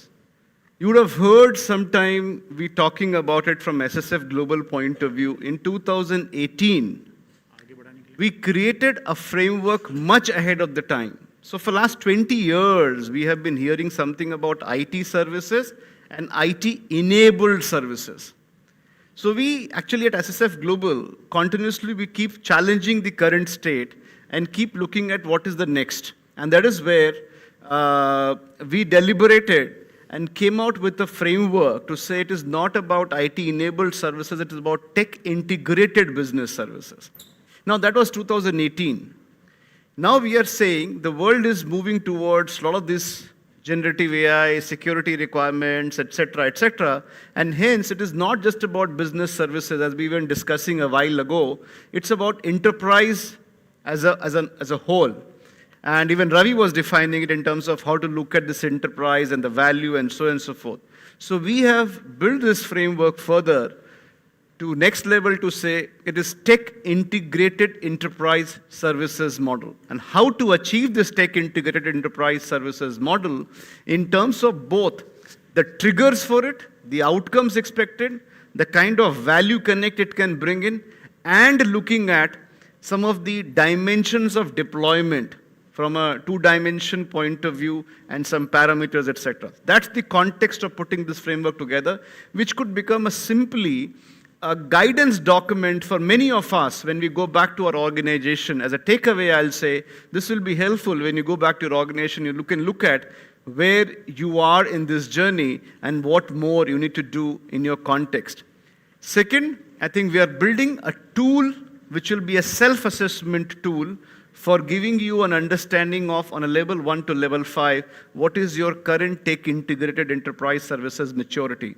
And we should be ready with that very soon from a self-assessment point of view. Right now we have built it, but that is more, assisted assessment. And if anybody of you is looking for assisted assessment, we can help you in that perspective.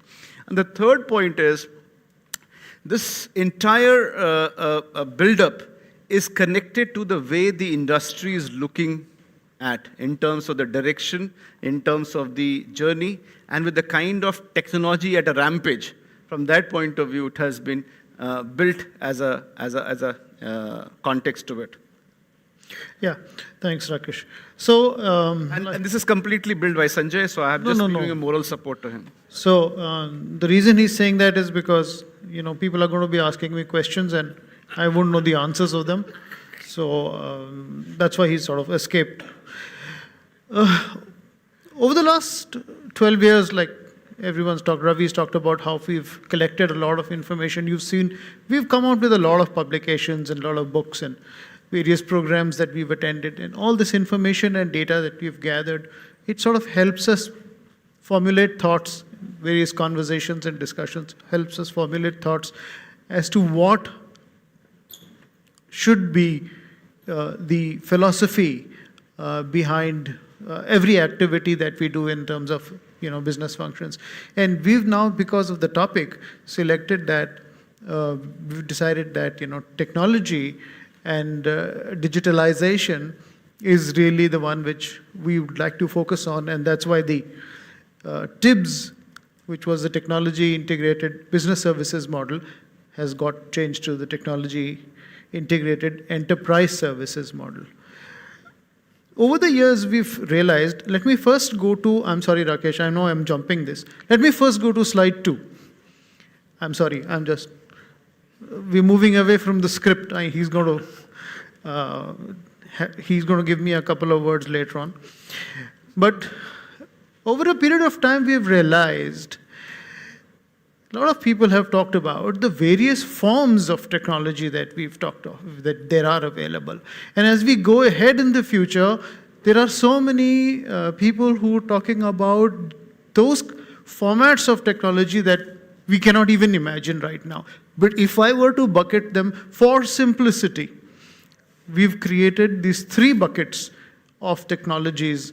And many people have talked about it. In the last session also, there were some programs about, some thoughts about what forms of technology, what does technology really mean? Hota kya hai? What does technology mean? Because for me, even this is technology. I've been in technology, technology has been there for 30, 40 years, maybe of some sort or the other. We've created just simple 3 buckets. Foundational technology, the second we call as functional technology, and the third we call as transformational technology. And there is a reason why we've made this into 3 buckets and not 2 or not 4. We'll come to that in a bit. But I just wanted to bring this one perspective over here saying, we will be carrying on and creating the model based on the three formats of technology that we will use. Why do we use technologies? Rakesh, this is clearly yours. Okay. You can. Yeah. Thanks, Sanjay. I think, see, there are two parts to it. I think the first part is a lot of myths. When we talk to a lot of CXOs, be the CFO, CEO, CHRO, CIOs, there are a lot of myth about this whole digital transformation. There's a lot of, I'll say, perception about it by saying, we have to do something, and as Ravi in the morning also was talking about, there are a lot of pockets within the pockets within the pockets where this entire digital transformation is carried out. Still, it is not looked at as an enterprise at a whole. Even within the function itself, it is not completely holistically looked within the function, even to build this strategy.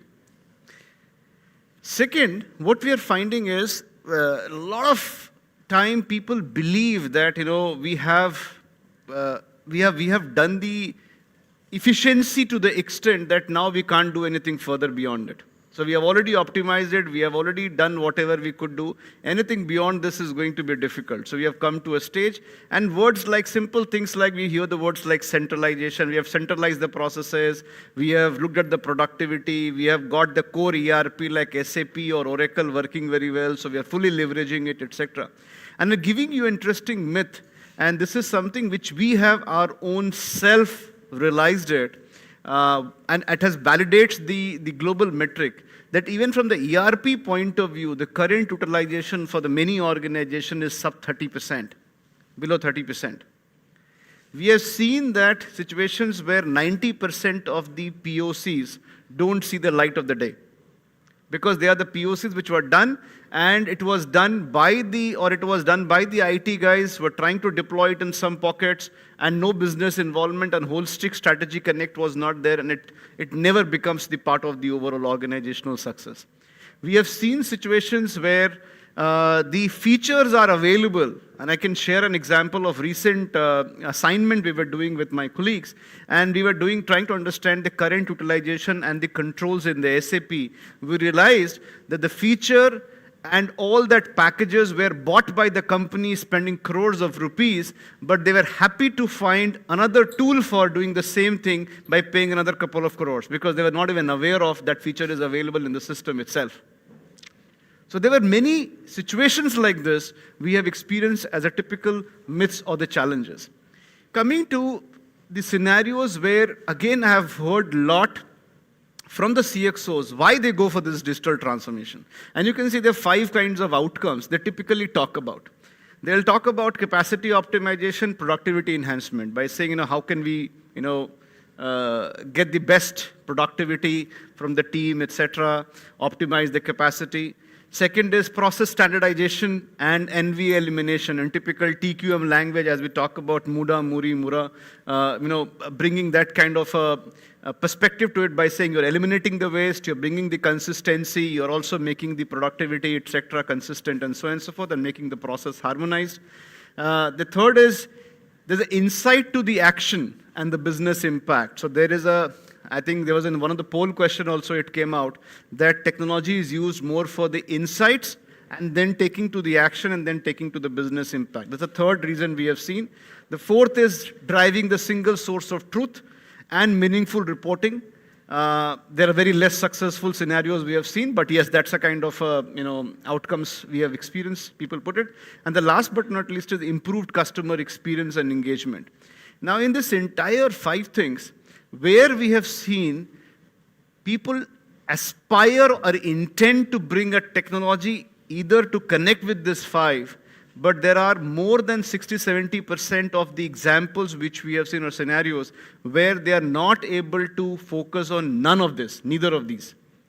Or they tend more to focus only on the capacity or the productivity side of it, or some level of process efficiencies, crunching the timelines, etc. No connect to the value impact. They also get lost in terms of the entire implementation focus versus really the transformation and the value focus. That's another challenge which we have seen when it connects to the outcomes. And this is where we have defined what value means. When you're going to look at the transformation, we're going to look at digital, what kind of value you need to look at, and that is where we define the value itself. Sanjay, you want to take? So there was this conversation about CBAs. Whenever we get digital implementation programs in place, there are always conversations around CBAs. I'm not trying to undermine the importance of CBAs, but what I'm trying to say is that CBAs are a document with a limited life and the limited approach, limited thinking, because these really talk about just one element of what value can mean to organizations. Value cannot be defined merely as financial value. When we're talking about top line and bottom line, and we're saying if it does not contribute to my top line, it's of no use to me. If it does not contribute to my bottom line, it is of no use to me. So it must impact either my top line or my bottom line, otherwise it's out of the window. But that's not true. There are so many elements within a business, there's so many elements between human life, which are not necessarily anything to do with things that add to your wallet or your bank account. All of those elements in a different frame also operate and work in a business environment. Why should you just be talking about top line? Why is customer not important? Yes, maybe in the long run, an important and a happy customer or a bank of happy customers can provide you an impact on the bottom line and the top line as well, because they're not mutually exclusive. You cannot really just be saying, I'm talking about only one and I'm not going to talk about the other. What about governance and risk? Is risk not important? Maybe risk is a cost. A lot of people believe that risk is a cost. Why should I be protecting myself for something which may never happen? But there are a lot of ramifications of the thing actually happening. There are people who, drive on the wrong side or don't wear a helmet. And the only reason why they may ever wear a helmet is because there's a cop down the street and I'll get challaned by 500 rupees if I see a cop. But nobody ever thinks about what's going to happen if I actually fall down and break my head. So the point is that all of these are important and not necessarily evaluatable. But every decision that you take, including the decision to create digital backdrop of all the processes, activities, thoughts, everything, that we do must be looked at between value delivery. There's a whole lot of background in how we have created value delivery. This is not a session on value delivery. So I'm not going to be spending time of what value delivery means. The only intention is to say, please do not look at value delivery merely as a numbers game, merely as dollars and cents, and our case, rupees, but also in a much larger holistic viewpoint. Now let's go down to the model itself. Yeah. Should I? Okay. Just a quick 1 minute on this. I think this model, many of you would have seen from a look and feel, it looks like TIPS, which was there 5 years ago, but it has a lot changed from that point of view. There are two dimensions which we're talking about. Whenever you're looking at this digital transformation, from an enterprise perspective, there are two major dimensions which we are saying to keep in the mind. One is the tech dimension, second is the ops dimension. And I think this two dimension is something which we create as a matrix in terms of your organizational context. This is going to work. And that tech dimension, operational dimension is what we are saying is 6 parameters, and there are different levels of maturity from a deployment as well as the expectation point of view. So we'll talk about that, but take an operation. Yeah, so basically this grid about the 3 levels of technology implementations or various kinds of technologies available to us in parallel with the 3 aspects of technology implementation, which is the breadth and depth. Yes, you can have the best of technologies and the available to you, but you do not deploy it corporate-wide or enterprise-wide. Your breadth or your depth could be limited. Then there is a problem. You will not get the best results. Same is with partnering collaboration. You may not even get the best opportunity because you may be kind of siloed. You do not believe that there is an opportunity for you to partner with either within the organization or outside of it. And the third, again, equally important, if not any further anymore, is that there is a culture element involved in how the implementation is there. If you want to implement like this, it has to be top down. True, it has to be top down, but it also has to be bottoms up, because it is actually the users who are going to adopt the technology applications. And any implementation or any transformation change, if it is not accepted by everybody and a culture of acceptance is not created within the organization, the best of technologies will fall flat on your faces. So therefore, we believe that there are 6 really parameters or 6 important elements while implementing the new programs. At the same time, we also believe and have now proposed that levels are important. Because you can say that, yes, I have ERP, like we were talking about, we have ERP, but where all is it employed? Are all the modules of ERP being employed? Or are there only a select models and with only 40% penetration in so many applications? Or even lesser, I mean, there can be different numbers for different things. Or is Excel file still the primary source for a lot of information that is shared? There are many instances like that also. So we believe that we can categorize every one of the kinds of deployment into 5 categories of levels, you may say, within the organization. You know, the sections may be just initiated, very, very starting implementation of basic technologies, etc. And as you go up, regulated and aligned, optimized, integrated.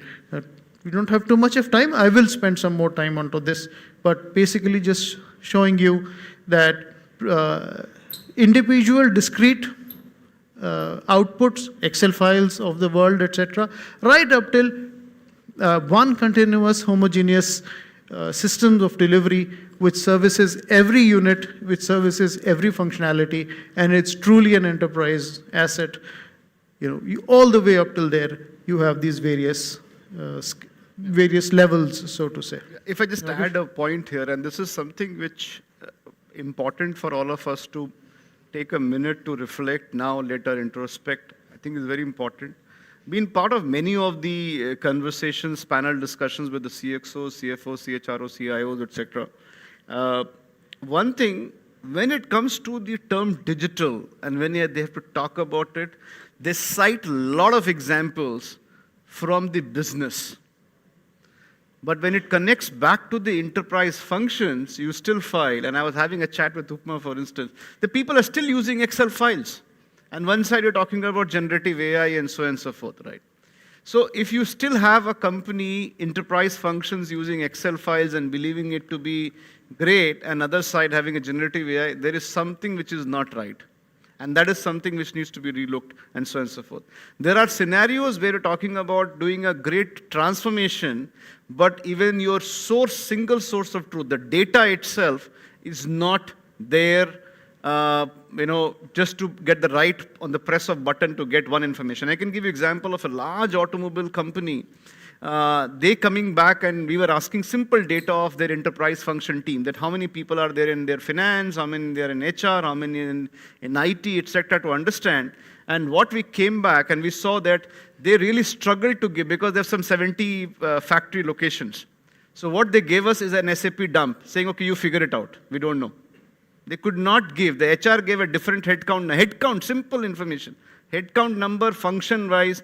HR gave a different number, finance gave a different number, each of them kept on giving a different number. The most funniest part of that was that when we were analyzing it, we realized that there are some team which is called Money, because they acquired a lot of legacy company. The team was called Money, M-O-N-E-Y.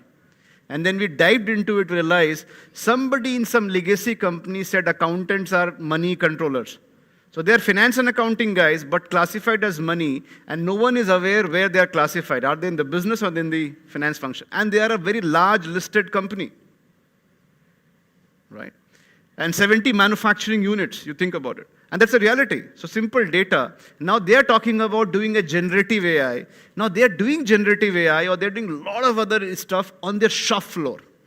But when it comes to the simple stuff, This is where their struggle is, and they're not able to even think about it. That is where the whole point is, how can we make this take integrated enterprise services? Back to you, sir. Yeah, I said I'll explain a bit about how these levels are not again watertight. See, it's an explorative model that we are working on, and of course, we will encourage this team here to work with us, provide us information, data, views, opinions about how we should refine this any further. But our very basic understanding about how we want to define is that at what levels do we believe now are the foundational applications. The foundational applications are now all hygiene applications. If you have email within your organization, no one can even think about days when emails were never there. Or, data security applications or network. I mean, these have now become very, very basic, even more basic than foundational. In fact, ERP has now become a foundational program.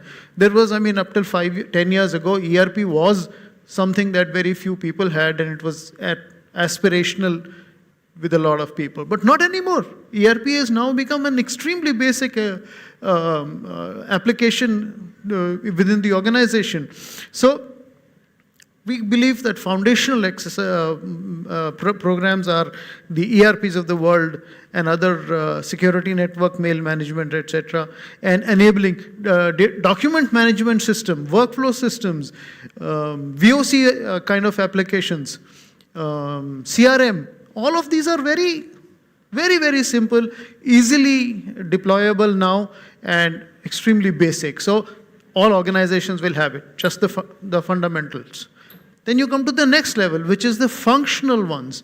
The functional ones are the ones which actually are the ones which will execute your functional work for you. Since we are talking about those elements which are, enterprise functions, then we'll talk. For example, I'm a finance person. So yeah, I will talk about the AR applications or the REX application, etc., etc., reconciliation programs, or payables, etc., or customer portals, and the ones which are actually supposed to ease out the function itself.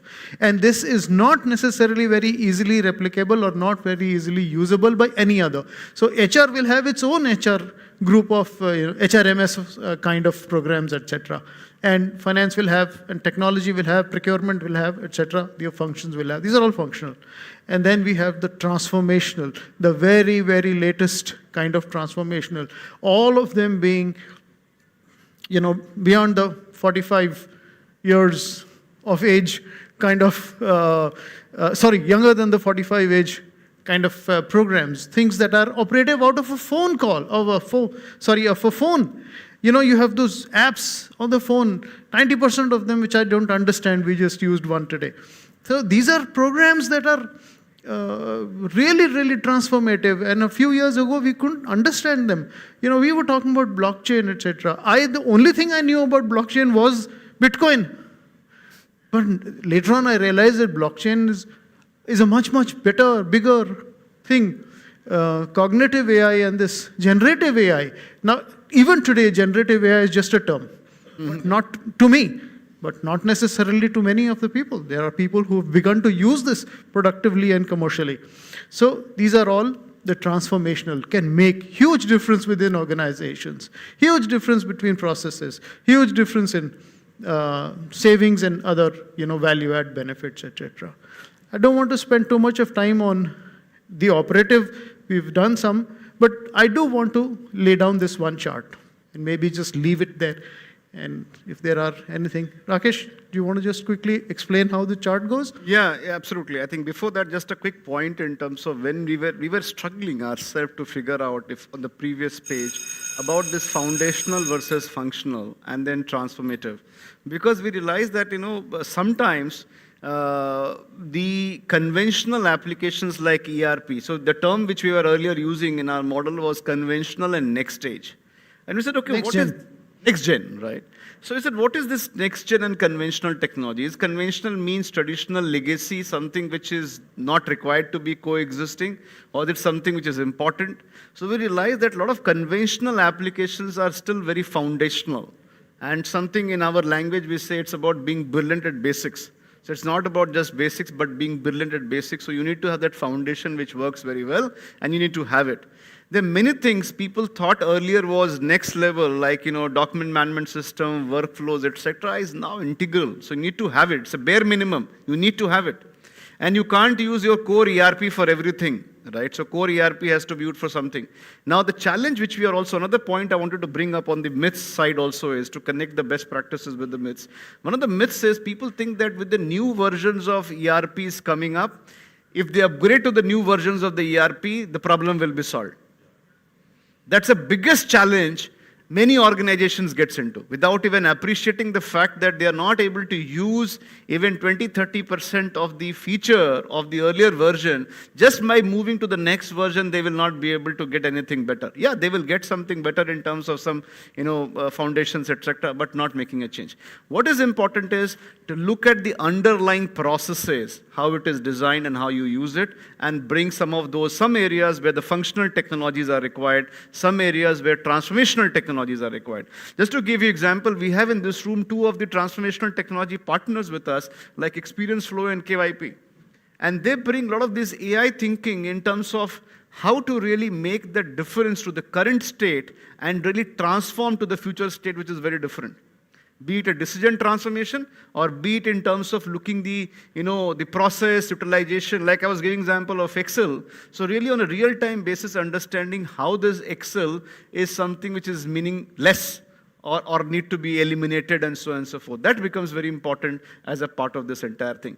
From this grid point of view, what we did was we looked at this is where the tool will come for you. Right now it's an assisted tool, where if you are interested right now, when I say right now, over the next few weeks, and you want to get some assessment of yours to understand what is your current level of TICE maturity, we can help you in doing it from SSF point of view, that what is your technology integrated enterprise services maturity, etc. Over a period, in the next few weeks of time, we are building a tool which will be a self-assessment. So we can do a self-assessment and see where you are, and you can build your journey, etc. On the left-hand side, there are parameters. Again, connecting back in terms of both the deployment stages. So we talked about, there are 4 dimensions, if I have to say, which we have tried to cover in this entire grid. The 2 dimensions, which are the 6 parameters, is tech dimension and operations dimension. So you can see there are tech dimensions, and then there is a ops dimension. So the first 3 are the tech dimensions, and the last 3 are the operations dimension. So the 6 parameters. And then we are talking about the deployment and the outcomes, or the service, if I had to say that. Deployment and service, you can see on the deployment is the blue chart, and the service is the green one. And for each, we have given a level 1, 2, 3, 4, and 5. So if you are looking at a foundational technology, for instance, and if you're going to level 1, it is just saying you have an adequate infrastructure for doing something. And there are more details below to it, but just to give you a descriptor by saying this is what you are on level 1.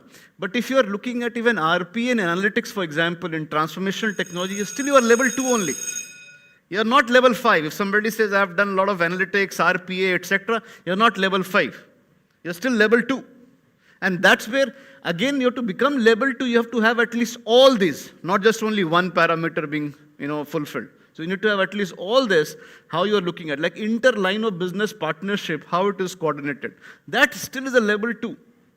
Right? Even using your front back office, upstream, downstream, etc., is still level 3, not level 5. This is where the myth is, that we believe that just by deploying some RPAs, etc. I have seen in many sessions in the past of SSF and my different Quintus avatar, that we will say, oh, we have deployed 30 bots, 40 bots, 100 bots, 200 bots, and more number of bots means more number of efficiency, more number of, or maximum maturity which you have got. That's not true. Or by saying I have got a specific AI use case being deployed, that will give more maturity. That's not true. And that is where we have brought this grids to say where you are. Typically, many organizations we see which claims to be on a higher maturity curve, they are still somewhere in level 2 and level 3. That's the way we look at this entire grid. Happy to share more in terms of this grid later as a part of any conversations we'll have.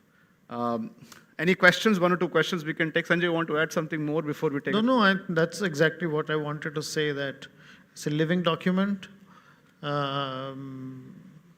Perspectives will make a lot of difference. If you can provide perspectives that we may have completely missed, it'll be very helpful. And you can reach out to any one of us or all of us. It'll be very, very... Or if there are any things that you can point out right now, we'll be happy to. Yeah, Vikram, there's a hand. I think somewhere it may help if you put a platform to call out the risks that you're helping to mitigate from a business standpoint. So what are the top 3 operating risks that we are trying to deal with, which I see room for? And second, as a business or somebody who's trying to get this done, what is the assurance element that I'm being given? You are looking at it from your standpoint, from a deployment and a maturity curve. End of the day, if I'm the board, I just need assurance. I'm not really bothered about levels or whatever, not to undermine or whatever the effort that goes in. But to me, the headline is assurance and some dashboard or something that gives me the comfort that this has happened or this is promised and that's where it is. I see these 2 elements as possible areas. Sanjay, you want to take it? I have a quick comment to make here, and maybe you can add. I think there are 2 parts to it. I think very good perspective, Vikram. Thanks for bringing it up. I think both are very valuable. There is more details to it, and of course, we'll further beef it up in some of the areas. But 2 parts, when you talk about in terms of the board expectations, if you just go back to the previous pages, Sanjay, the outcome and the goal page, yeah, further, just further. One more, yeah, correct. I think this is where we are saying that you link your outcomes. So if the board has an outcome to say, I'm looking for a management assurance, what is your outcome which you are expecting? It should fall into some of this, which is governance and risk, for example. So if you're connecting into this governance and risk from the point of view, you are still need to have your deployment linked to this value delivery. It may not give you a goals of financial result, but it should still give you this item, and that is where the entire linkage needs to happen.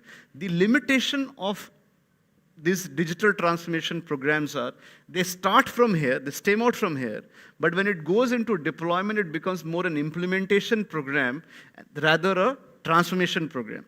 So to your point, very rightly said that how we look at the risk of it by saying it was supposed to cater for this, but still it is catering only something below because we are not able to think or we are taking typical waterfall way of doing it, a sequential or linear way of deploying it. Rather, instead of linear way of deploying it, can we have an agile way of deploying it? We don't need 5 frills. We need only 3 frills, which is going to be giving me this value is going to be important. And what we'll do is, to your point, Vikram, the next version, we'll sharpen it further by bringing this 2 component of risk and the assurance pretty much connected as a term part of it. But good input. Thank you. Very good input. Thank you. Sure. Anybody else? Any comment?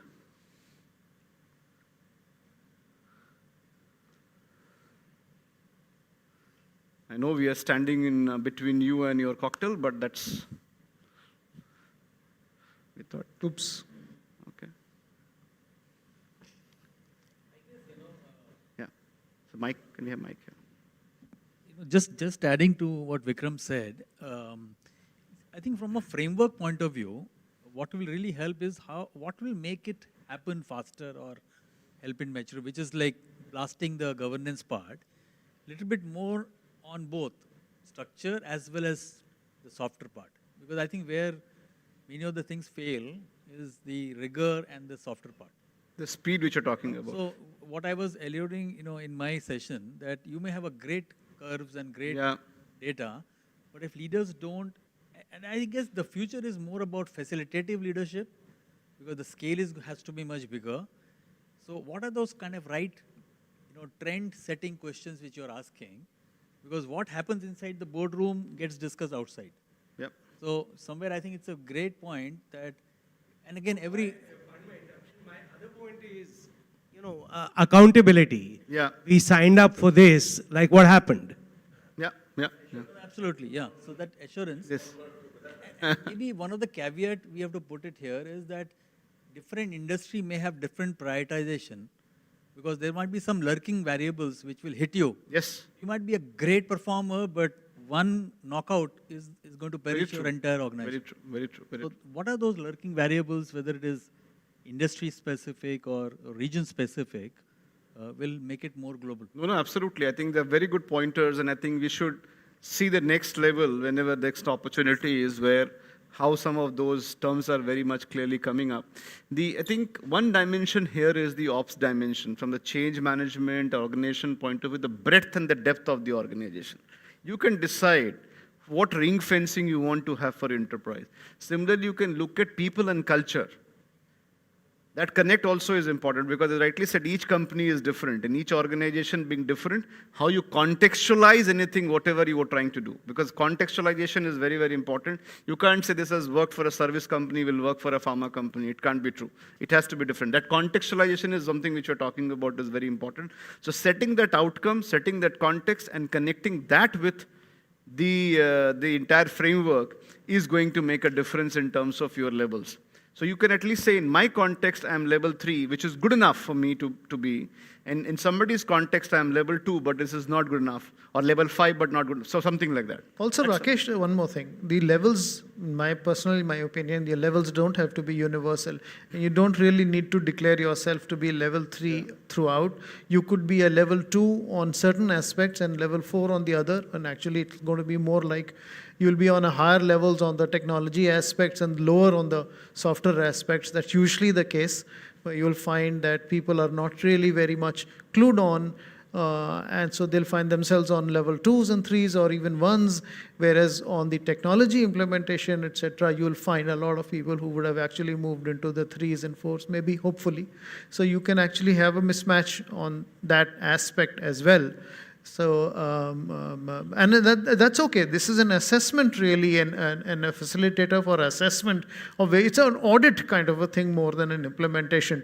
So this is a kind of an assessment saying, well, if you were to use this tool, and let's say the one which he's talking about, the self-assessment tool, when we actually deploy it and present it to you, you can possibly start answering a set of questions. And just like we did today in the Menti, you can sort of start answering the question. It'll give you a number. It'll give you a number saying, you know what, this is what there was. You could be half a point above or half a point below, etc. That's all a finer point. But that could be a very good starting point for as a tool to you and saying, you know what, I used to think I'm a 5, I'm turning out to be a 2.5. And that's like dismal. Maybe, I don't know. So, that could be a... Yeah, that's the whole idea, just how to give you a reference point in terms of when you're building your overall strategy. And finally, as I think rightly when Vikram said, you get an assurance by saying, okay, am I moving in the right direction? Or if I want to get to the level 5, my problem is the change in culture. How can I solve for it? And if I don't solve for it, the great technology also I will introduce, I will not be able to deploy it or be successful with it because there's a challenge in terms of my culture, or my problem is in terms of the breadth and depth. Out of the 10 businesses, I'm only doing for one business, how it is going to be meaningful for us and so on and so forth. So that's the way we look at it. I think we can have more conversations in the networking time. Thank you for patiently listening to us. Really appreciate. I have a few closing comments to make before we just move to the next row. Thank you, Sanjay. Really appreciate your time. Thank you. Round of applause for Sanjay.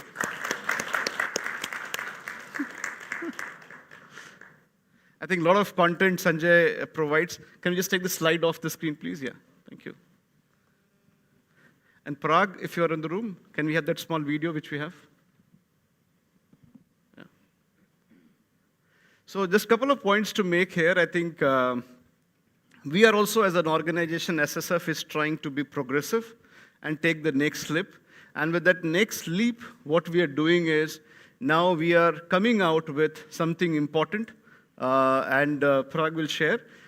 As he shares that, the second thing which is important is to share with you is that our next flagship conclave is on 3rd and 4th and 5th? 4th and 5th, sorry, 4th and 5th December, Monday, Tuesday, in Bangalore at Lalit. Please do register and plan your travel, etc. accordingly, because it's going to be a larger forum.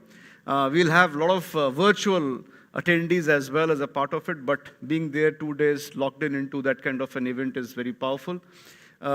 You can also share some of the stories which you may like to be part of, and we would look at how to bring it as a part of the agenda itself.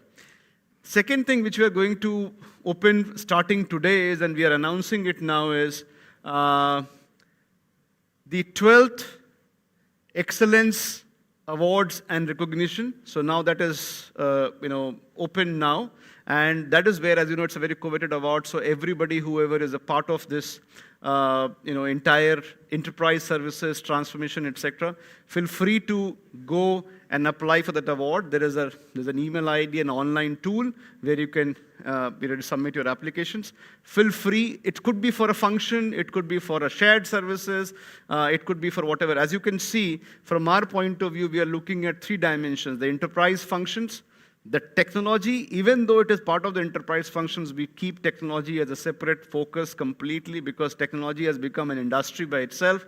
So technology, and the third is what we call GCC, Global Capability Center, or a shared services or business services, whatever. All the 3 can participate, contribute, and also can look at this excellence awards and recognition. The jury panel is very eminent, and this is nothing to do with me or few of my colleagues. This is absolutely independent, and they identify both from an individual point of view as well as an organizational point of view.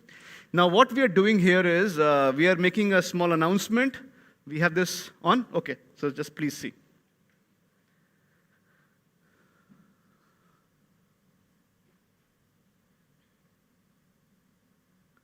So we are launching an SSF Global mobile app. So the way it works here is, there are some technicalities which we are trying to solve, and after this you will have it in your Google Store? Play Store and Google, right? Something Google. So we'll have it in a Play Store and Google, but this is the way the app works. So I have it in my phone. So whatever you're seeing it here, pretty much here in my phone, and I can read all that I want. I can get a membership from here. I can do, if you want to do a speaking opportunity, you can click here. You can look at the upcoming events. You can have all the kinds of articles, research, all our path-breaking frameworks, etc., all available here. The best part here is that we are also bringing something called Ask an Expert. So if you have any questions in terms of how to look at this HRMS solutions, how to look at this AP solutions, you can just place it here, and there'll be a back-end team of experts from many of you who will be able to respond to this question. Besides that, we are also bringing something very powerful here is on the job portal. So it will be also part of it. So very specific requirements, not like a generic requirements, but more transformational in the nature. You will find it available. So you can post it, you can source it, both the ways. We're also bringing the fact of discussion forum as a part of it, where you will have a discussion thread. So you can start a thread and people can really build on the thread, etc. That's an idea. We are in the journey of it. We are not an app company, as you know, but we have taken a leap to bring an app to you so that we can bring the community together. As a passion which we have is to build, nurture, and grow this community. So we are investing from our point of view to create it. So as I'm saying, we are not an app company. So we are starting very vanilla. But I think over a period, you will see us, and your contribution will make this really community growing and app also growing. So more than the app, please look at the intent behind it, and we will be able to send an email very soon, in the next few days, the links from where you can start downloading from your Play Store and Google and so on and so forth. As you can see, all stuff which is available here as a part of this app. So that's all from the content point of view. The last thing I wanted to do as an opportunity here is to say thank you to a few of you, I think, starting with all the speakers who took their time out and being with us pretty much like the entire afternoon. As we say, and as you can see, this is not like many forums where you attend, where you will have a speaker, then there's a lot of attendees. What we maintain is that a lot of people who are speaking, we're also part of listening, and that's the way we keep rotating every time, because we learn from that handful of the senior professionals. That is point number one. So thank you all the speakers for being here. A round of applause for them, please. I want to take this opportunity to thank all the organizers and members from the organizing team and the event partners. R-Value as a knowledge partner, Quintus Global as a co-sponsor, event partner Adani. We have an event tomorrow at Ahmedabad, and thanks to Nani, we are hosting it there in Shantigram. Corporate sponsors, KYP, thank you, Henry. Experience Flow, I can see Anant here, so thank you. Both of you are an excellent, innovative AI company, and I feel that it's a journey which we can take forward as an industry on these two areas. Generative AI, we were talking about Experience Flow. Anant, I'm sure you can talk more about that as we go ahead. Our technology partner, all these apps and everything, whatever you're seeing, Muniver Technologies is behind the backbone of making all this happen. All the audience who were live today on YouTube, Facebook, and Shared Services Forum portal, thank you for virtually watching something is very difficult, different, but still you were able to be logged in. Really appreciate that. Thank you. People who are going to watch it later, we are looking forward to you dialing in and listening to the great conversations which we had today. This will be all available on the SSF portal, which is sharedservicesforum.in. I take this opportunity to thank each one of you taking your time out and being here. Really appreciate being here. And what we'll do now is we'll spend some time at the time and we'll hit the bar now. Thank you, and look forward to having great conversations now. Thank you.